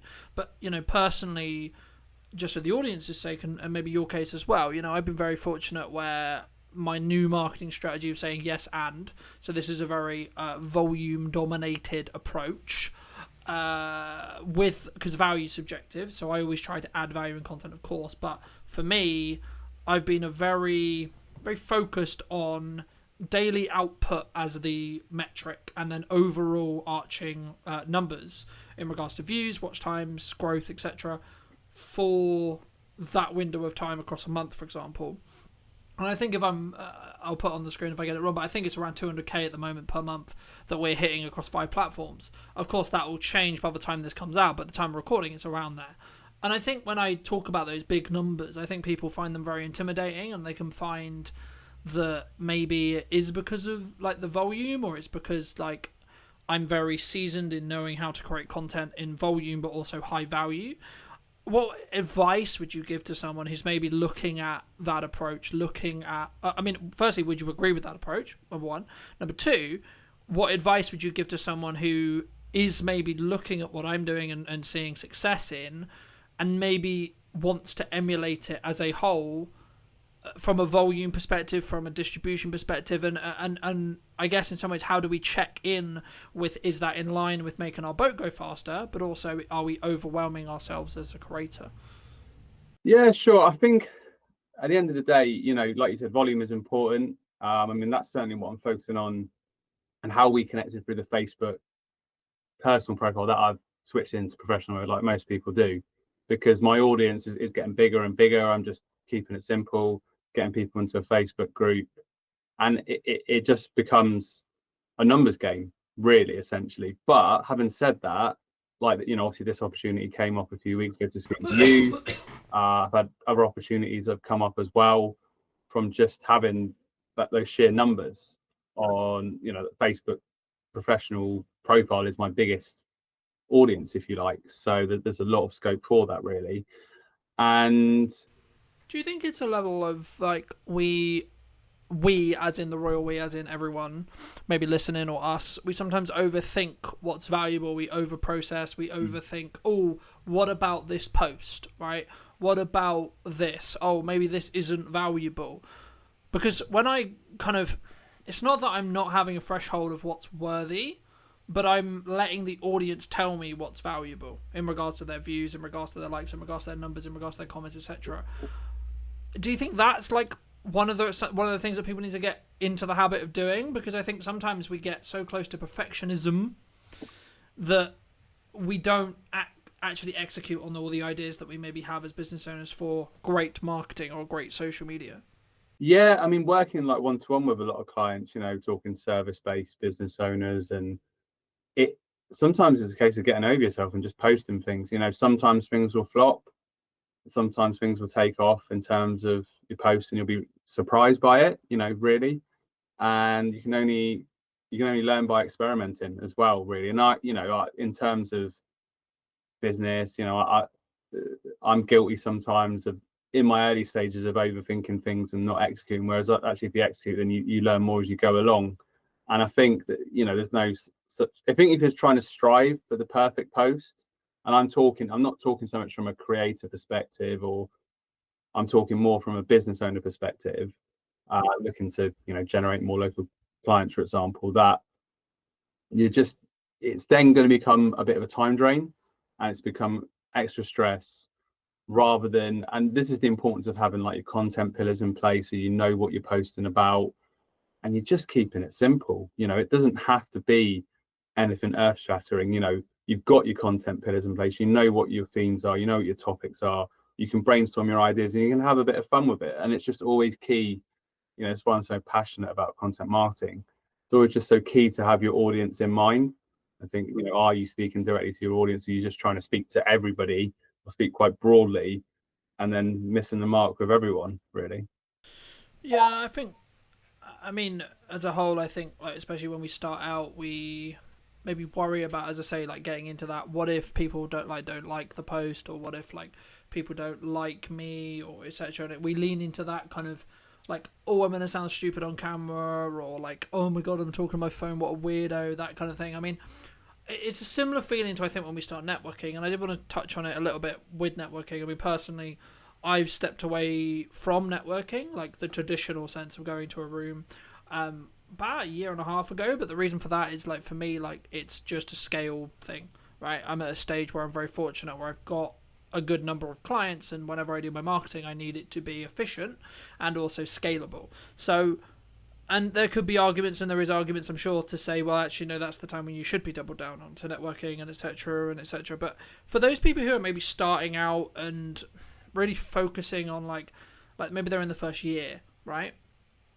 What would you say, like, they should do if they're nervous about being on camera, they're nervous about going to a networking event, or they're nervous about speaking in front of a room, or those I think pillars of any business to build, right? Because I think when I talk about networking now, it's from the context of I'm nearly a 10-year-old business, and in my first 5 years I heavily networked.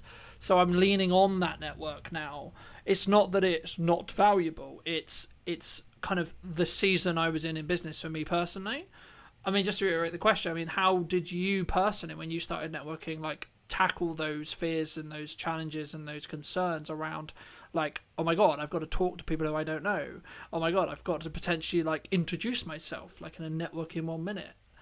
Yeah, I mean, I started doing it back in 2015, and I wasn't actually, my business started in 2016, but I started writing a blog about social media, how it impacts businesses in the Torway area, and they had Torbay hour meetings in the local area, and there was guys that were running marketing agencies that were helping people with social media. So I thought, well, that would be good. I just did a Google search and then found it, and I was like, oh, that sounds really cool. It's quite a small town, so go along to that and see what happens. And I guess I'm quite at ease speaking to people that I don't know. I quite enjoy it, but do you sorry to cut you off, but do you think that comes from the experience you've had of nearly doing it for a decade now?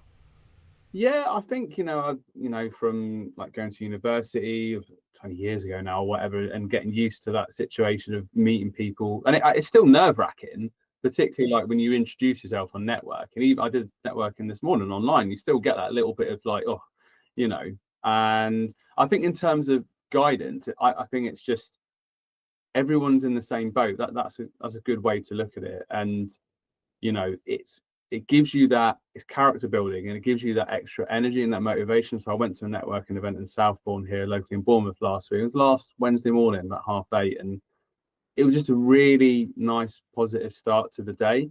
And particularly if you're working on your business on your own, and you're on a laptop, you're on a PC, on your phone, it's just good to get that real connection as well. And it also holds you to account, so that you have to keep your standards high as well, and you're out there sort of like in the real world and learning from people and picking up little bits of advice, little sort of bits of information as well. So and I get that for some people it can be really overwhelming to go to sort of physical networking, so maybe start with like a smaller group, or something a bit more informal, or online networking as well, just to sort of dip your feet in the water, so to speak, and then learn as you go along.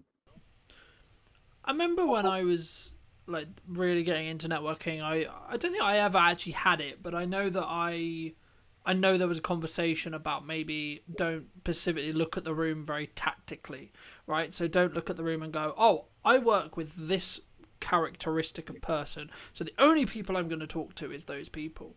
I mean, have you found in your experience that actually the people who give you the most referrals, because that's why we go to networking, right, is to work through the room rather than work directly in the room?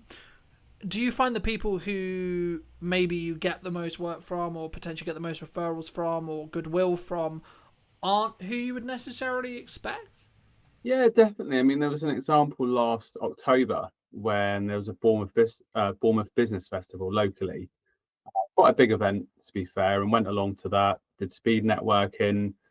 And this is the thing, that day I was going to Alicante, and I had the option of basically getting my flight earlier in the day or later in the day.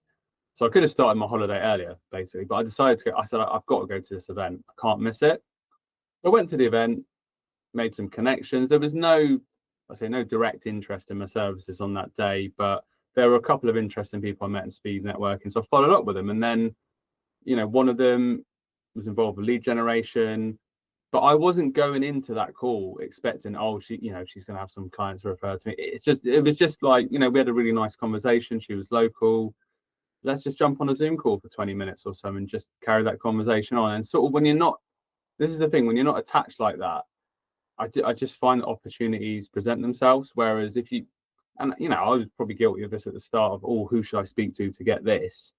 Rather than just going in, being open, this is what I do, this is who I help, what about yourself? And you sort of go in, a bit of a cliche, but it's very true that you go there to build relationships, and obviously the purpose of all relationships, it's not, take. Obviously, you go to a relationship to give. So that's just the attitude that I have to it now, really. And it often is the case that when you're least expecting it, you'll have a conversation with someone, you think, oh, this person is not necessarily going to need my services, but they, you never know who they know. And yeah, so it's all about circulating. I mean, obviously we both work very strongly online, right? And I think, would it be fair to say we're maybe chronically online, right? As in, like, there's not, speaking personally anyway, there's not a day where I'm not connected or not having some level of internet conversation related to something related to work, right? For example, whether that's through my phone or computer or a podcast or whatever. So even when I do meet people in person, it's normally about what we're doing online. And I guess, the question that I was going to kind of lead on to that was, like, at what point, and this is maybe a personal question, like, so maybe answer it from your perspective, because I think it will be different for everyone. When do you try and detox? Like, and then how do you go about doing that from a digital detox perspective? Because it's not something I did for the last couple of years, but now I'm, like, chronically online as much. I'm actually trying to, like, really focus on having maybe a couple of windows a day, like maybe it's an hour, maybe it's 2 hours, of just not being connected to the internet, like, mentally. Just, like, obviously my phone is still connected, so right, stuff can happen, but, like, I'm not actually, my phone's out of the way, my computer's out of the way, I'm not looking at it, thinking about it. How do you do that? And if so, like, how did you build that habit? Well, like yourself, I just became very aware of it a couple of years ago, that my whole world was, like, online, essentially. And it just started to feel really unhealthy. And I think it's a problem that a lot of people encounter and maybe people aren't aware of. So you probably saw, I did a post recently about this July digital detox challenge. It came up, obviously on a Facebook ad, ironically, but fair enough. And I thought, well, let's give this a go. And it's things that I've been putting into practice over the last few years, really. So using the Minimalist app on my phone, I pay a fee for that each year, and that helps make my phone become more of a tool, which essentially it is, and look a bit more boring. So it's not got all those shortcuts and visual cues to sort of entice me in. And yeah, for example, like last night, met my friend, went to the beach, very lucky to sort of live near to the beach. And I just look at that circumstance, and it's like, I don't need to be on my phone. Obviously, if a family member calls, the phone is still there. If it's something urgent, somebody will call. And that time is precious because it just gives you that time away. But I think a lot of this comes to building healthier habits. I think people just aren't aware a lot of times that they're doing it they're doing it subconsciously, really, where let's say two friends are at a bar watching the football, one pops off to the bar, the other one's straight on their phone. The friend's only going to be gone for a couple of minutes, but it's just an instinctive, all waiting at the bus or whatever. And I'm not saying that's the worst thing in the world, but the thing with it is, obviously we're business owners, we're busy people, we got a lot to process, and we got a lot of things we got to think about, and that creativity can come through silence. And certainly for me, like lunch times, dinner times, that's just a time where I'm not on the phone.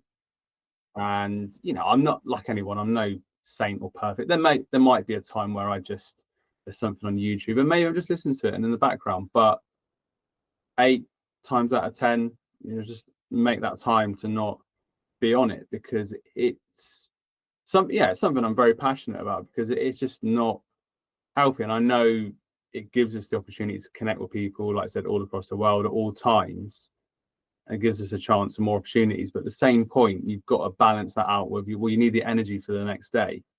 If I was on my phone a lot last night, there's no real downtime.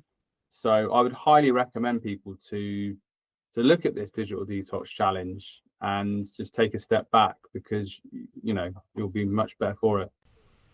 I think that's an important point, and I would tackle it from a perspective of, like, how present are you in the moment, right? And how present are you with your parent? How present are you with your partner? How present are you with that friend? How present are you with yourself, right? And I think that's sometimes what we don't look at right? It's sometimes actually like, as busy people, especially as you get older, you get into a relationship, you want to continue to build your relationship, of course, with your parents, etc., etc., and then maybe you have a friendship circle, you want to be social and so on. We spend all this time, or we spend working, or we spend doing a task or whatever. We spend all this time out, out, out, out, out, and we don't, I think, well, on average, unless you make a habit of it, to actually spend the time looking in and working on ourselves and, you know, etc. And for me, something that I've always had is that's why I do fitness, because it forces me into this point of view where there is no other distractions. You know, maybe I've got music on, or maybe I'm listening to a podcast or whatever, but from the crux, sometimes I'll just like go on the run, go for the workout, I won't put headphones in, I'm just there with my thoughts, and that's deliberate, because sometimes I'll need to process things, or like I need to just check in with myself and see.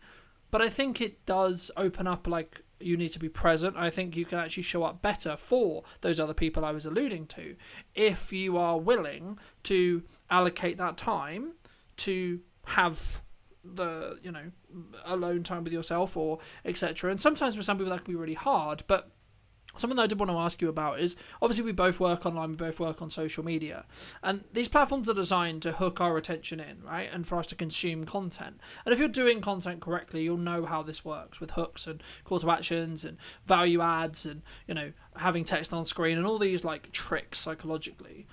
How do you, as a social media manager or social media consultant, however you want to think about it, like, go on social media to do a task, whether that's posting or whether that's like market research or equivalent, when you're like consuming that, not be drawn into that content, especially on TikTok, for example?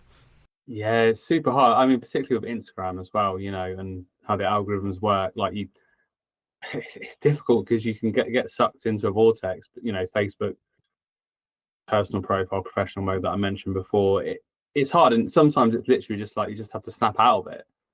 And, you know, also from a digital wellness point of view as well, looking at my feed and once again seeing, is this actually helping my state of mind? You know, I use, like for clients, I use Buffer, for example, so that's like a nice clean environment.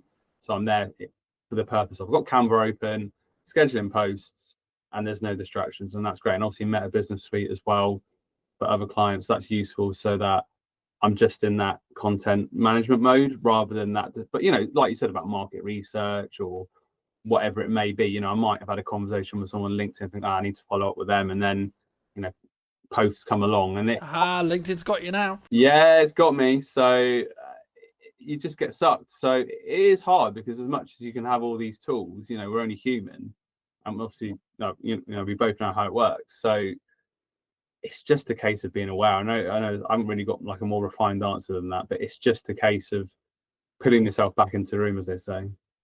I think to an extent how I look at it anyway is I could potentially see it as a reward engine. Like, I don't actually, to be honest, I don't really consume on TikTok or socials anymore. Not really. Like, I'm a big YouTube watcher, sure, but that's when I'm trying to actually do research or trying to learn or equivalent, right? But like, outside of that, I don't really consume content, and that's just because I've trained my mind not to go down that rabbit hole. But when I did, I would always do it in a respect of, like, if you do X task, then you can spend 20 minutes on TikTok. Like, completely cool, completely fair, scroll for your heart's content, you know? And I think, I mean, to an extent, that kind of, in some ways, that leans into my next question, which is going to be around, like, what lessons have you learned from, like, growing a business, or what lessons have you learned as a whole, like, in your business journey? But I think for me, just before I pass back to you, I think using that reward pathway and using that, like, you do a thing, then you get a reward, I think is really key, because it allows you to still have the things you enjoy, but it also allows you to not feel then guilty about enjoying those things, because you've tied it to an outcome, right? So, I need to get this work done for a client. Okay, cool. When the work is done for a client, I can then do the thing I enjoy. But just to reiterate, what lessons specifically have you learned? What specific lessons have you kind of taken from it? So maybe like the last 5 years, perhaps, or maybe the last year? Yeah, definitely. I mean, there's lots of lessons. I mean, a big thing for me has been personal development, knowing that, you know, I'm my business, I run my business, and the more I invest in myself, the more I'll get back from my business, because I'm a stronger person. And I definitely think, particularly over the last, I'd say, like 2 years, I've been much more focused on tapping into like the local business community as well, and not feeling so alone, and joining the online networking groups like Larten Live, Oni, Entrepreneur Circle. You can just be with people in the same boat as well, and I really appreciate those opportunities to connect with people, and because it's very easy to just sort of be in that solo mode and kind of isolated in that sense. So that's a big thing. And I think as well, kind of give it, not being afraid to fail as well and learning from failures. That's obviously a big pressure, but certainly the more you fail, the more you learn. That's one of the big things I've learned as well. And not also, I think it's probably a thing that a lot of people can relate with, not being your harshest critic, as much as I am a lot of times my own harshest critic, because I want to keep doing better and everything. Giving yourself some slack as well. I think there's a difference to like when you, so for example, every single client shoot I've ever had, I've always done a debrief afterwards. And the point of that debrief isn't for me to beat myself up on what I didn't do well. It's to say, sick, you did it. Client seems to be happy. Things seem to be going well. Cool. But what if we could make it better? Right? And I think for me, those debriefs allow me to make those 1% improvements so that by the end of the year, I'm 37 times better at my craft than I was a year ago. And it kind of, to an extent, leans into maybe what you touched on a little bit about the networking thing and like building those longer term connections. But what role would you say that community, it's kind of a buzzword now, but like community as a whole, or having a community of business owners around you, whether that's digitally interacting with content and you're both kind of both interacting with content, or physically at a networking group, or maybe like check-in circles, or etc., however you want to do it, or accountability partners, so on, so on. There's loads of ways to do it. What role would you say those community element actually has for your business, but in general as a business owner? I mean, one of my values, is tied in with community as well, because I've been involved with lots of communities in the past. I was involved with a YouTube channel, Elite FPL. That was a big part of that channel was, and still is, being part of a community, a sort of online worldwide community that are passionate about fantasy football. And then, being part of these networking groups like Larten Live that I mentioned before, Oni, Entrepreneur Circle, and the local business events as well. I use Patch, which is a local workspace in Bournemouth. So once again, without wanting to spout out another cliche, you're not on the journey on your own, and you've got other people to bounce ideas off. You can learn different things from different people, even from their challenges, which they might have a different business to you, but then you can relate it back to your own business as well. And it's definitely the thing of keeping you to account and helping you kind of keep on progress as well with your peers, if you like, really, so that you're not kind of snacking behind as well. And I think as well, mentioned it before, like when you asked about people that are new to networking, certainly confidence building. When I, once again, a few years ago, started to go to more local events in Bournemouth because I wanted to get more known in the local area. I was quite nervous rocking up to these big events, and that has lessened, and I've actually started to embrace and look forward to it as time has gone on. So it's been quite, confidence building as well. I think sometimes when we look at business owners, or we look at maybe some on social media, it's very highlight orientated, so that can naturally like build your confidence, but also it can go the other way. I think sometimes where people often wonder or often worry about like, what if they're not doing well, right? And I think something that I'm very proud of is actually whenever things aren't doing well, I've taken 100% accountability for that, but also number two, I've also like be willing to be open and share it. And I think that's one of the reasons why I'm potentially, from people who watch my content consistently, they tell me like, you're a human, right? So like, it's not like this, like, oh, things are going super well and etc. And I hope it makes me perceived, or makes me believe, that I'm more humble than maybe others. But it kind of does link into my next question, which was going to be around, obviously business doesn't always go well for whatever reason. I mean, do you have a specific either set of challenges or like a larger set of challenges that you're willing to share, that also like how you then overcame those challenges, more importantly? Because I think sometimes it's important for us to share a level of vulnerability there, but also share to the point where like actually it can be a tool to show like, no, don't go down there because there's a bear there, for example, right? I mean, have you had any challenges like that you're willing to share and how you then fix them? Yeah, massively. I mean, it's constantly every day's a school day, as they say, and you're constantly learning. So, I mean, there've been challenges before where I started out just working with solopreneurs, working just with a couple of businesses, and then end up working with lots of businesses all at once and having to put all the sort of foundations in place to do that, and not always getting it right, and making things that I regret, things that I wish I'd done differently. But making that transition hasn't always been easy. I'm talking about sort of organization and things like that, and running things smoothly, and you don't know what you know till you know it, as they say. So once you go from, I had a period where I was just, running a few social media accounts, doing some training here and there, to then running social media training for big groups, 20, 30 people every day, and just feeling overwhelmed at the time, really. And because I didn't have the infrastructure in place in terms of like the admin, all the tech side, really. And you are learning the hard way, really. But I think once you move past that and invest in your business more, like invested in business mentorship and training, and then the thing is, once you've had that experience and things haven't necessarily gone always how you'd like them to go, and then you do training and it goes really well, you get really good feedback, and you think, oh, actually, I've learned from that experience. I now moved on. I'm a stronger person for it, and you sort of feel confident in yourself again. I think it's like there is probably a psychological term, something on the lines of the survivor. It's not survivor bias. There's something else there, but it's basically the crux of it is things happened to me. I survived it, so it gives then a knock-on effect to my confidence, because I know I can survive that again if it was to happen again.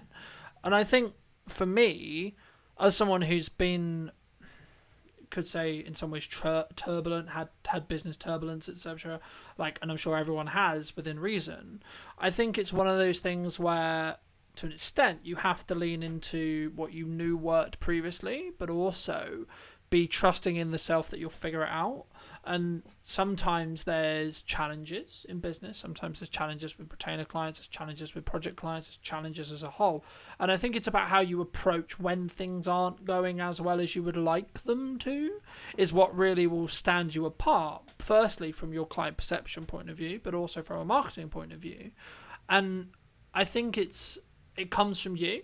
And I think especially is like whether you have a team or whether you're the leader or whether it's just you plus freelancers or just you, I think it has to, regardless, the inner work has to come from you. I mean, my next question was going to be around like, how do you balance, or how do you lean into motivation? Like, are you strong in discipline in respect to like when times are hard and you know that the thing you have to do is show up and do the work?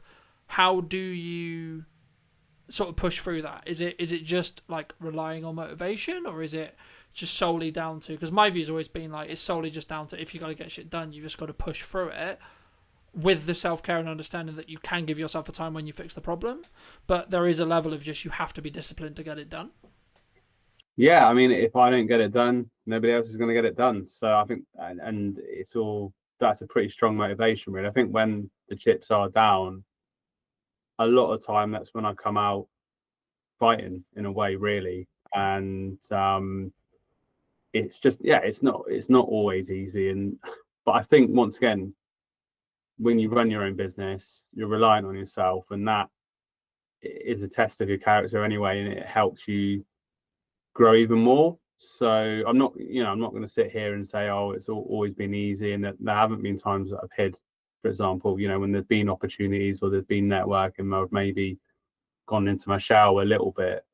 But I think, and this, I don't know how to say this, but like when you have like an employed job, there probably are times where you're working and you sort of what you got to do, and then your neck isn't always on the line. Whereas when you're running your own business, you haven't necessarily got those safety nets in place. I'm not saying that having an employed job is not pressured at all, but I think it's different, right? And I think even if you have a retainer, and even if you have a pot of money, and even if you've done the financial work and you've done the money management work and etc., you still, from your core, don't like losing a client, right? Personally, I don't. I never like saying goodbye to a client, or deciding to part ways with a client, or a client deciding that as well. And normally, it's a mutual like thing when that happens, right? But I think for me, it comes down to sometimes you've just like you've added the value you can add, and as you do it more, you'll understand that it's just part of the process sometimes, like especially if you're growing yourself, like as your expectations or like etc., like there's only a certain line that you're willing to go, especially if your expectations are rising.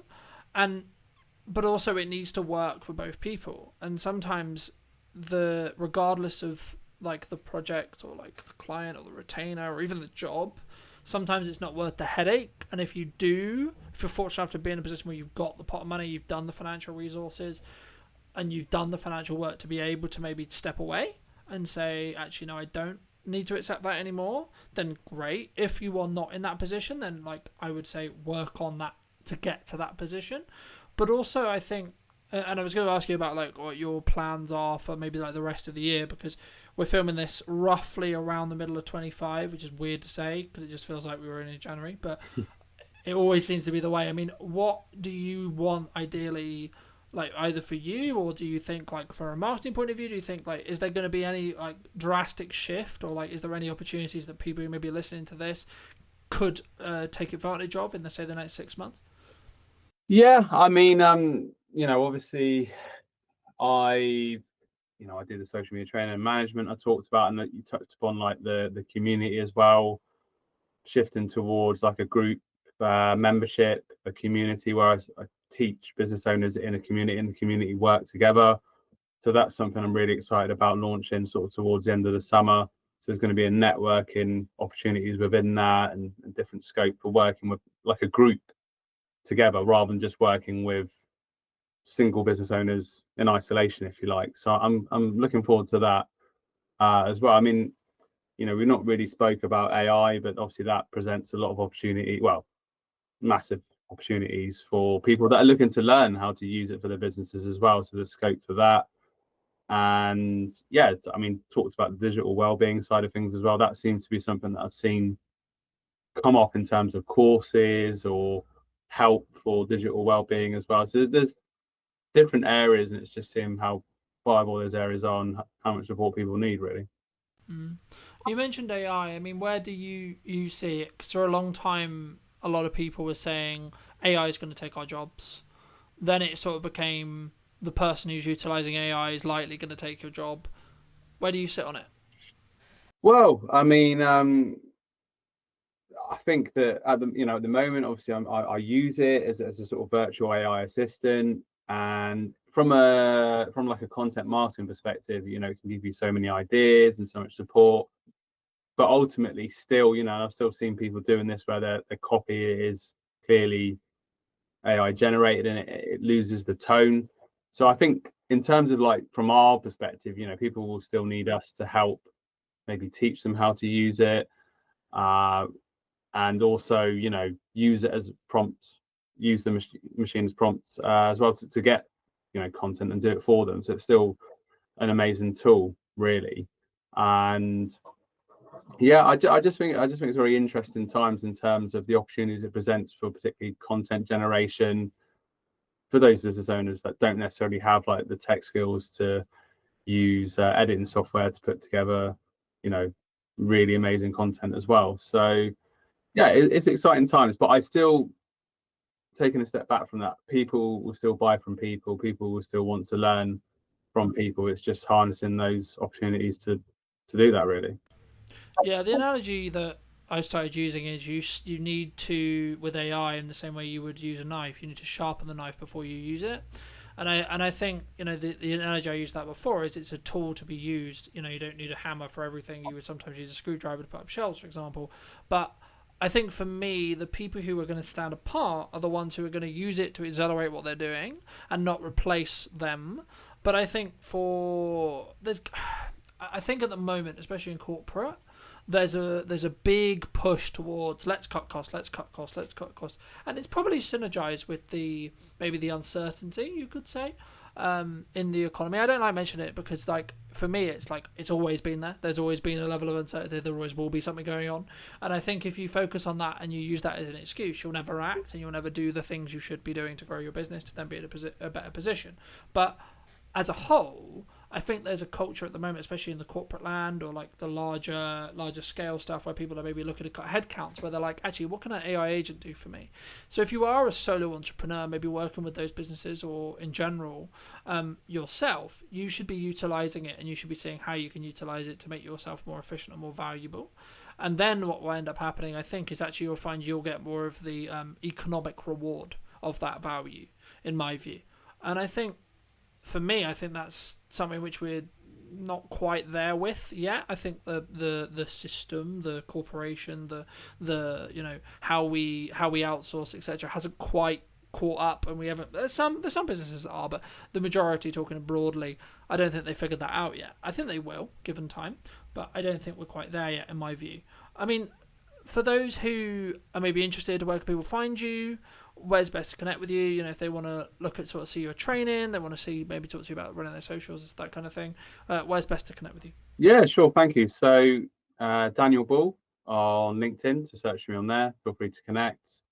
Your social media consultant on Facebook and on Instagram as well. So those are the best places, really, particularly LinkedIn and Facebook are the best places to connect with me. So say looking for service-based business owners that are on their own, frustrated with social media, need help and support, and I'll be your personal trainer, if you like. I'll give you that tough love and that support that you need, and I'll be there with you every step of the way. And hopefully that wasn't too corny, but would love to connect with more people. Fantastic. And if you were going to wind the clock back 10 years, maybe 15 years, and you were talking to the Dan who was there, right? The person who maybe hadn't started a business yet, or was in the first couple of years of starting the business, depending on whether you're doing 10 or 15, what would you say to him? Believe in yourself more. Thank you for your time, Dan. Thank you for having me. It's been a pleasure. No, you're welcome. And if you did enjoy this piece and you'd like to see more like it, make sure to leave me a comment on what you thought, and of course you can subscribe and etc. and all those lovely YouTube things as well. But thank you ever so much for coming back and joining me, and I'll see you very soon.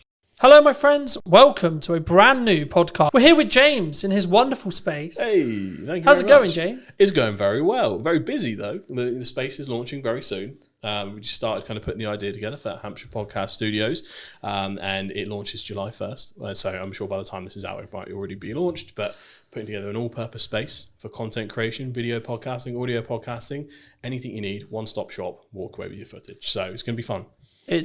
I think it's an interesting space, right? Because I think so many people find podcasting really hard to do, to know how to do it. Yeah. But also, not even from a tech side, just being in the psychology around creating content, but especially having a conversation. I think maybe it's slightly more natural with the conversation element, but I wasn't actually going to start here, but I think it's a nice place to start. Why not? How would you say right now to people who are maybe watching this, who are looking at this and going, I kind of know I need to be doing content, yes, but it's terrifying. So I for a long time, so I've run a social media agency first. That's our main background for around almost 5 years now. And I think one of the biggest learnings I've taken from that is ultimately there's a lot of personal psychology tied up in even business social media if you have to be in it.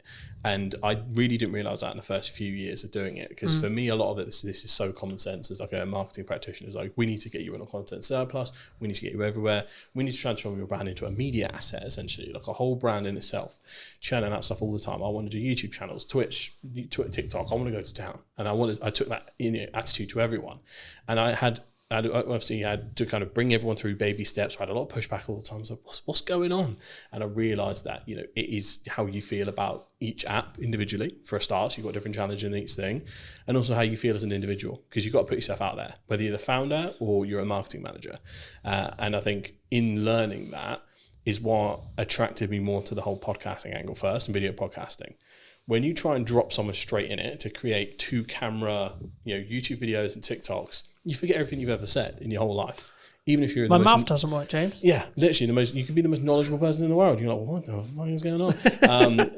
But if you can get in with a good co-host and you can just take some basic talking points and the theme of the show, and you're not too worried about the full show, again, you're just going for content volume, you can get so much value out and help so many people in a very relaxed setting, and it gets you used to it. So podcasting and video podcasting is my gateway drug into getting you into proper content creation and your brand into a new space.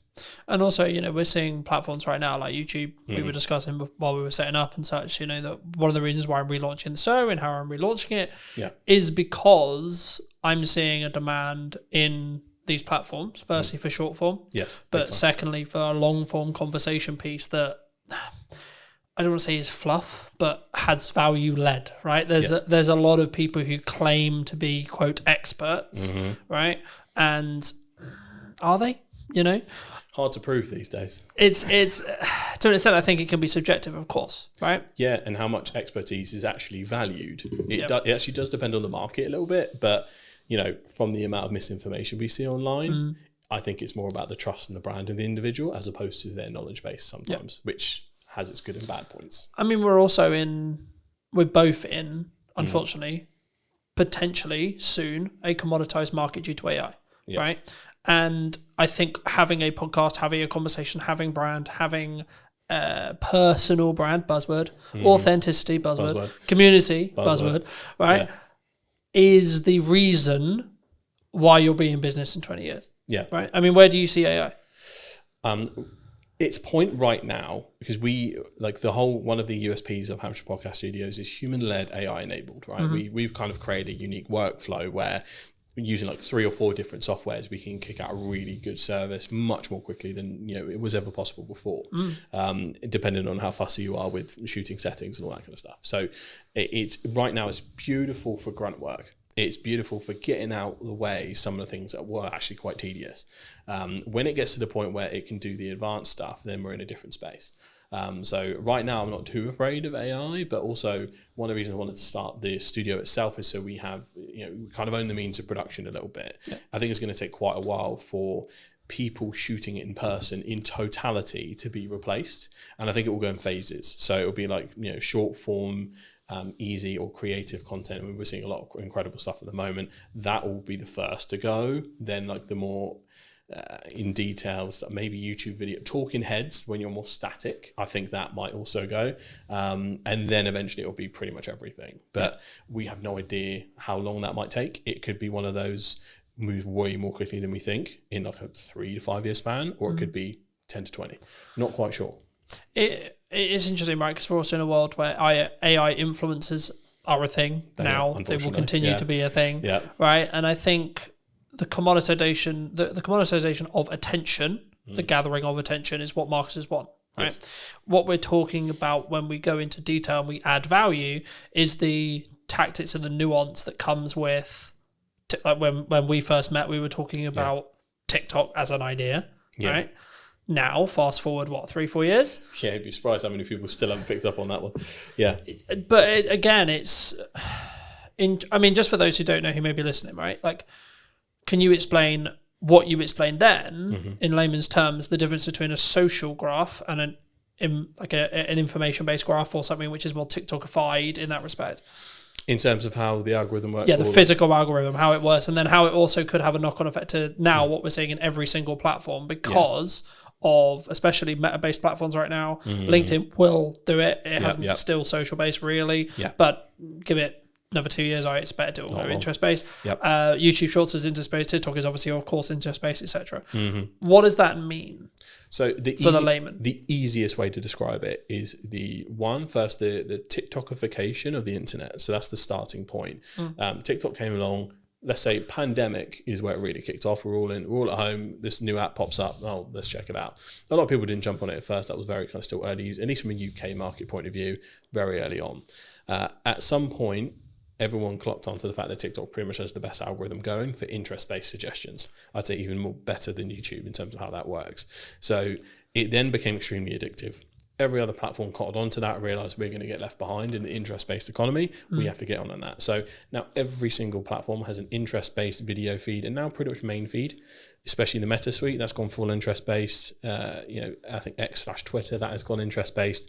Blue Sky has remained solid in the fact that they, for following, I think that's part of their USP. Even LinkedIn now is going interest-based feed they're testing it a little bit on the main feed, but mostly on that kind of scrolling video. So it is unavoidable. And that has essentially created a very interesting thing where it's the social part has been removed from social media. It's gone. It is just media. And if your brand or personal brand or as a freelancer, you're not part of that interest-based economy where you're churning out stuff that will eventually get to the right person, you will be left behind a little bit in that. Overthinking quality, overthinking substance sometimes can hinder your attempts and testing to get to where you need to be. I'm always a proponent of scale, test fast, even if you need to post quite a lot, figure out what works, where are your golden veins that you need to mine, and then start improving little by little the same way a creator would. Yeah. That's all I'm always looking at. I think it's interesting, right? Because when we first got here, we were talking about the difference in scale versus perceived quality or quality, right? And I think that so many people worry about what is the judgment of X partner, friends, colleagues, so on, dog is equivalent, right? What are the, I'm going to spam them, right? What I'm going to post too much is part of knowing what works. Volume, would you say? Yeah, well, you need a certain amount of volume to test, and at what point does it become spammy? This will differ per platform, and some platforms is pretty much impossible to spam. So you got to think about user behavior. So if we take TikTok, 70% of content, I think still, or probably more now, is digested on the For You page instead of the following. So people have to make an intentional step to head over to get everything in the chronological order of the people that they follow. That is where maybe all of your videos appear quite a lot. And you're like, okay, weird. But if not, it's just going out into the ocean. I see every kind of short form video you post is pretty much just taking a bucket of water and pouring it into the ocean at this point. Like there is very little risk of it being seen a bajillion times. But that's when you get to a TikTok, Meta, Facebook point of view. If you're looking at something like LinkedIn, the algorithm is still early and it's still developing. So a lot of people might see the same thing. You'll notice on your LinkedIn that you'll still have the regulars engage first and often see it. They might get notifications if you engage with them regularly. And from that point, other people might see it based on if someone likes, comments, shares, because LinkedIn is quite good in the fact that someone comments, that might as well be a share. That's quite handy in terms of how that works. So per platform, it does change slightly. However, even someone with an extremely engaged following like me and you, we could probably post 3 videos a day and it won't bother anyone, or they might see one, they might see none. But they might see all 3 on Tuesday next week. Yeah. You can't quite tell where that is at. So I'm of the opinion that you're never going to lose out by posting more often. What most likely is going to happen is someone's going to go, bloody hell, you're everywhere, mate. That's the place I want to be. I'd rather be top of mind and someone be slightly miffed. I'd rather take that risk. I was going to say, because that's the main trap for me. Like you're probably the 5th person, 6th person I've met this week in person. Yep. And every single one of them's first reaction when they first meet me is, you're fucking everywhere. That's the way. Right? Yeah. And for me, I'm like, that means I'm doing something right. Yeah, because it means you're seeing me. Now, it might not mean necessarily you're consuming 100% of that video, that one video, but then my heart isn't, oh my God, James didn't watch my whole video. Yeah. Because ultimately, if you start knowing that, and especially that there is a massive silent lurkers user behavior on LinkedIn, I think goes underestimated. There is a large percentage, and I'm not sure the specific number, of people that watch video without sound, that just kind of watch it without checking in. Yep. Now, if you don't click that video, I don't think it actually classes as an official like engagement. I think after a certain point in watch time, without kind of clicking the unmute button, that will then class as a view. But you'll have a lot of lurkers, which means your actual statistics won't show the true success of what you're doing. So this is where like you get into the debate between reach and impression numbers and which one you should really focus on. I'm quite focused on views at the moment. Views and watch time are basically the most essential KPIs now. But in terms of how you need to look at LinkedIn specifically, I think you just go nuts. But if you're going to make those slight improvements to really focus on the quality element, again, quality is subjective. For a lot of people, our content will be quality because we have good equipment, good knowledge.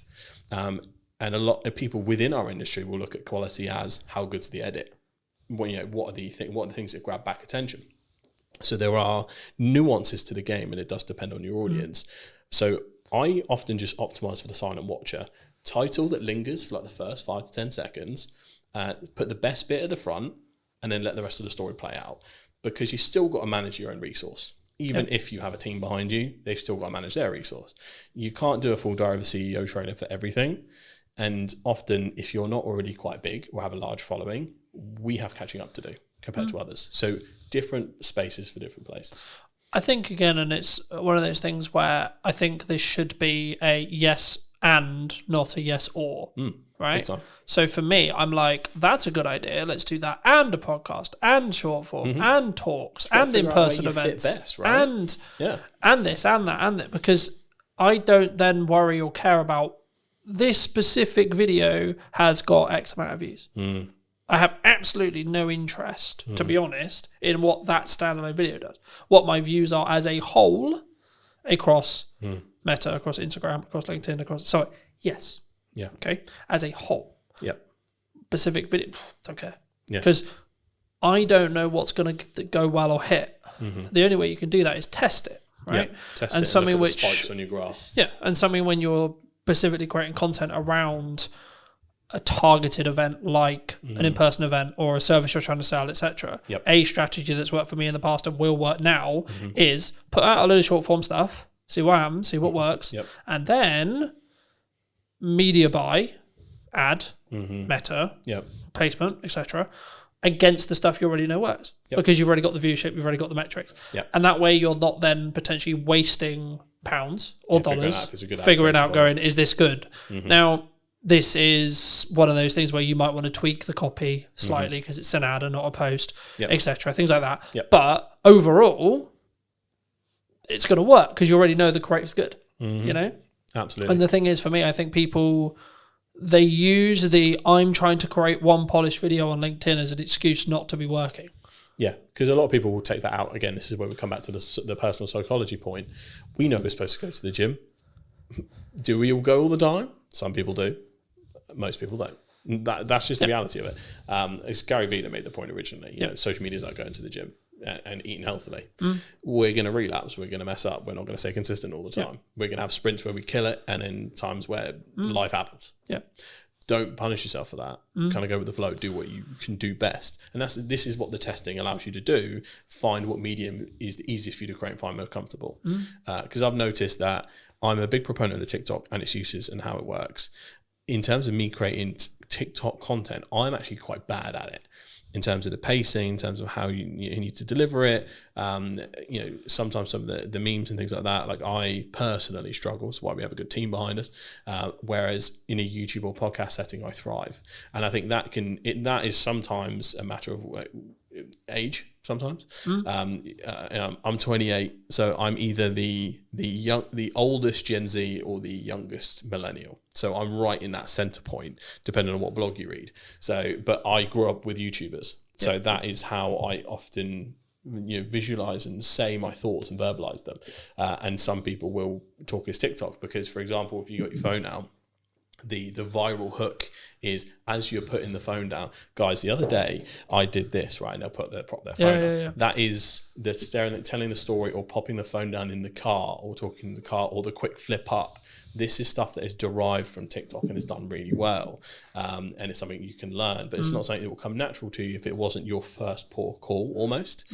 So you do have to adapt to where you're at. And once you test, once you get used to it, because you've got the barriers of editing, you'll hear yourself, you'll see yourself. We are so used to it at this point, it doesn't matter. But there was a point in time where we were like, oh my God. Wait, I sound like that? Yeah, literally. What the fuck? Literally. And now, for some reason, it sounds exactly the same to me. But before it sounded so different. But there is that hurdle. So I'm very acutely aware, even in a B2B corporate setting at some of the largest companies, if I've got the challenge of bringing a video podcast in or video content, that person has to start from ground zero. Yeah. It does not matter how big that brand is. If we have to use Yeah, someone, but I deal with internally- £100 million deals, James. Yeah, and then and I go, all right, tell me now, and I put my math doesn't work. So Who am I? What day is it? who are you?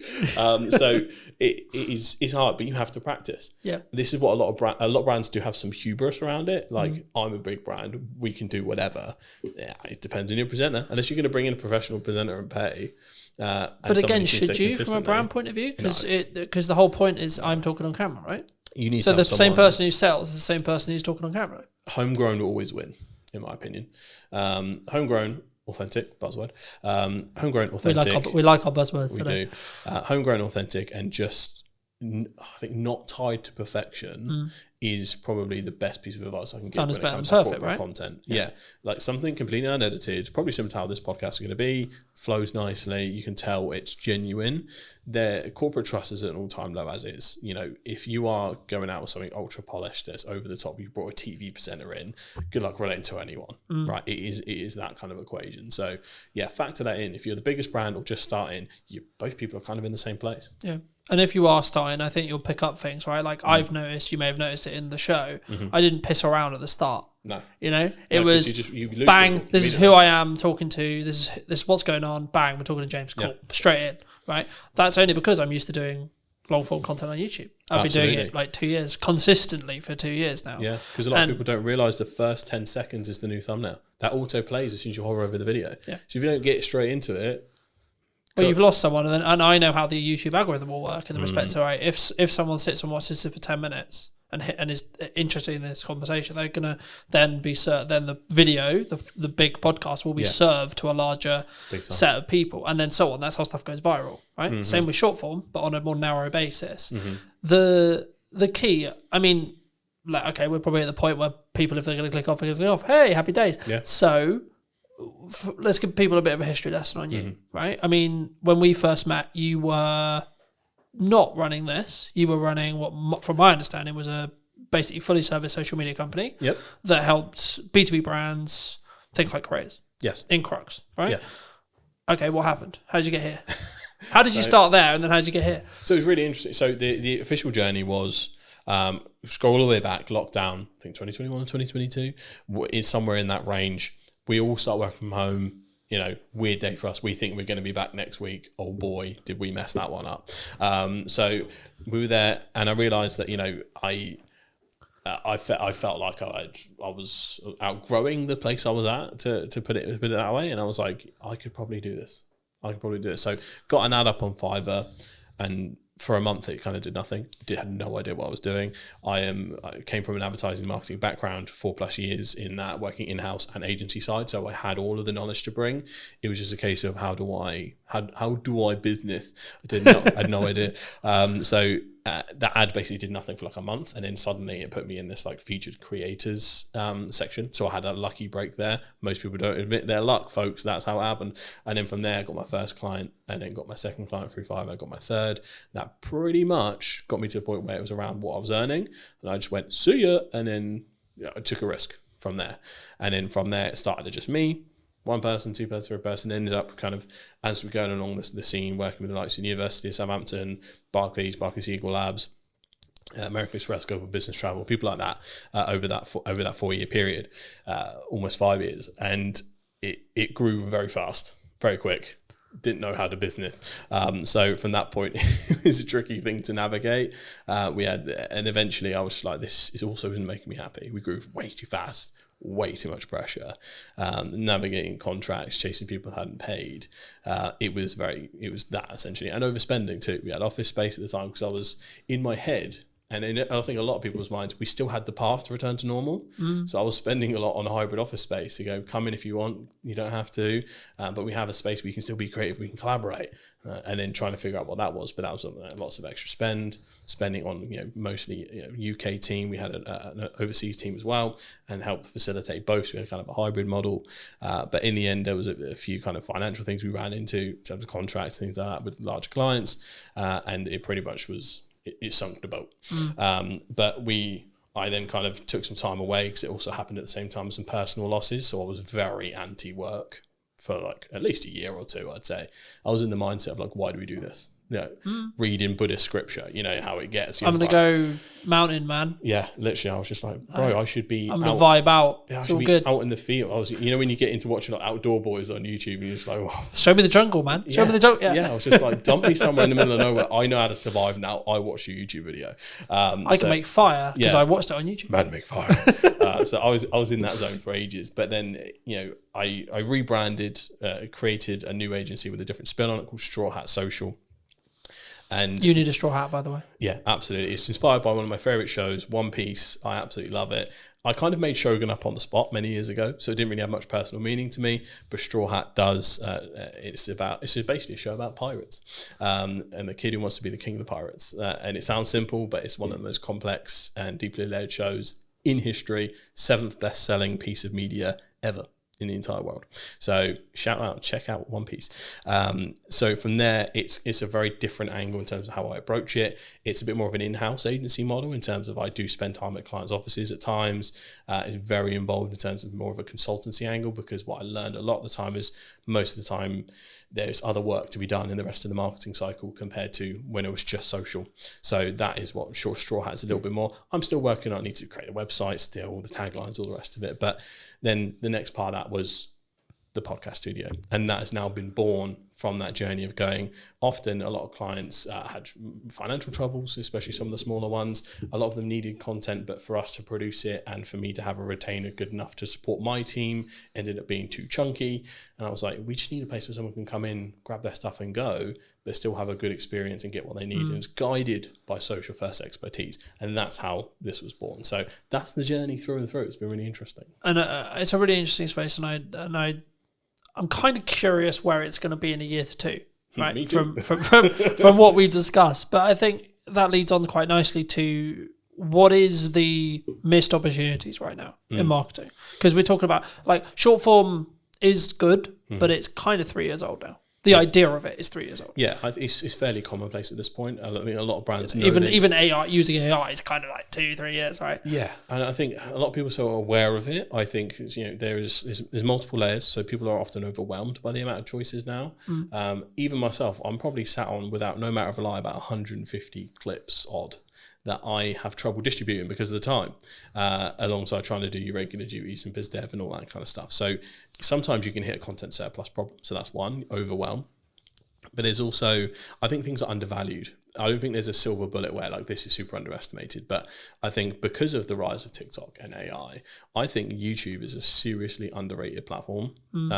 Because for brands especially, like my dream for Hampshire Podcast Studios is for it to be a full-blown vlog channel, podcast channel.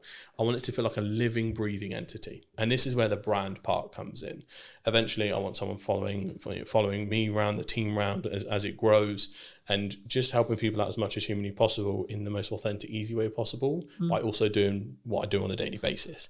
I think that has a really nice ring to it. We love following bloggers. I think I'm lucky enough to, a lot of people do follow for my personality at times, and I can channel that big energy. So it's one of my unfair advantages. And again, a lot of people do have to tap into their unfair advantages, figure out what sticks, what works for them.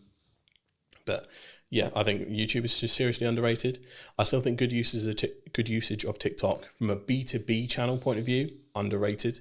And I think people need to just focus in on that platform and possibly looking at some new starters. Blue Sky, I think, especially if you're in the political space or if you're in the more thought leadership space, do open an account and start growing it, because that's new, fresh, fertile ground with the anti-Elon sentiment in the world at the moment. X kind of is very much transformed, as a lot of people know. So if you want a kind of non-toxic space, Blue Sky is where you need to be. Threads is Threads. For me, it's a bit of a non-starter. Most people just dual post across both from Instagram to Threads. So yeah, I think having some kind of home base and making it feel living and breathing is where I want to be at, because that's the part that you couldn't replicate that. I mean, you'd have to go through years and years of stuff and spend lots of time dedicating to prompt engineering to really get almost a sitcom. And this is how I explain this to a lot of big brands. Like, there's so much interwoven intricacies in brands that grow so big. The best example I could possibly give is the Goat Agency. They were like the king of pioneering vlogs, and they still do them to this day. That company probably has the best set of advertising for what work culture is like at Goat.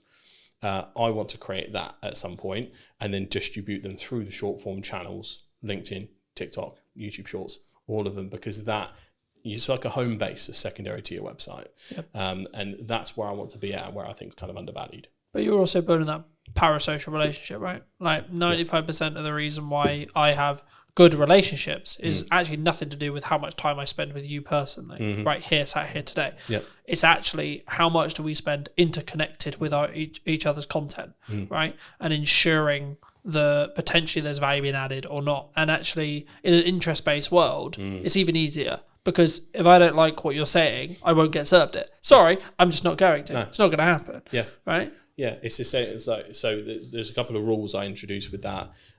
Does it go through the Holy Trinity? Does it educate, inspire, or entertain? If it's not one of those three, don't bother. People's time, they'll be gone. And then the second one, act as the audience. Yeah. But you gotta be so brutal about your stuff. Like, would I have been hooked? Would I have scrolled? You got around 2-3 seconds max. We're looking at organic. You have to be better ultimately, and just post. But you don't have to be better straight away. Oh God, no. Right, that's I think the key there, because I think when you say that, people will be like, "Oh fuck, why do I even bother?" You can your quality can be shite and your content can be shite, but you can still get really good at hooks. Yeah. But don't underestimate what you can do on a phone. Yeah, we specifically basically only use vlogging cameras because one, it's like for client stuff, because we only make social content usually, it's that perfect middle ground between high-end premium or like cinema line cameras and slightly better than a phone, so you can tell it's like made for purpose for a certain piece of content and has that slightly uplifted thing. Because sometimes you go too far, if the camera's quality is too nice, sometimes people think it's an ad. Yeah. And I think that is a very subconscious, you're trained to scroll really quickly. Yeah, the only time I would say that that's not true is if you're selling video production. Big time. Right, if you're selling, if your product is, this is how good it sounds, right? You can have off days, you can have bad environments, etc., whatever. The value of the content is what actually matters at the end of the day. Yeah. But on an average, if you're selling something that looks and sounds good, every video should look and fucking sound good. Yeah.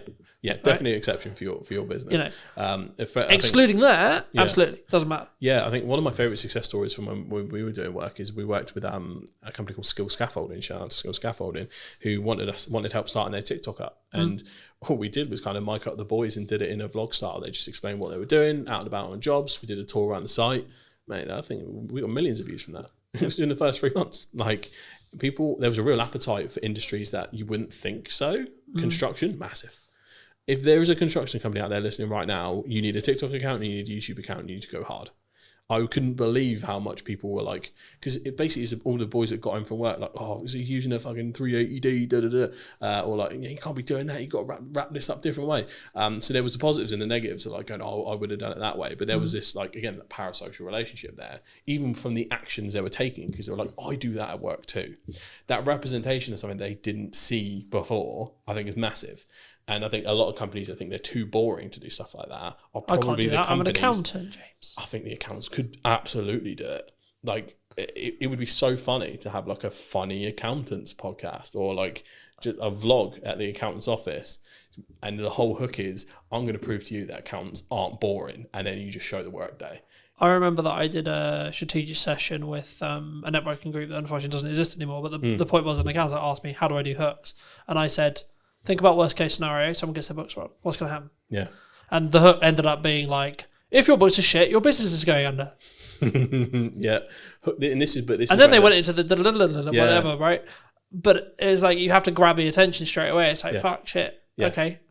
And I think a lot of people, here's the personal psychology thing again, you resist that immediately because you don't want to come across as spammy or clickbait or think you're trying to over dramatize the situation. There is something in the this is why the Americans paved the way first in terms of content output, and then we adopt it later once we see it works, because one, we're just a skeptical nation, but two, we're all a bit too frightfully to make all that fuss. Oh, but we also want to speak like this and be stubborn off lip and not swear on camera, don't you know? Can't do that. No. Whereas the people that do... Meanwhile, in America, Gary's screaming on a stage, for example. Yeah, exactly. And he's killed it that way for years, but I think there's an aversion to hooks sometimes because you're worried about perception, even on the brand level. Which is really interesting. So there is a removal we need to do of that.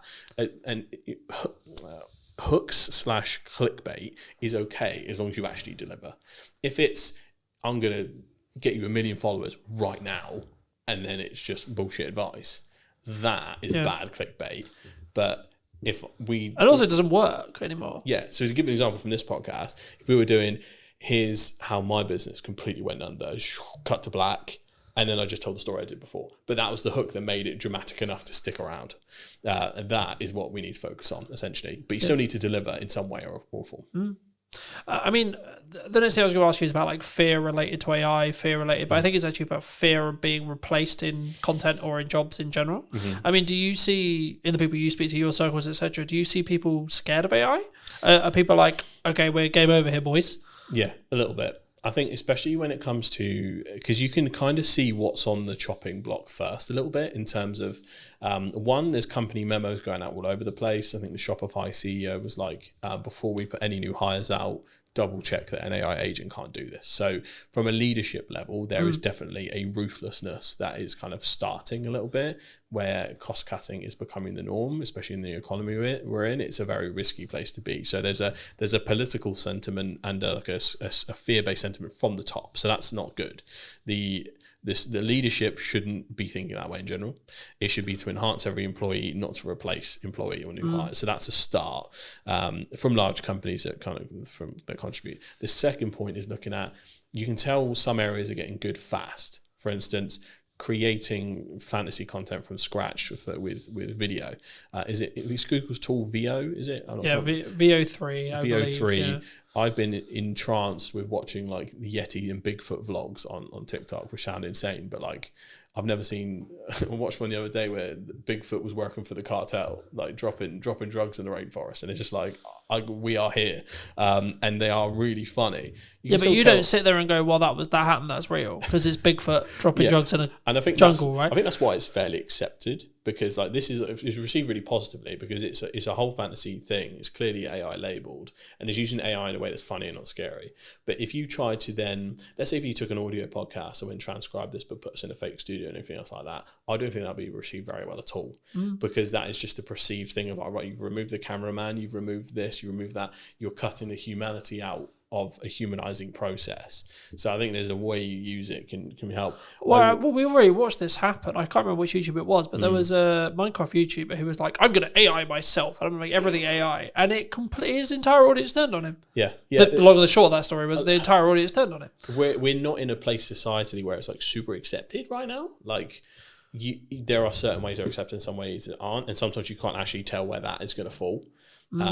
And if you're a brand that's just doing nothing but trying to AI everything, whether that's individuals, like I had a studio tour, for instance. I like to take pictures with the people that come down. I forgot to take a selfie with a guy, and I was like, "Could you send me a picture of you?" And I'm just gonna like do a cartoon version, and say, "I fucked up. AI came to help us though, and here's a picture of us together." And that'll be my saving grace. And that's fine, because it's just a little helping hand, as opposed to, it's not like I could have sent that to a designer or a Photoshopper and they would have made that happen, because the pictures would have been clearly Photoshopped and weird. So it's a different use case. So if you can see it's helping someone as opposed to replacing someone, I think that's where the sentiment changes. But graphic design is what scares me. For what comes first, I guess. That's getting scarily good fast, even better than the video side. Yeah. In terms of prompt engineering, if you can get that right, it's like, ooh, that's a bit mad. But I mainly worry for entry level positions, because a lot of the things you have to learn, a lot of the grunt work you do would be the base level edits, will be your standard graphics. It'll be like, that's where you learn your trade, and that's what worries me, because I know that big companies will try and cut that out fast. But is there the counter argument, I guess, to that is, you could be valuable to a company that isn't leveraging AI by teaching them how to use AI to do that thing. Absolutely. There is, chaos is a ladder. There is an abundance of opportunity that comes from this uncertainty, this change and all that stuff. But this depends on whether you're looking at it from an individual solution or a societal solution. I'm always looking at it from, I could probably spin up a course tomorrow talking about how we can introduce it to your business, and this is how you don't get left behind and all this. Morally, for me, I'm like, I can't do that, because I want to look at the societal solution of how do we get AI to help us and not replace people that sometimes you just want a job. Like, I don't want to have to live in a world where we all have to be Hustlers. bombastic entrepreneurs and hustlers, because it is not feasible to live in a society where everyone does that. There was a fascinating podcast, Diver CEO, the debate between a guy called Gary Stevenson and Daniel Priestley. I respect both equally, but you could tell they were talking past each other. One guy's talking about a solution for the individual, the other one's talking about a solution for society. And I think we do need to find a middle ground, because ultimately everyone's got to look after themselves. If we go too far in the realms of rugged individualism, we leave everyone who's vulnerable behind. And I think there is a place where we can move forward and do this right. But this is what's interesting. What will happen is America and probably China will pave the way in a massive way for AI development.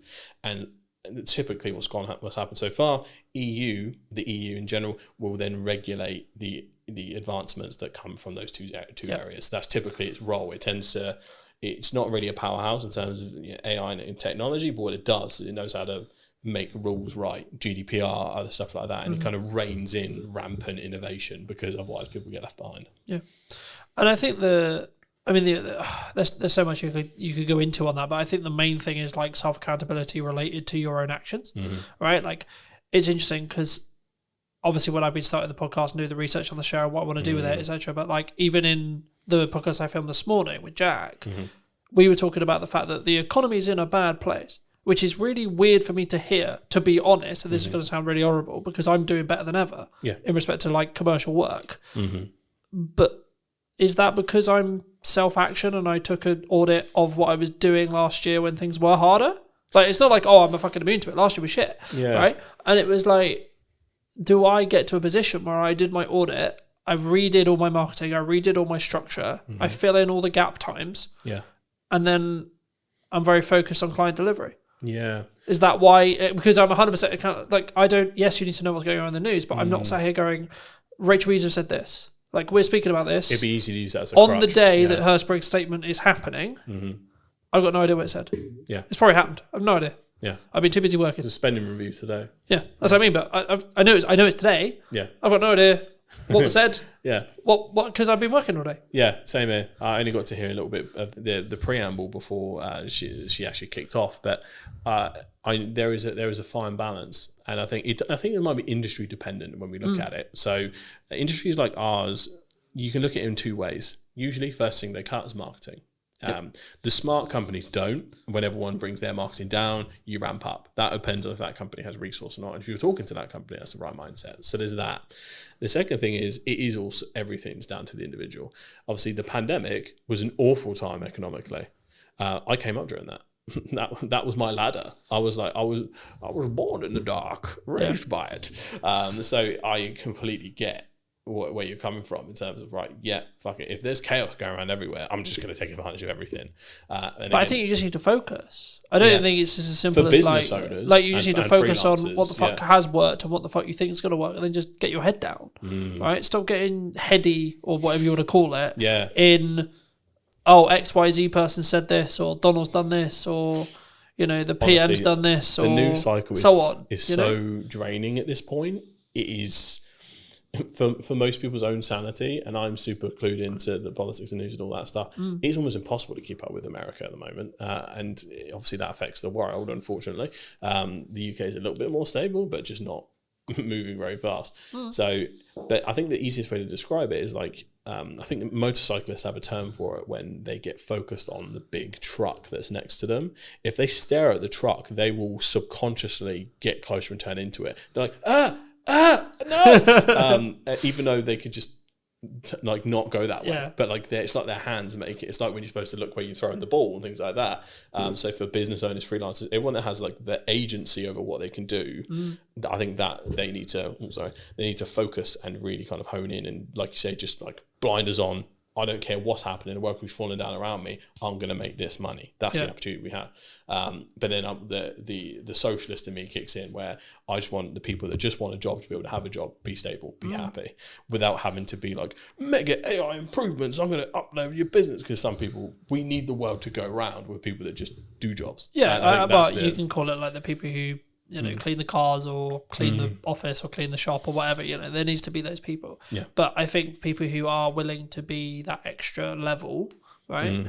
They should. right? And I think it's important if you can right now, if you're in a functional position where you can push forward, you can. Financially, you can. Energy, you can. Fires me up, right? Something I've noticed as I start doing podcasts and other things is I'm less focused on where the business is. Now you'd be like, but that doesn't make it like that, so on. But with financial planning, I know that I'm fine regardless. Yeah. And actually, I'm like, okay, cool. But actually, I'm then winning more work because of that. Yeah. Which is a really weird Tell you what, concept, you know? It's very similar. The biggest learning I had from when the business started to go down on my side was my lead tap almost entirely turned off when I stopped focusing on social. Social was my main pipeline. Inbound was our main pipeline. It's not like we had like mega, website inquiries or anything like that. That was my lifeblood. But what happened was subconsciously, I was like, we've grown to a point now. Bigger companies don't bother with all this social media. Like, maybe I can just calm down a little bit. Ironic enough, considering what I did. But I was like, I almost sat in this complacency of they'll come to us now. I'd have to try as hard. Would it be fair to say your ego got in the way?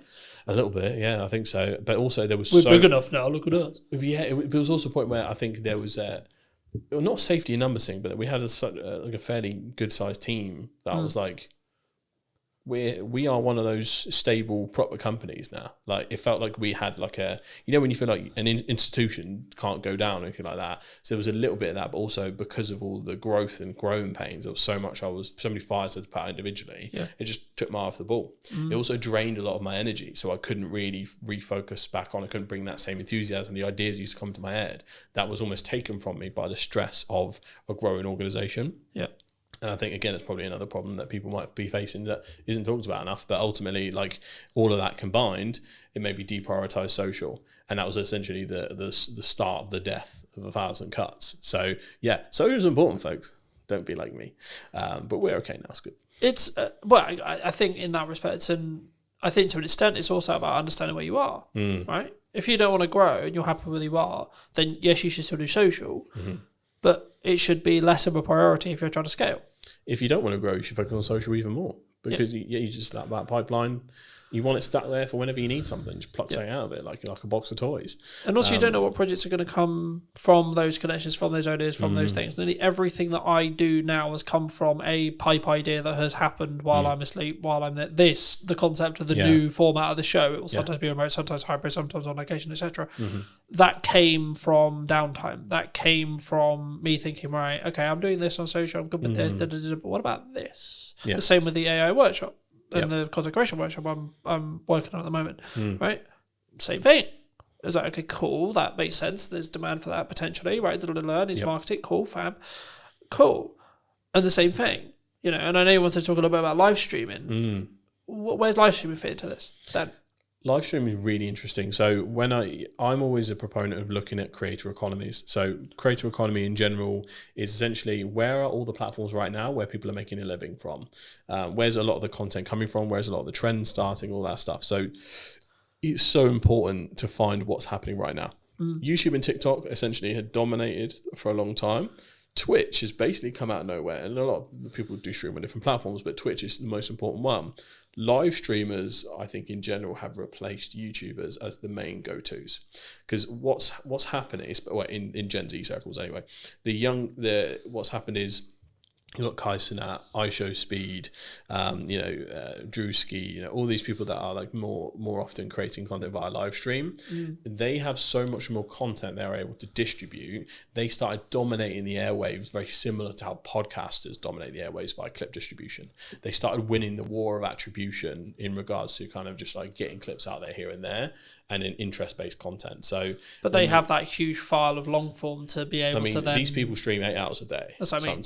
If you look at political streamers like Hassan Piker, he literally streams 8 hours a day, Monday to Saturday.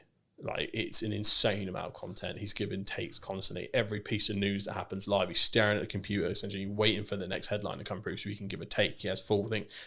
But then his editing team, which is important to mention, will then have that clip on YouTube within like 2 hours, whilst he's still streaming. Within a couple of... So he's really unique in the fact that obviously he's a left-wing, almost socialist creator. he opens the doors, so he has no copyright on his content. So he allows other people to use his content and monetize their YouTube channels without striking them. So he has a content economy where everyone makes stuff for him. Yeah. He has his own channel where he monetizes and things like that, but his channel is often 1 or 2 days late. There are a multitude of clip channels that get stuff in while he's still live. It'll come out within the hour and it will just take that 10-minute segment or that 40-minute segment. It's incredible the speed in which those people work, because they make a living off of Hassan making a living. Yeah. So it was fascinating to see how this happened. But Twitch streamers have become like the front end of like the social cultural zeitgeist, to use a weird term. So ultimately, follow what they're doing. And I think the first few brands that get serious about live streaming, and I think brands like, we've seen Foot Asylum, for instance, lead the way in terms of YouTube channels. If they can find a way to do Twitch, if, you know, even B2B brands, like my dream would be to like live stream entire studio days, to be able to stream other people's podcasts if they were comfortable with it, to show what they could do through my channels, to kind of always be sharing the love in that sense. You would be able to see such an awesome mix of different things. Each industry, you know, some industries won't be able to do it, some can, but I think if they're the first to market, there is a rare opportunity there to be taken seriously in that space, because Twitch has only been for like gaming for a while.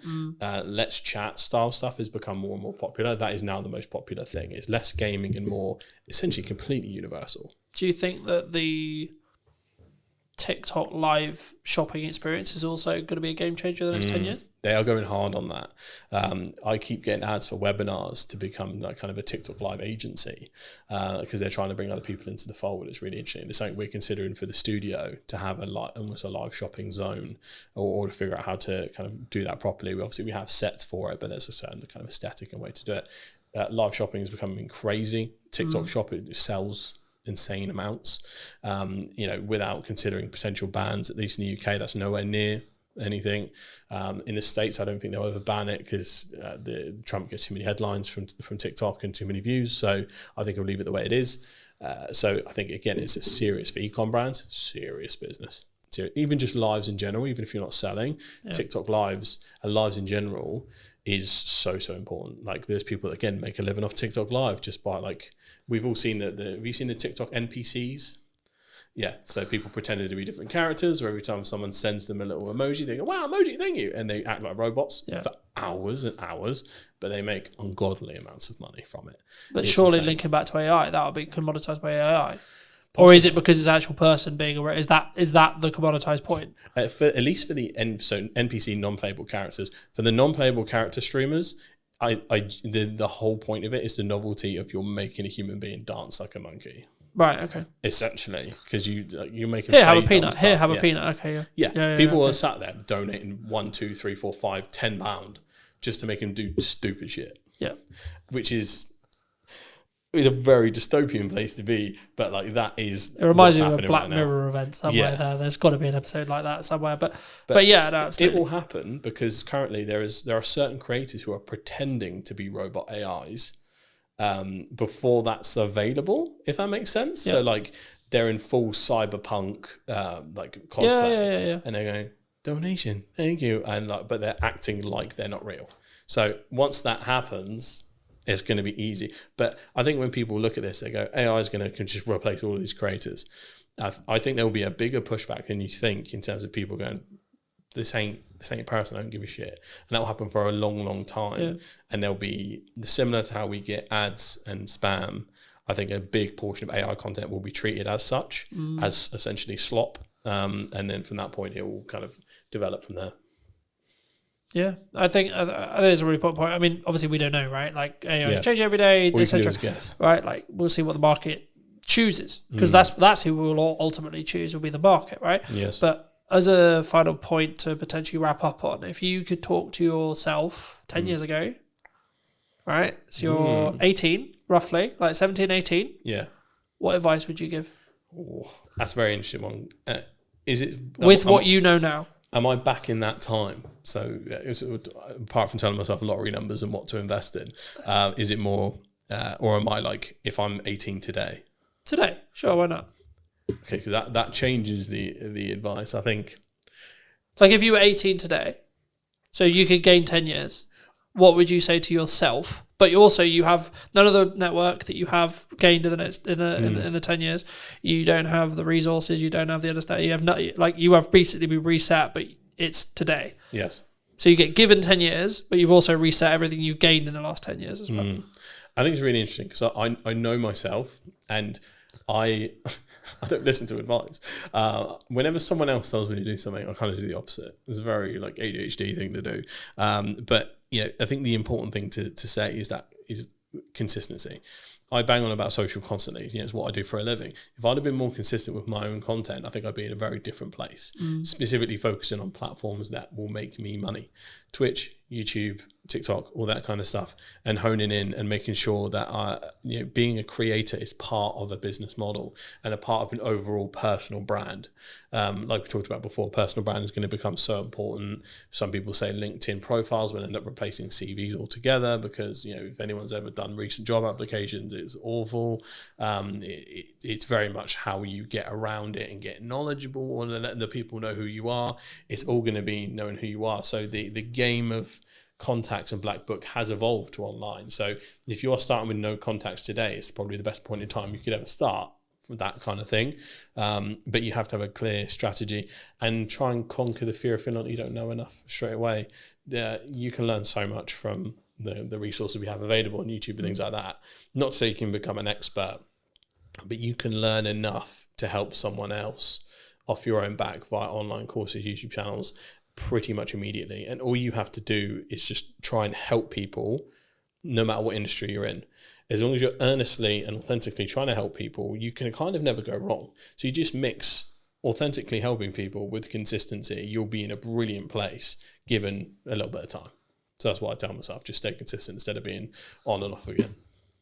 Thank you for the time, James. No worries. Thank you for having me, mate. Appreciate it. Do you want to shout anything out before we go? I suppose I do. Come down and use Hampshire Podcast Studios. It is a plug-and-play solution for entrepreneurs, businesses, and creators to create video podcasts, YouTube channels, pretty much anything you need. Unboxing videos, reaction videos, live streams. We pretty much got it all set up for anything. So if you're in the Hampshire area, you need to make content, come down, we'll have a cup of tea, we'll kind of plan out what you need to make, and essentially you can use this as a plug-and-play solution, or we can help you kind of manage the whole thing end to end. So if you need any help, create some content, come on down and let's get some stuff done. Thank you ever so much for joining me, ladies and gents. I hope you took value from mine and James's conversation. We're going to leave it there. I'll be back very, very soon with a brand new podcast.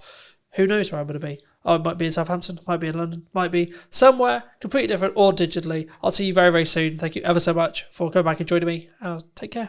Hello, my friends. I hope you're well and welcome to a brand new podcast. Today we're going to be talking to Christine, who does branding. There you go. Did your interview for you. Thank you. Why does branding... I wasn't going to start here, but I think it's important to talk about it. We live in a world where there's lots of noise on social. There's lots of AI conversations. There's lots of points of view when it comes to what should I be doing, should I not be doing. Why do you focus on branding? I focus on branding because a lot of businesses are completely overwhelmed when it comes to marketing. They really don't know where to start. They don't know what they're doing. And I was finding that doing visual branding, logos and stuff like that with clients, I was finding that at the end of the project, they still didn't understand what their business was actually selling. So by doing brand strategy, which is what we're really talking about here, it's about understanding exactly who you are, what your business is, your positioning and everything else that's involved. And then that gives you a core to work from when it comes to marketing. So it sets your tone of voice and all the rest of it, and then you can take it from there. So I think there's so much there, and I'm sure we'll get into a lot of it. But for me, I've been in a very interesting place the last month or two. I've been very focused on growth. I've been very focused on client delivery. I've been in a very grateful place because of the amount of work I've got going on. And as I was setting up, we were sort of talking a little bit about kind of all the plates I'm currently spinning and some of the concerns that maybe come with that when you see someone like me doing that. And I think it's a very action-led thing, but I'm not focused on the outcome. I'm not focused on the result.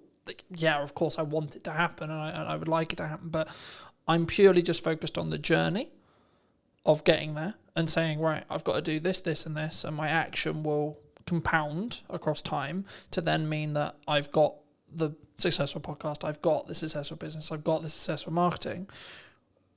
To phrase it in a question, when you look at someone's branding, maybe you're helping them with branding, they're looking at rebranding, etc. I mean, is it to an extent a level of just they need to execute on the brand that works, or is there like glaring issues that someone could have with their brand that would then trigger you to say, actually, you should be looking at a rebrand? Do you think? I think a lot of the time businesses evolve, and so they try different things, and they don't know necessarily where their ideal clients are. They don't know the type of work that's the sweet spot or anything like that. So it's very tempting to kind of take everything that kind of comes in, and then you end up juggling plates. But in actual fact, once you've sort of established your brand and gone through exactly what it is you are looking for, you become very much more focused. And that's the core to everything, really, with taking on work. I mean, it may be that then you turn down work because it's just not appropriate to your end game. So yes, I think. Do you think clients struggle with saying no sometimes? Oh yeah. Because I think there's a mindset of, in some ways, you could say it's there's going to be no more work out there. The work's not going to be there. I haven't structured my finances or my business, and so like this was a problem I had in end of 23 into 24, which was I was overspending every month in comparison to what was coming in. Right. Yeah. And I wasn't doing the financial work to build a foundation to allow me to be able to have the freedom to be lean enough from a cash flow point of view to do the other growth things that I needed to do to continue to then grow. But I was coming from a place of, I need this to make me money today. I need this to make me the money next week, because I have bills at the end of the month that, to be honest, at that time, I didn't know where the money was coming from. Yeah, You and know. that's typical, especially in the early days of running a business. But the problem is you become so busy running around doing those jobs, and I'm just as guilty of it. You become so busy running around doing those jobs that you haven't got the time, the bandwidth, or the brain space to actually think about the fact that it's really not going to help where you go. Yeah. I mean, it becomes very much a feast and famine, as we were saying before coming on air. That you spend all your time running around, and you don't set up the next work and things. It's just not top of mind. And I think that's one of the key things about setting down exactly where you want to be, the type of clients you want to be working for, your position in the marketplace, etc., etc. Like I say, you become very blinkered then. I think there's lessons and stages, right? I think I'm always of the mind where I'm very grateful that happened, and that I nearly lost the business multiple times. And I would actually argue it's made me and my partner a lot stronger, because she's seen another side of me. Like now, everything's sunshine and rainbows in comparison, right? Yeah. But I think for me, it gave me a real reality check, because I'm sure some who know me would be like, oh, Colin's very egotistical. He's very, he thinks he's the bee's knees kind of thing. And I was like, yeah, but actually I know I've got a skill set now that's, when my back's against the wall, I'm in a corner, I know I can get out. Yeah. And I think that for me, that's a different power, if you could say, a different confidence, a different resilience. And I think that's the thing that's maybe lacking. When we first spoke, we talked a lot about AI, and I'm sure we'll get into AI, but like for me, I'm seeing kind of people who are lacking resilience in the respect to how the turbulent market, like you can look at geopolitics, you can look at like general politics, you can look at what are Labour about to do with like changes to corporation tax and et cetera. But I always look at it and go, okay, well, can I affect or change any of these things? Can I affect and change what's going on in the market and how business confidence is? Not really. So yes, I need to be aware of what's going on and what opportunities are there, but actually the only thing I should potentially be blinkered on is the things you were talking about in regards to positioning, focus and output, but also what am I doing to develop? What am I doing?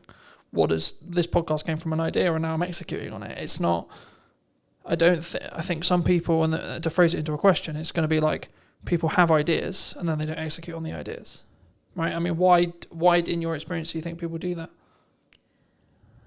I think think part of the problem at the moment, or for the last few years, has been this idea that, and it's probably going to sound very controversial, but there's a lot of talk about things like niching down. Now, it can go to an extreme, I think. And what we really need to be doing is finding ways of being adaptable, because with ever-changing markets and that, the people that survive are the ones that are going to adapt. So while it's great to niche down, if you niche down too far, you can really struggle when things change. So it might be useful to say that you work in a particular industry, but if you just say that you work in that industry, that's when you're going to struggle, if that industry then suffers. Yeah. So yeah, I think it's all about adaptability. Do you think people niche because it's easier for them? The general attitude seems to be that you can make more money by niching. Yeah, I heard that. So there are a lot of designers out there who have niched down and just say that they work in a particular industry. Now, I don't do that. I have worked in certain industries and I can push those if I wanted to. But for me, if I was to niche down too much, I'd be bored out of my brain, because, the same challenges come across all industries generally. So it's, it doesn't really matter whether one week you're doing something like for branding for a care company, and the next minute you're doing something for a plumber. something in the aviation industry, or plumber, or whatever. So it's the same problems, just with slightly different issues that come with those industries. But everyone's generally facing the same sort of issues. And obviously, I've got enough experience to be able to do that. Do you think you need resilience to be able to be that open? I mean, I've always been of the view that you shouldn't niche specifically into an industry, because I always use the example of say that to wedding videographers during COVID, for example, right? It's like, how'd that go? But I think for me, I get it, I get why, and I've worked with some people who are very specifically niche and it's worked for them. But for me, I also think maybe it's an authenticity thing. For me, I'd be like, I don't feel that's authentic to me. I wouldn't enjoy, I wouldn't be able to do my best work if I was I'm just going to serve educators. I'm just going to serve accountants. I'm just going to serve designers. I'm just going to, etc. I'm just going to do podcasting. Because one of the reasons why I went into business for myself was so I could have the variation. Yep. So I could have the location variation. If one day I'm in Southampton, then I'm in Salisbury, then I'm in London, then I'm then I'm in Newbury, so on. Yeah. But then also, one day I'm going to be doing podcasting, next day I'm going to be doing a promotional video, then I'm going to be doing a conference, then I'm going to, so on. That variation regarding the work I do, but also the freedom that comes with. Yeah, absolutely. And it's the same with design. It's problem solving at the end of the day. I think so many people, they look at, because they only see the success stories when it comes to niching, right? Just focusing on that briefly. They see the when it works, but they don't see the ones that did it and then actually lost money. Right, or made less money or the same money. And again, to reiterate it, I think for me it's the authenticity piece. It's what else did you do outside of business? And I think making lots of money to a level could be a reason why you're in business. Sure, people do that, but actually, I've just filmed Maddie's piece, and we ended it by saying, are you living to work or working to live? Yeah. And I think for me, it's to have the freedom to be able to market the business and work with the clients I choose to want to work with. Yeah. And to an extent, I have to charge a premium for that, because it means I'm going to limit my amount of client delivery. But also, because I've built my business in a retained model now, I'm actually less likely to take the wrong projects, because I don't need the revenue. Yeah. I don't need it. So then it's a question of, does it actually apply to my goals? Does it help me grow? Is it a really nice project? Is it a really fun project? Is it the right client, etc.? And then I can look a bit deeper into the relationship that I'm trying to build, rather than just the transactional side of it of, right, I need to make £1,000. I need to make 500 quid. I need to make 10 quid, whatever it is. And I think sometimes how do you look at it from when you are approached to do some project work? Do you look at it purely from, are you the best fit as a designer, or is it as a brand, like depending if it's a rebrand, etc., or like the work, depending on the tangible work you're doing, or is it purely in some context actually they're going to pay me 10 grand? No, I mean, there's potentially clients that I wouldn't necessarily work for. I haven't really kind of come across any because that's not the kind of client that would necessarily approach me. But if I don't think that I'm the best fit for it because I don't understand what they're doing or whatever, or just didn't get on with the people. Because at the end of the day, when you're working with someone, particularly with branding, I mean, brand strategy, the general consensus is probably that, if you're doing it, it's a case of you hand it over to someone to do. I don't work like that at all. For me, it is very much a case of I work with you. And the more involvement you have, the more you will get out of it. So it is a two-way partnership. And I'm basically facilitating it. So I'm asking the questions and I'm digging deep and I'm challenging your thinking about everything that you're saying so that we can get to the nub of exactly what's what. And sometimes that will involve sitting there with my arms crossed. I've done this before, where I'm not getting anything from someone. So it's a case of, actually, sell me what you're saying, because I don't get it. And almost being slightly aggressive, defensive sort of thing. But it's a way of kind of getting them on the back foot to then get into the nuggets of what's what. Now that's a just one-off example, but that's not normal. But I'd like to come back to what you were saying about the type of work that you were doing, because to a certain degree that's niching in a way, in that you're choosing your market sector. So some people would say that that's niching, but it's really just deciding what your position is in the marketplace and who it is you want to work for. I think it's about, like, there's a lot of conversation at the moment about, especially from like Alex Hormozy and others like that, talking about the model of your business, right? Yeah. And I think for me, one of the things I may have got wrong in my early career was not understanding a sustainable model, right? As a career, I think maybe even a niche is now becoming a buzzword, Yeah. right? And I think for me, it's more about being authentic, and that's why I lean into authenticity more, because it's about, for me, saying, is this the right client? Right? I can personally work with them, like tangibly, can I talk to them if things go wrong? Are we going to be able to work through those? And then B, more importantly, can I actually add value to that client? Right? Can I be the provider to fix their problems? Because in 95% of cases, we're paid in relationship to the size of the problem that we fix. Yeah. Right? And to be honest, the client doesn't actually necessarily care about the nuts and bolts of how you fix it. In 95% of cases that I've found, they don't. They're not interested in what camera am I going to use, what lens am I going to use, what tripod are we going to use, what microphone are we talking into, etc. They just want to know, I've got this thing, I've got this problem, I've got this objective. Can you help me get closer to that? Or can you help me get to it? Yeah. I mean, going back to basics then, with branding, how do you build a brand? Does it have to be around you? What, as an individual? Yeah, so when you're looking to build a business, let's say I was starting again. Okay. How would I build a brand? Okay.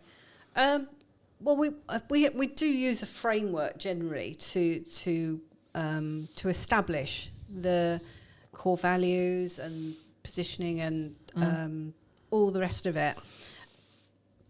It's one of those things where, what do you want to do with the business? That's where we've got to start, really. What do you want to do with the business? Where do you want it to go?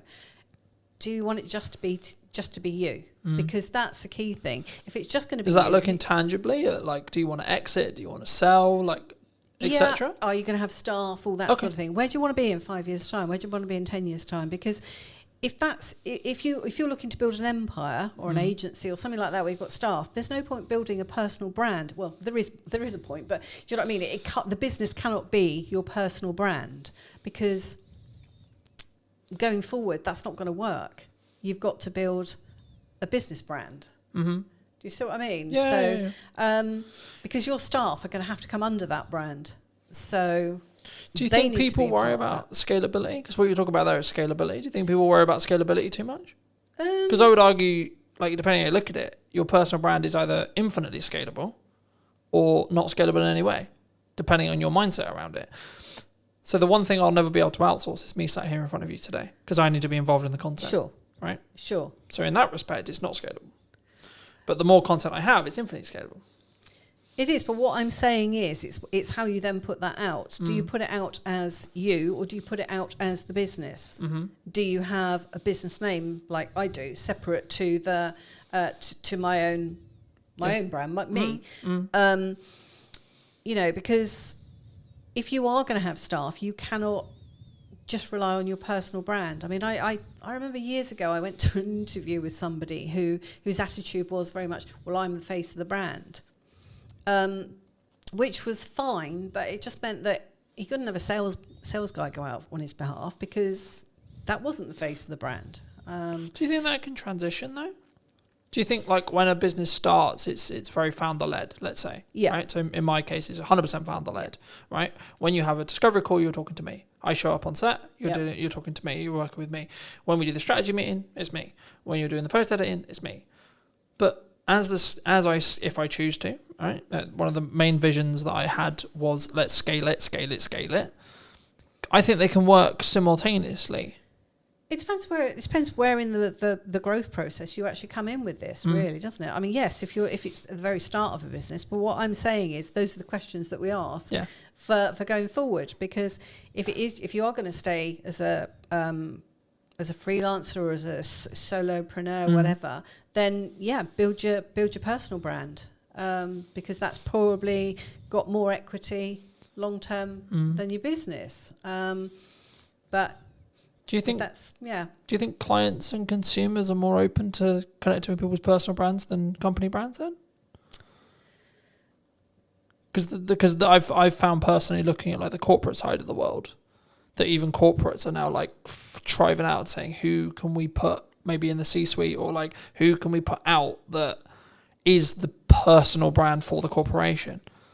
So I think it's because I remember listening to a couple of years, about 2 years ago now, and it's kind of transitioned as well into 25 as well, where corporate trust is at an all-time low. I don't know if that's still true now, but it definitely was a couple of years ago. And I think part of the reason is because they stopped being personal. Yeah. They stopped having this. You stopped knowing the salespeople. You stopped knowing the business owner. Yeah. You stopped knowing the person that was behind it. And it became and that was kind of the transition into AI as well, because it became very just about profit and about ROI and about, like how can we leverage this and how can we be as efficient as humanly possible. And humans aren't efficient by proxy. We're not robots, right? No. But I guess to phrase it into a question, I mean, do you think that looking at the larger scale, or maybe with the corporate world, because like our unique selling proposition to smaller business owners is we can be personal, we can be me, right? Because that's what we sell. That's we're not scalable by proxy, by deliberate. Do you think corporates should be looking at personalizing their business brands? What happens when the person leaves? If it's a person, if they've moved company, then what? What is that person putting out? Are they putting out stuff that's on brand with the company's policies, or are they putting out stuff that's completely random, and at odds with it? It's difficult, isn't it? Yes, a difficult one. Yeah, I think there's pros and cons. I think there's risks like anything when it comes to that. But I think that maybe the medium-sized companies that may be listening to this, or the larger companies that listen to this, I think you have to make that decision, and then you have to commit to it for a period of time. Yeah. And to an extent, you are potentially risking, and that's why I sort of lean towards C-suite, because they're less likely, they're more committed to the company that they're in because they're C-suite. But actually, I would say, okay, well, let me pivot the question differently. If you're an employee or someone who's entrepreneurial minded or starting out, then should you just focus on personal brand? Do you think? I don't think you should ever just focus on personal brand. I mean, or can you run them side by side? Yeah. Because people know I'm Colton from Brandon Media, but they'll probably know Colton more than they'll know Brandon Media. Yeah, I think you should run the two. I mean, that's what I would do with various clients is run the two. So you have stuff that's a bit more key messaging, perhaps, that's going out on the company side, and then stuff that's a bit more personal on the on the individual side. and then the two, there's no reason why the two can't work together. But I mean, I think going back to what you were saying about sort of staff and that, you've only got to look at what's happened with the BBC recently, where you've got employees that are putting out stuff that the BBC haven't agreed with.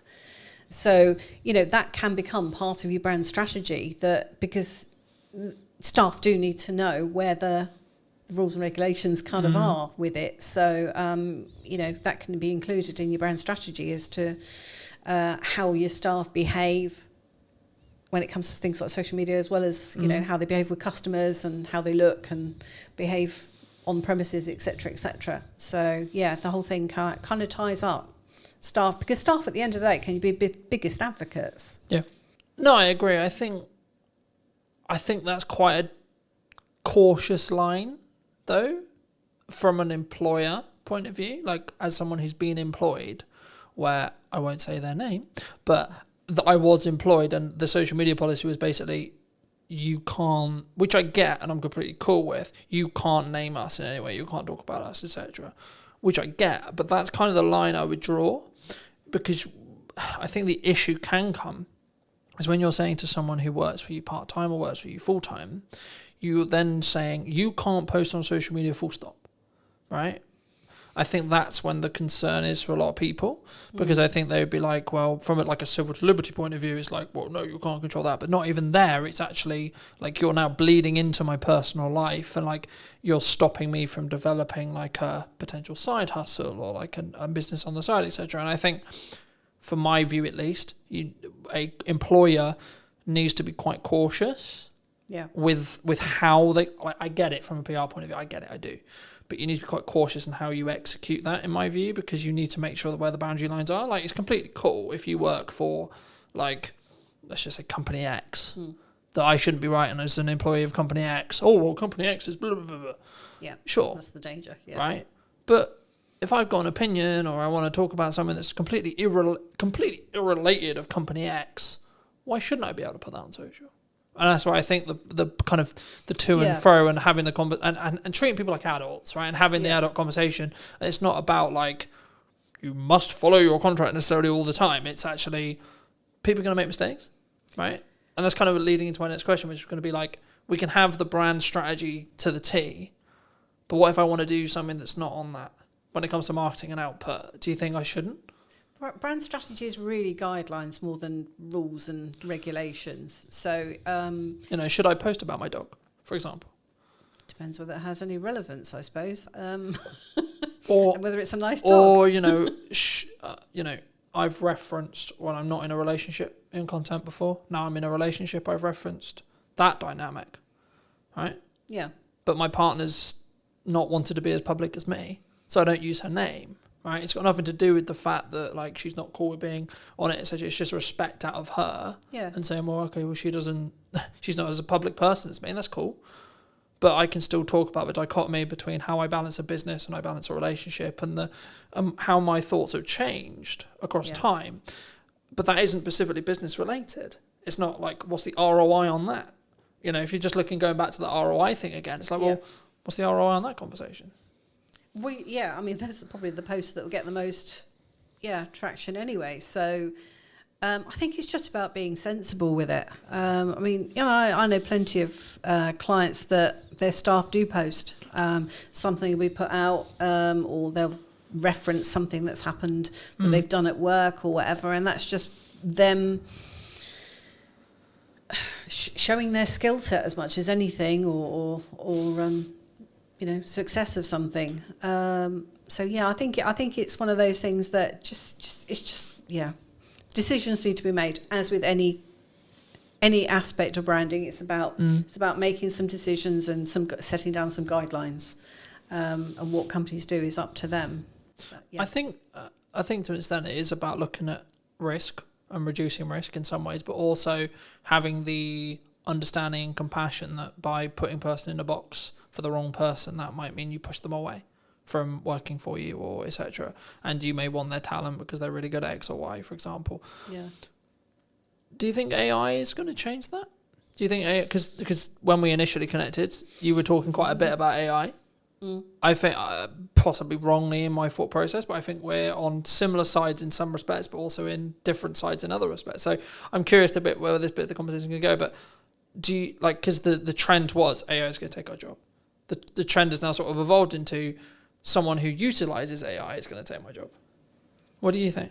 I think that's probably right, that people that understand AI are likely to take the jobs. Yeah. I think going forward it's going to be more difficult for the people coming into the marketplace if they haven't, or people that just will not point blank refuse to learn these things, because at the end of the day it's just a tool. Yeah. It's just a tool. So, you know, if I didn't know how to use Illustrator or Photoshop or something, I'd be, you know, I wouldn't get the jobs, sort of thing. And it's the same with AI. AI is just a tool that speeds things up, as far as I'm concerned. Do you think there's a lot of scaremongering around it? Do you think people are very... I think there's a lot of hype. Okay. I think going forward we could... I've got a client that's in the sector, and he's convinced that they're going down the wrong route completely, with building on knowledge graphs rather than mathematics.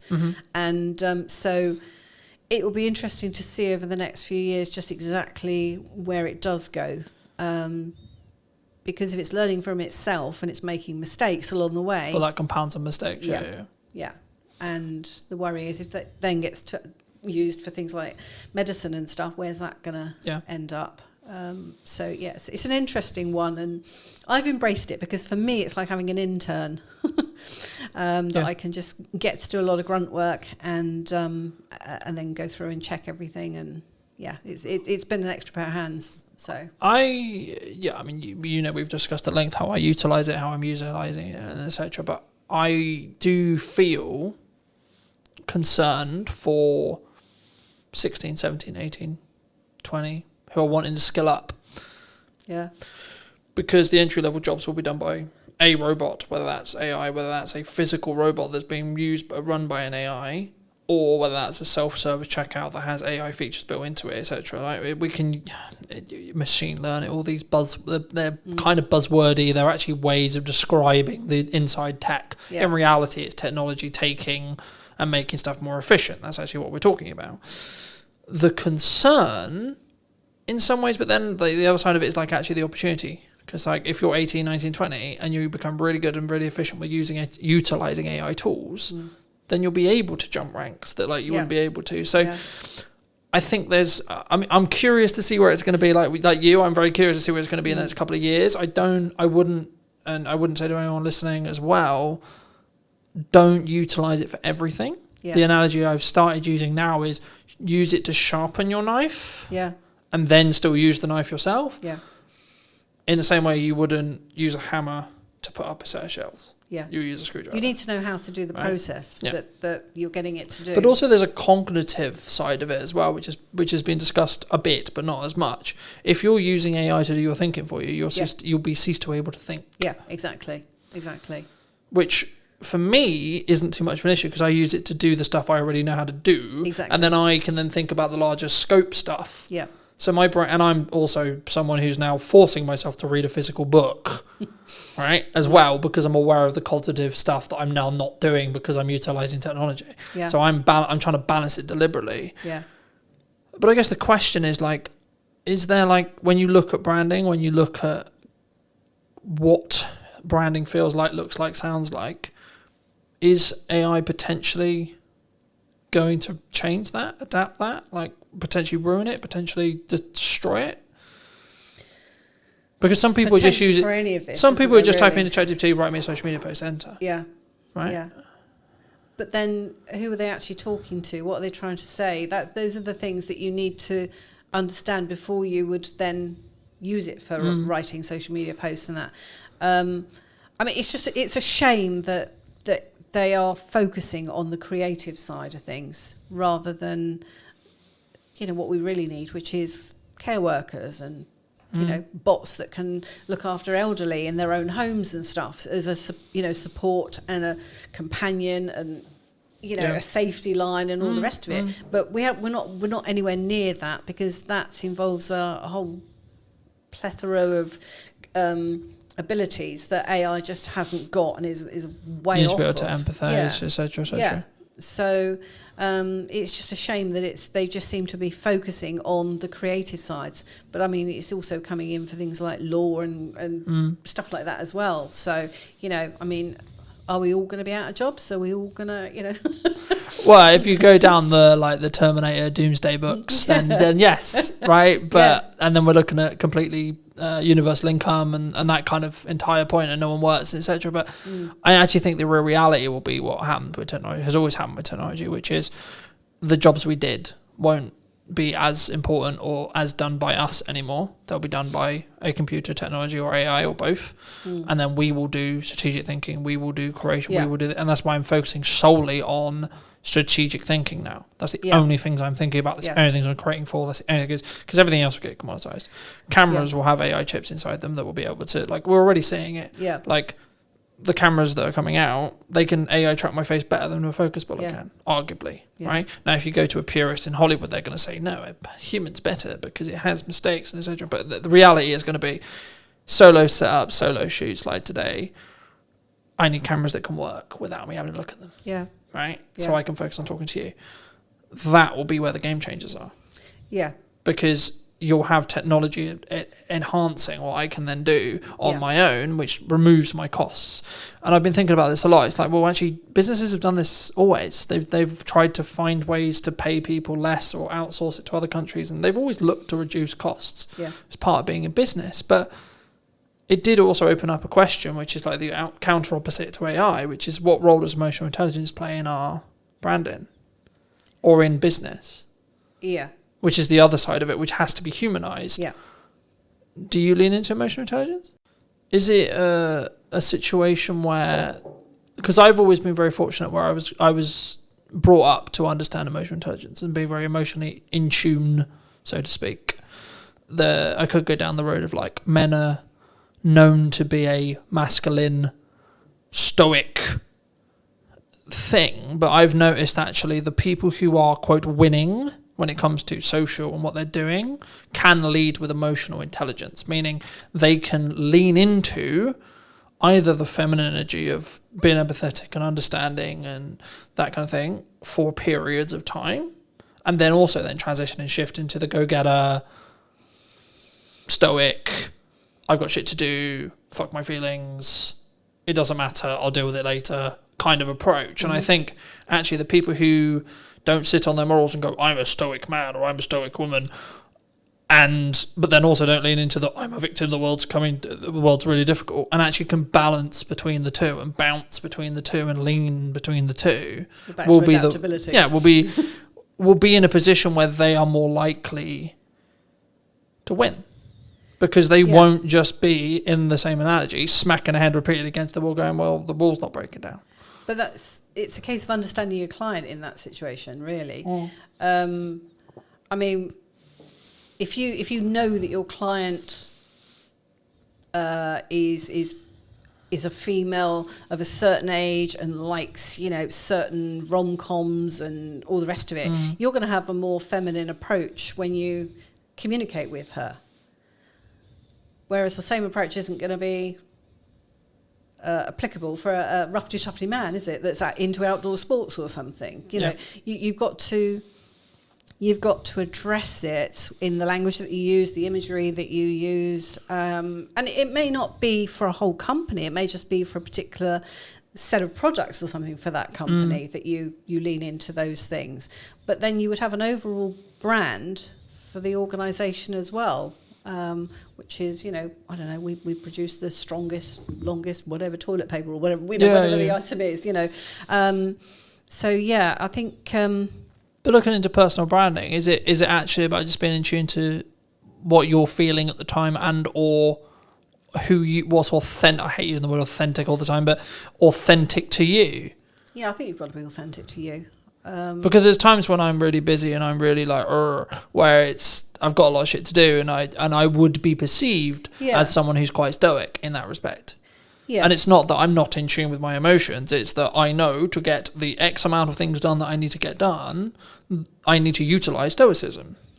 But everything you would be putting out at that time would still have your tone of voice and everything, even though it might be a little bit sharpened to normal.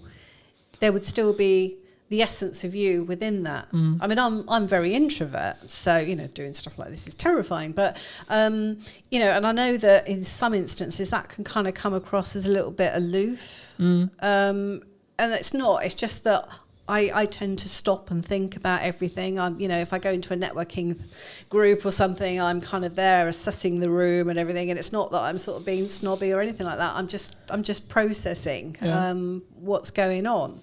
So, and I'm quite open when it comes to social media stuff. I mean, I don't talk about family and things like that particularly on there, but I will hint at things just because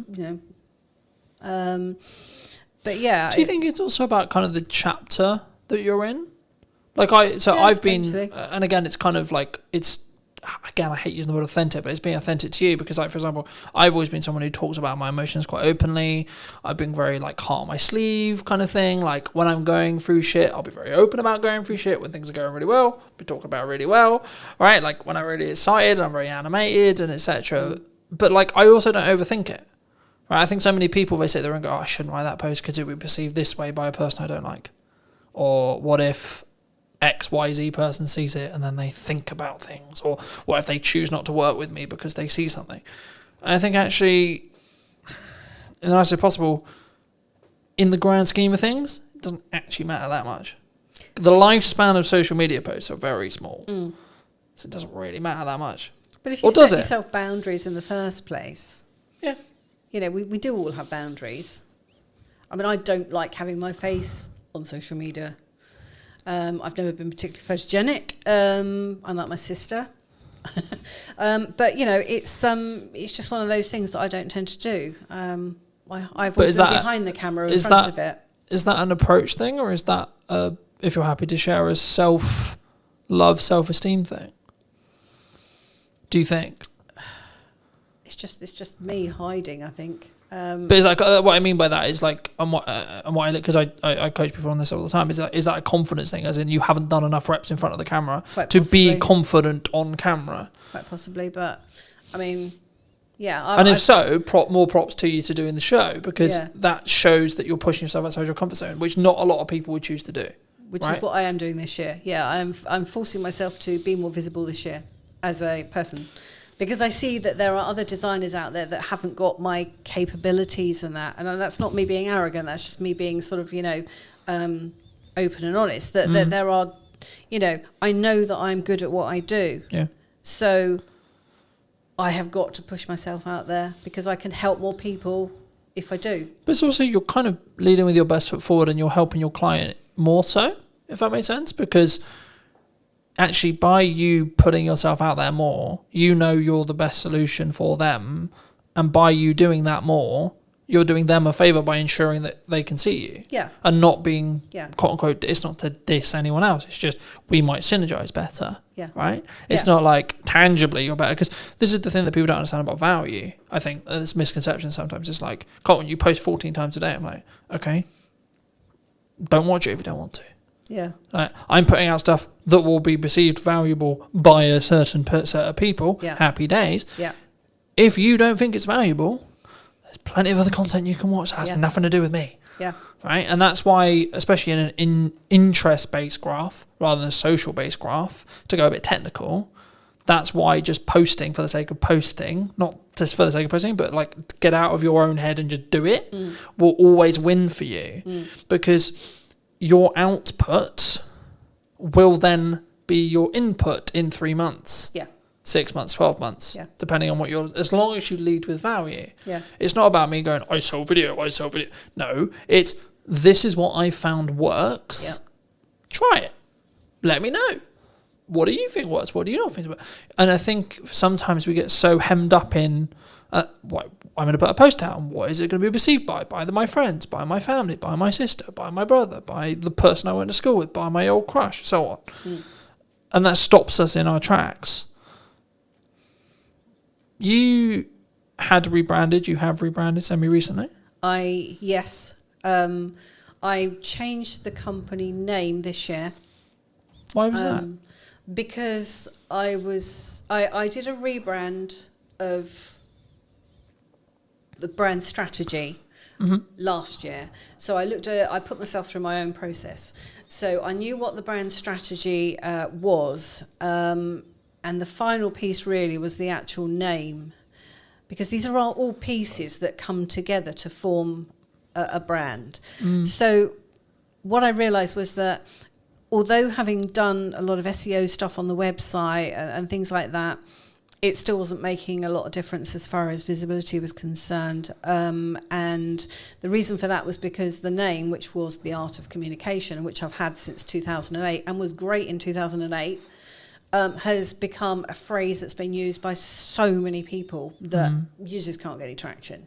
So I had been thinking about it for about 2-3 years, but hadn't really settled on anything that I felt was quite right. And in the end, I just thought, I've got to do something, and it makes sense just to change it to Art of Comms Creative, because same URL, same emails, all the rest of it, it's just a step forward. So and everything else about the brand was already in place. And that's something that I've done with other clients as well, where they've had their business for 2-3 years or a bit more, and they've found that they wanted to have a rebrand, and we've looked at the name as part of that, because they just weren't working. I mean, some of them were long names and all the rest of it. So, and the other thing with rebranding like that is well, once you've got your brand strategy in place, it is possible to pivot with everything else remaining the same. Yeah. So it could be that you change a name, you change a product or something like that. But if you've got all the rest of it in place, that's just one element that you need to then alter.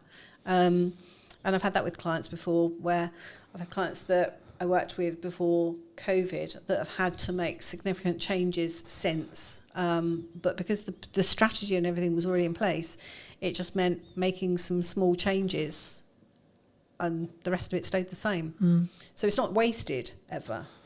I think sometimes we don't we underestimate the seasons we're in, and I think it's that as long as that branding, comms, tagline, colours, typography, camera, network, etc., served that season, then it doesn't matter if you completely change it.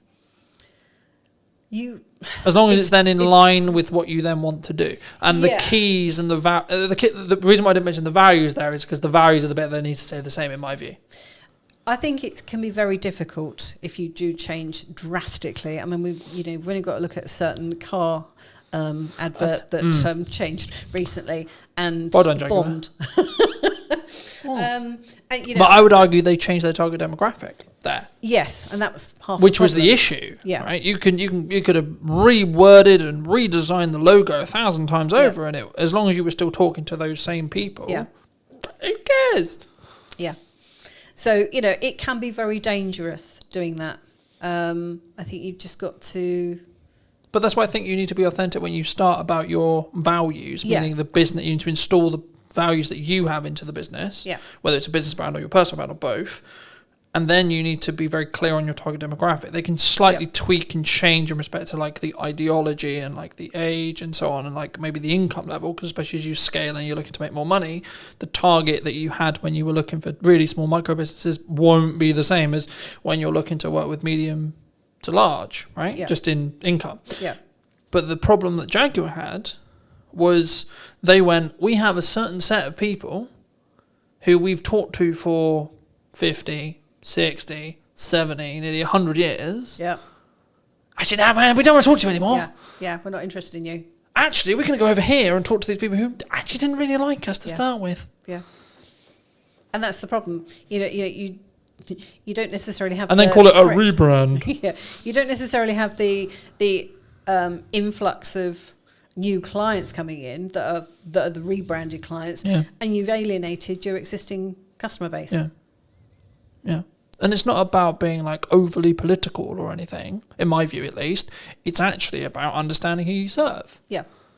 And actually saying if you're going to make a transition, a pivot, whatever you want to call it, Are you slightly pivoting, or are you drastically pivoting? And if you are drastically pivoting, have you thought about the downside, and have you prepared financially to make sure the company can run for 2 years while you build the momentum on the other side? There's nothing wrong with that. You might have gone, actually, I don't align with that anymore. But instead of doing it in micro changes, what Jaguar did was, we're going to go over here. No, actually, no, we're going to go over here. Yep. So funny enough, it didn't work. Yeah. And it was then became a laughing stock on the internet, which I found quite interesting. It was very interesting to watch. Yeah, very interesting. And I was like, which comms manager just got fired, right? Because you know a comms manager got fired somewhere. They did. Right? And the agency got fired. And it's like, whoever came up with that idea is like, you could have done that in 2 pivots, not 1. But you don't know what Jaguar was saying to them. So, I mean, you know, it's all being blamed on the agency. But, I mean, at the end of the day, but also did, and this could be anyone, not necessarily aimed at Jaguar, but did they want to lean into where they believed the future with political correctness was going? Who knows? You know, I've always been of the view that if you don't know what I say, don't listen to it. Yeah. Right? So maybe I'm anti-political correctness, but that's what branding is about, though. It is about not just attracting people, but also putting some people off. Yeah. And I think for me, I've always been, I have a 100% honesty policy that sometimes gets me in big trouble. All right, but sometimes with clients as well. But I think that's being more authentic to me, and I think that's actually really important because, like, if I make a mistake, I'll put my hands up and go, I'll make a mistake. Yeah. But also, if I think that the client's comms or the client's communication before the project was the problem, I'll say that this wasn't on the list. Yeah. I had it the other day. It's like, I did, but that wasn't on the deliverable list. So, funnily enough, it's not a deliverable. It's not to deliverable quality. Yeah. There's footage that exists of it, yes. But it's not to deliverable quality because we didn't agree that that was a deliverable before the project. And then I purely just focus on how can we do it better next time. I don't dwell on it. I just go, well, okay, there was a miscommunication. I don't even point the finger. I just say, well, there was clearly miscommunication there. But I think that's natural in business. And sometimes that might mean we don't work together. Okay, fine. That also might mean, actually, I think that strengthens your relationship with the client sometimes. It can go either way. Yeah. And I think, do you see that that's actually okay sometimes? Like mistakes happen in business, and like how does it say more about a person, I guess, in a question about how they deal with the problem and how they deal with the mistake rather than because mistakes are bound to happen, right? Yeah. I think about a lot of it is about managing expectations. I remember years ago I did a logo for a company down in Portsmouth, and there were 2 partners involved, and one of them loved what I'd come up with, and the other one was completely no. He was almost stroppy about it. The guy that loved it, he came on and he said, "We've got a problem here." And so I just sort of said, you know what, let's have a meeting and we'll sit around the table and work out what's going on here. And I went down there, and funny enough, the guy who loved it scarpered. He left me with the other guy. But love to meet you, bye. But as it turned out, I mean, what we did is we sat down and I just sort of said to him, look, you know, went through the various things, you know, sort of like, you know, what about the colours? Yeah, I'm fine with the colours. What about the fonts? Yeah, I'm fine with the fonts. So where's the problem? So what's the issue then? Actually, I promised someone who's an investor that we would use certain aspect in this logo, which we haven't done. And I'm kind of like, oh, okay, we can sort that. Do you know what I mean? It's kind of like, you know, let's just get it resolved, and then we can move on, because, you know, but I could have just sort of said, what's going on here? You know, that's not right. You know, I'm a designer, I know best, and all the rest of it. But no, let's actually work on this together. Do you think there's a level of ego there? Like, as in, you have self-worth rather than you have an ego? Yeah, I don't bring... There's no place for an ego in design, especially when it comes to branding. I was saying business, right? You need self-worth in business. I need to know what I'm worth. I need to know that I'm valued, I need to love myself, etc. Yes. Yeah. But I not sit on my high horse and go, oh, my ego, this. No. I mean, one of the things I don't have is a particular house style. Okay. And I was talking to a client a few years ago, and I said to her, so what you know, what made you choose me as opposed to other designers you've been looking at? And she said, because I looked on your website and there was no logo on there that I didn't like.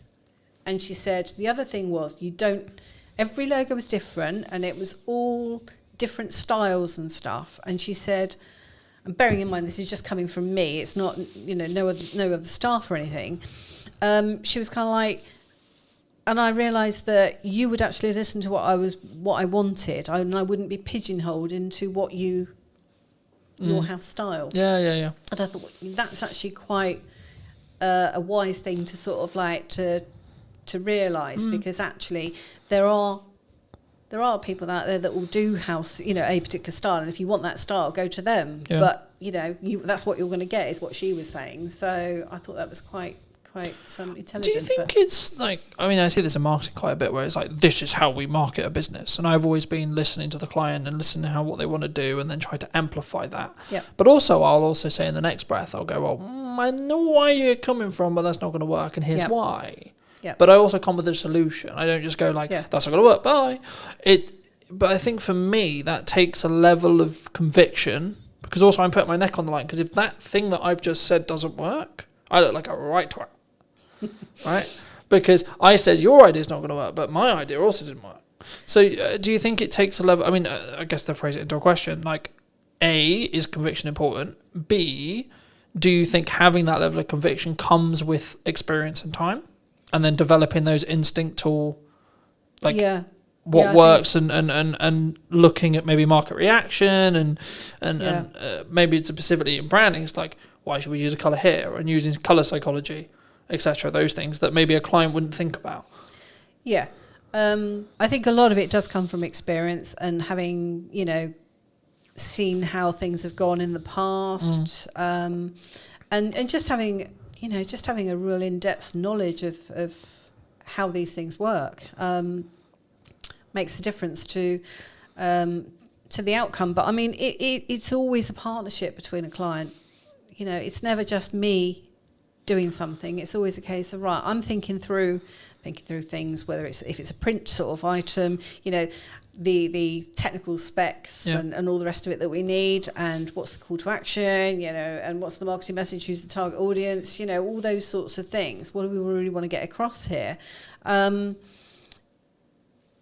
yeah, it's very much a joint partnership. There was another client that I worked for once, and I remember I wasn't working for the boss, I was working for a managing director, and I had a meeting with this particular lady, and the boss happened to come into the room, and I was a little bit worried, because I thought at the time, it's all very well working with the managing director, but if the boss then says, I don't like what you've done, where do we go from there? And he came into the room, and I just sort of like grabbed him and sort of said, you know, I said, project seems to be working, you know, going through pretty well, sort of thing.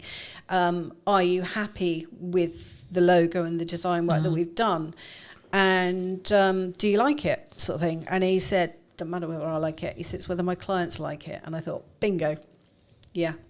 So, you know, all went through easily and that. But, you know, it's just a case of working together to get the end results that we're looking for. So understanding the results at the start, you know, what we're trying to achieve with this. What's the job? What's the ROI? Going back to the ROI side, and I think that's interesting, because I think it's the same thing. And when you do anything, I think I had an ideal that was, I want the podcast to be like this.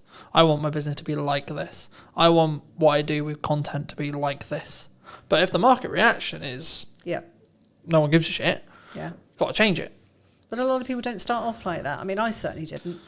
I didn't know what I wanted my business to be at the very start. It was basically started because I needed to work for myself, because I needed to work around childcare. And then as things have kind of progressed over the years, it's now, you know, actually, what do I want this business to look like? You know, what kind of clients do I want to work with? What kind of hours do I want to do, and all the rest of it? You know, that all then gets a bit more solidified. But it's about helping clients really on their journey. I mean, that was one of the things that came out of me doing my own rebrand and my brand strategy was, you know, the fact that I'm a people pleaser. I like to help people.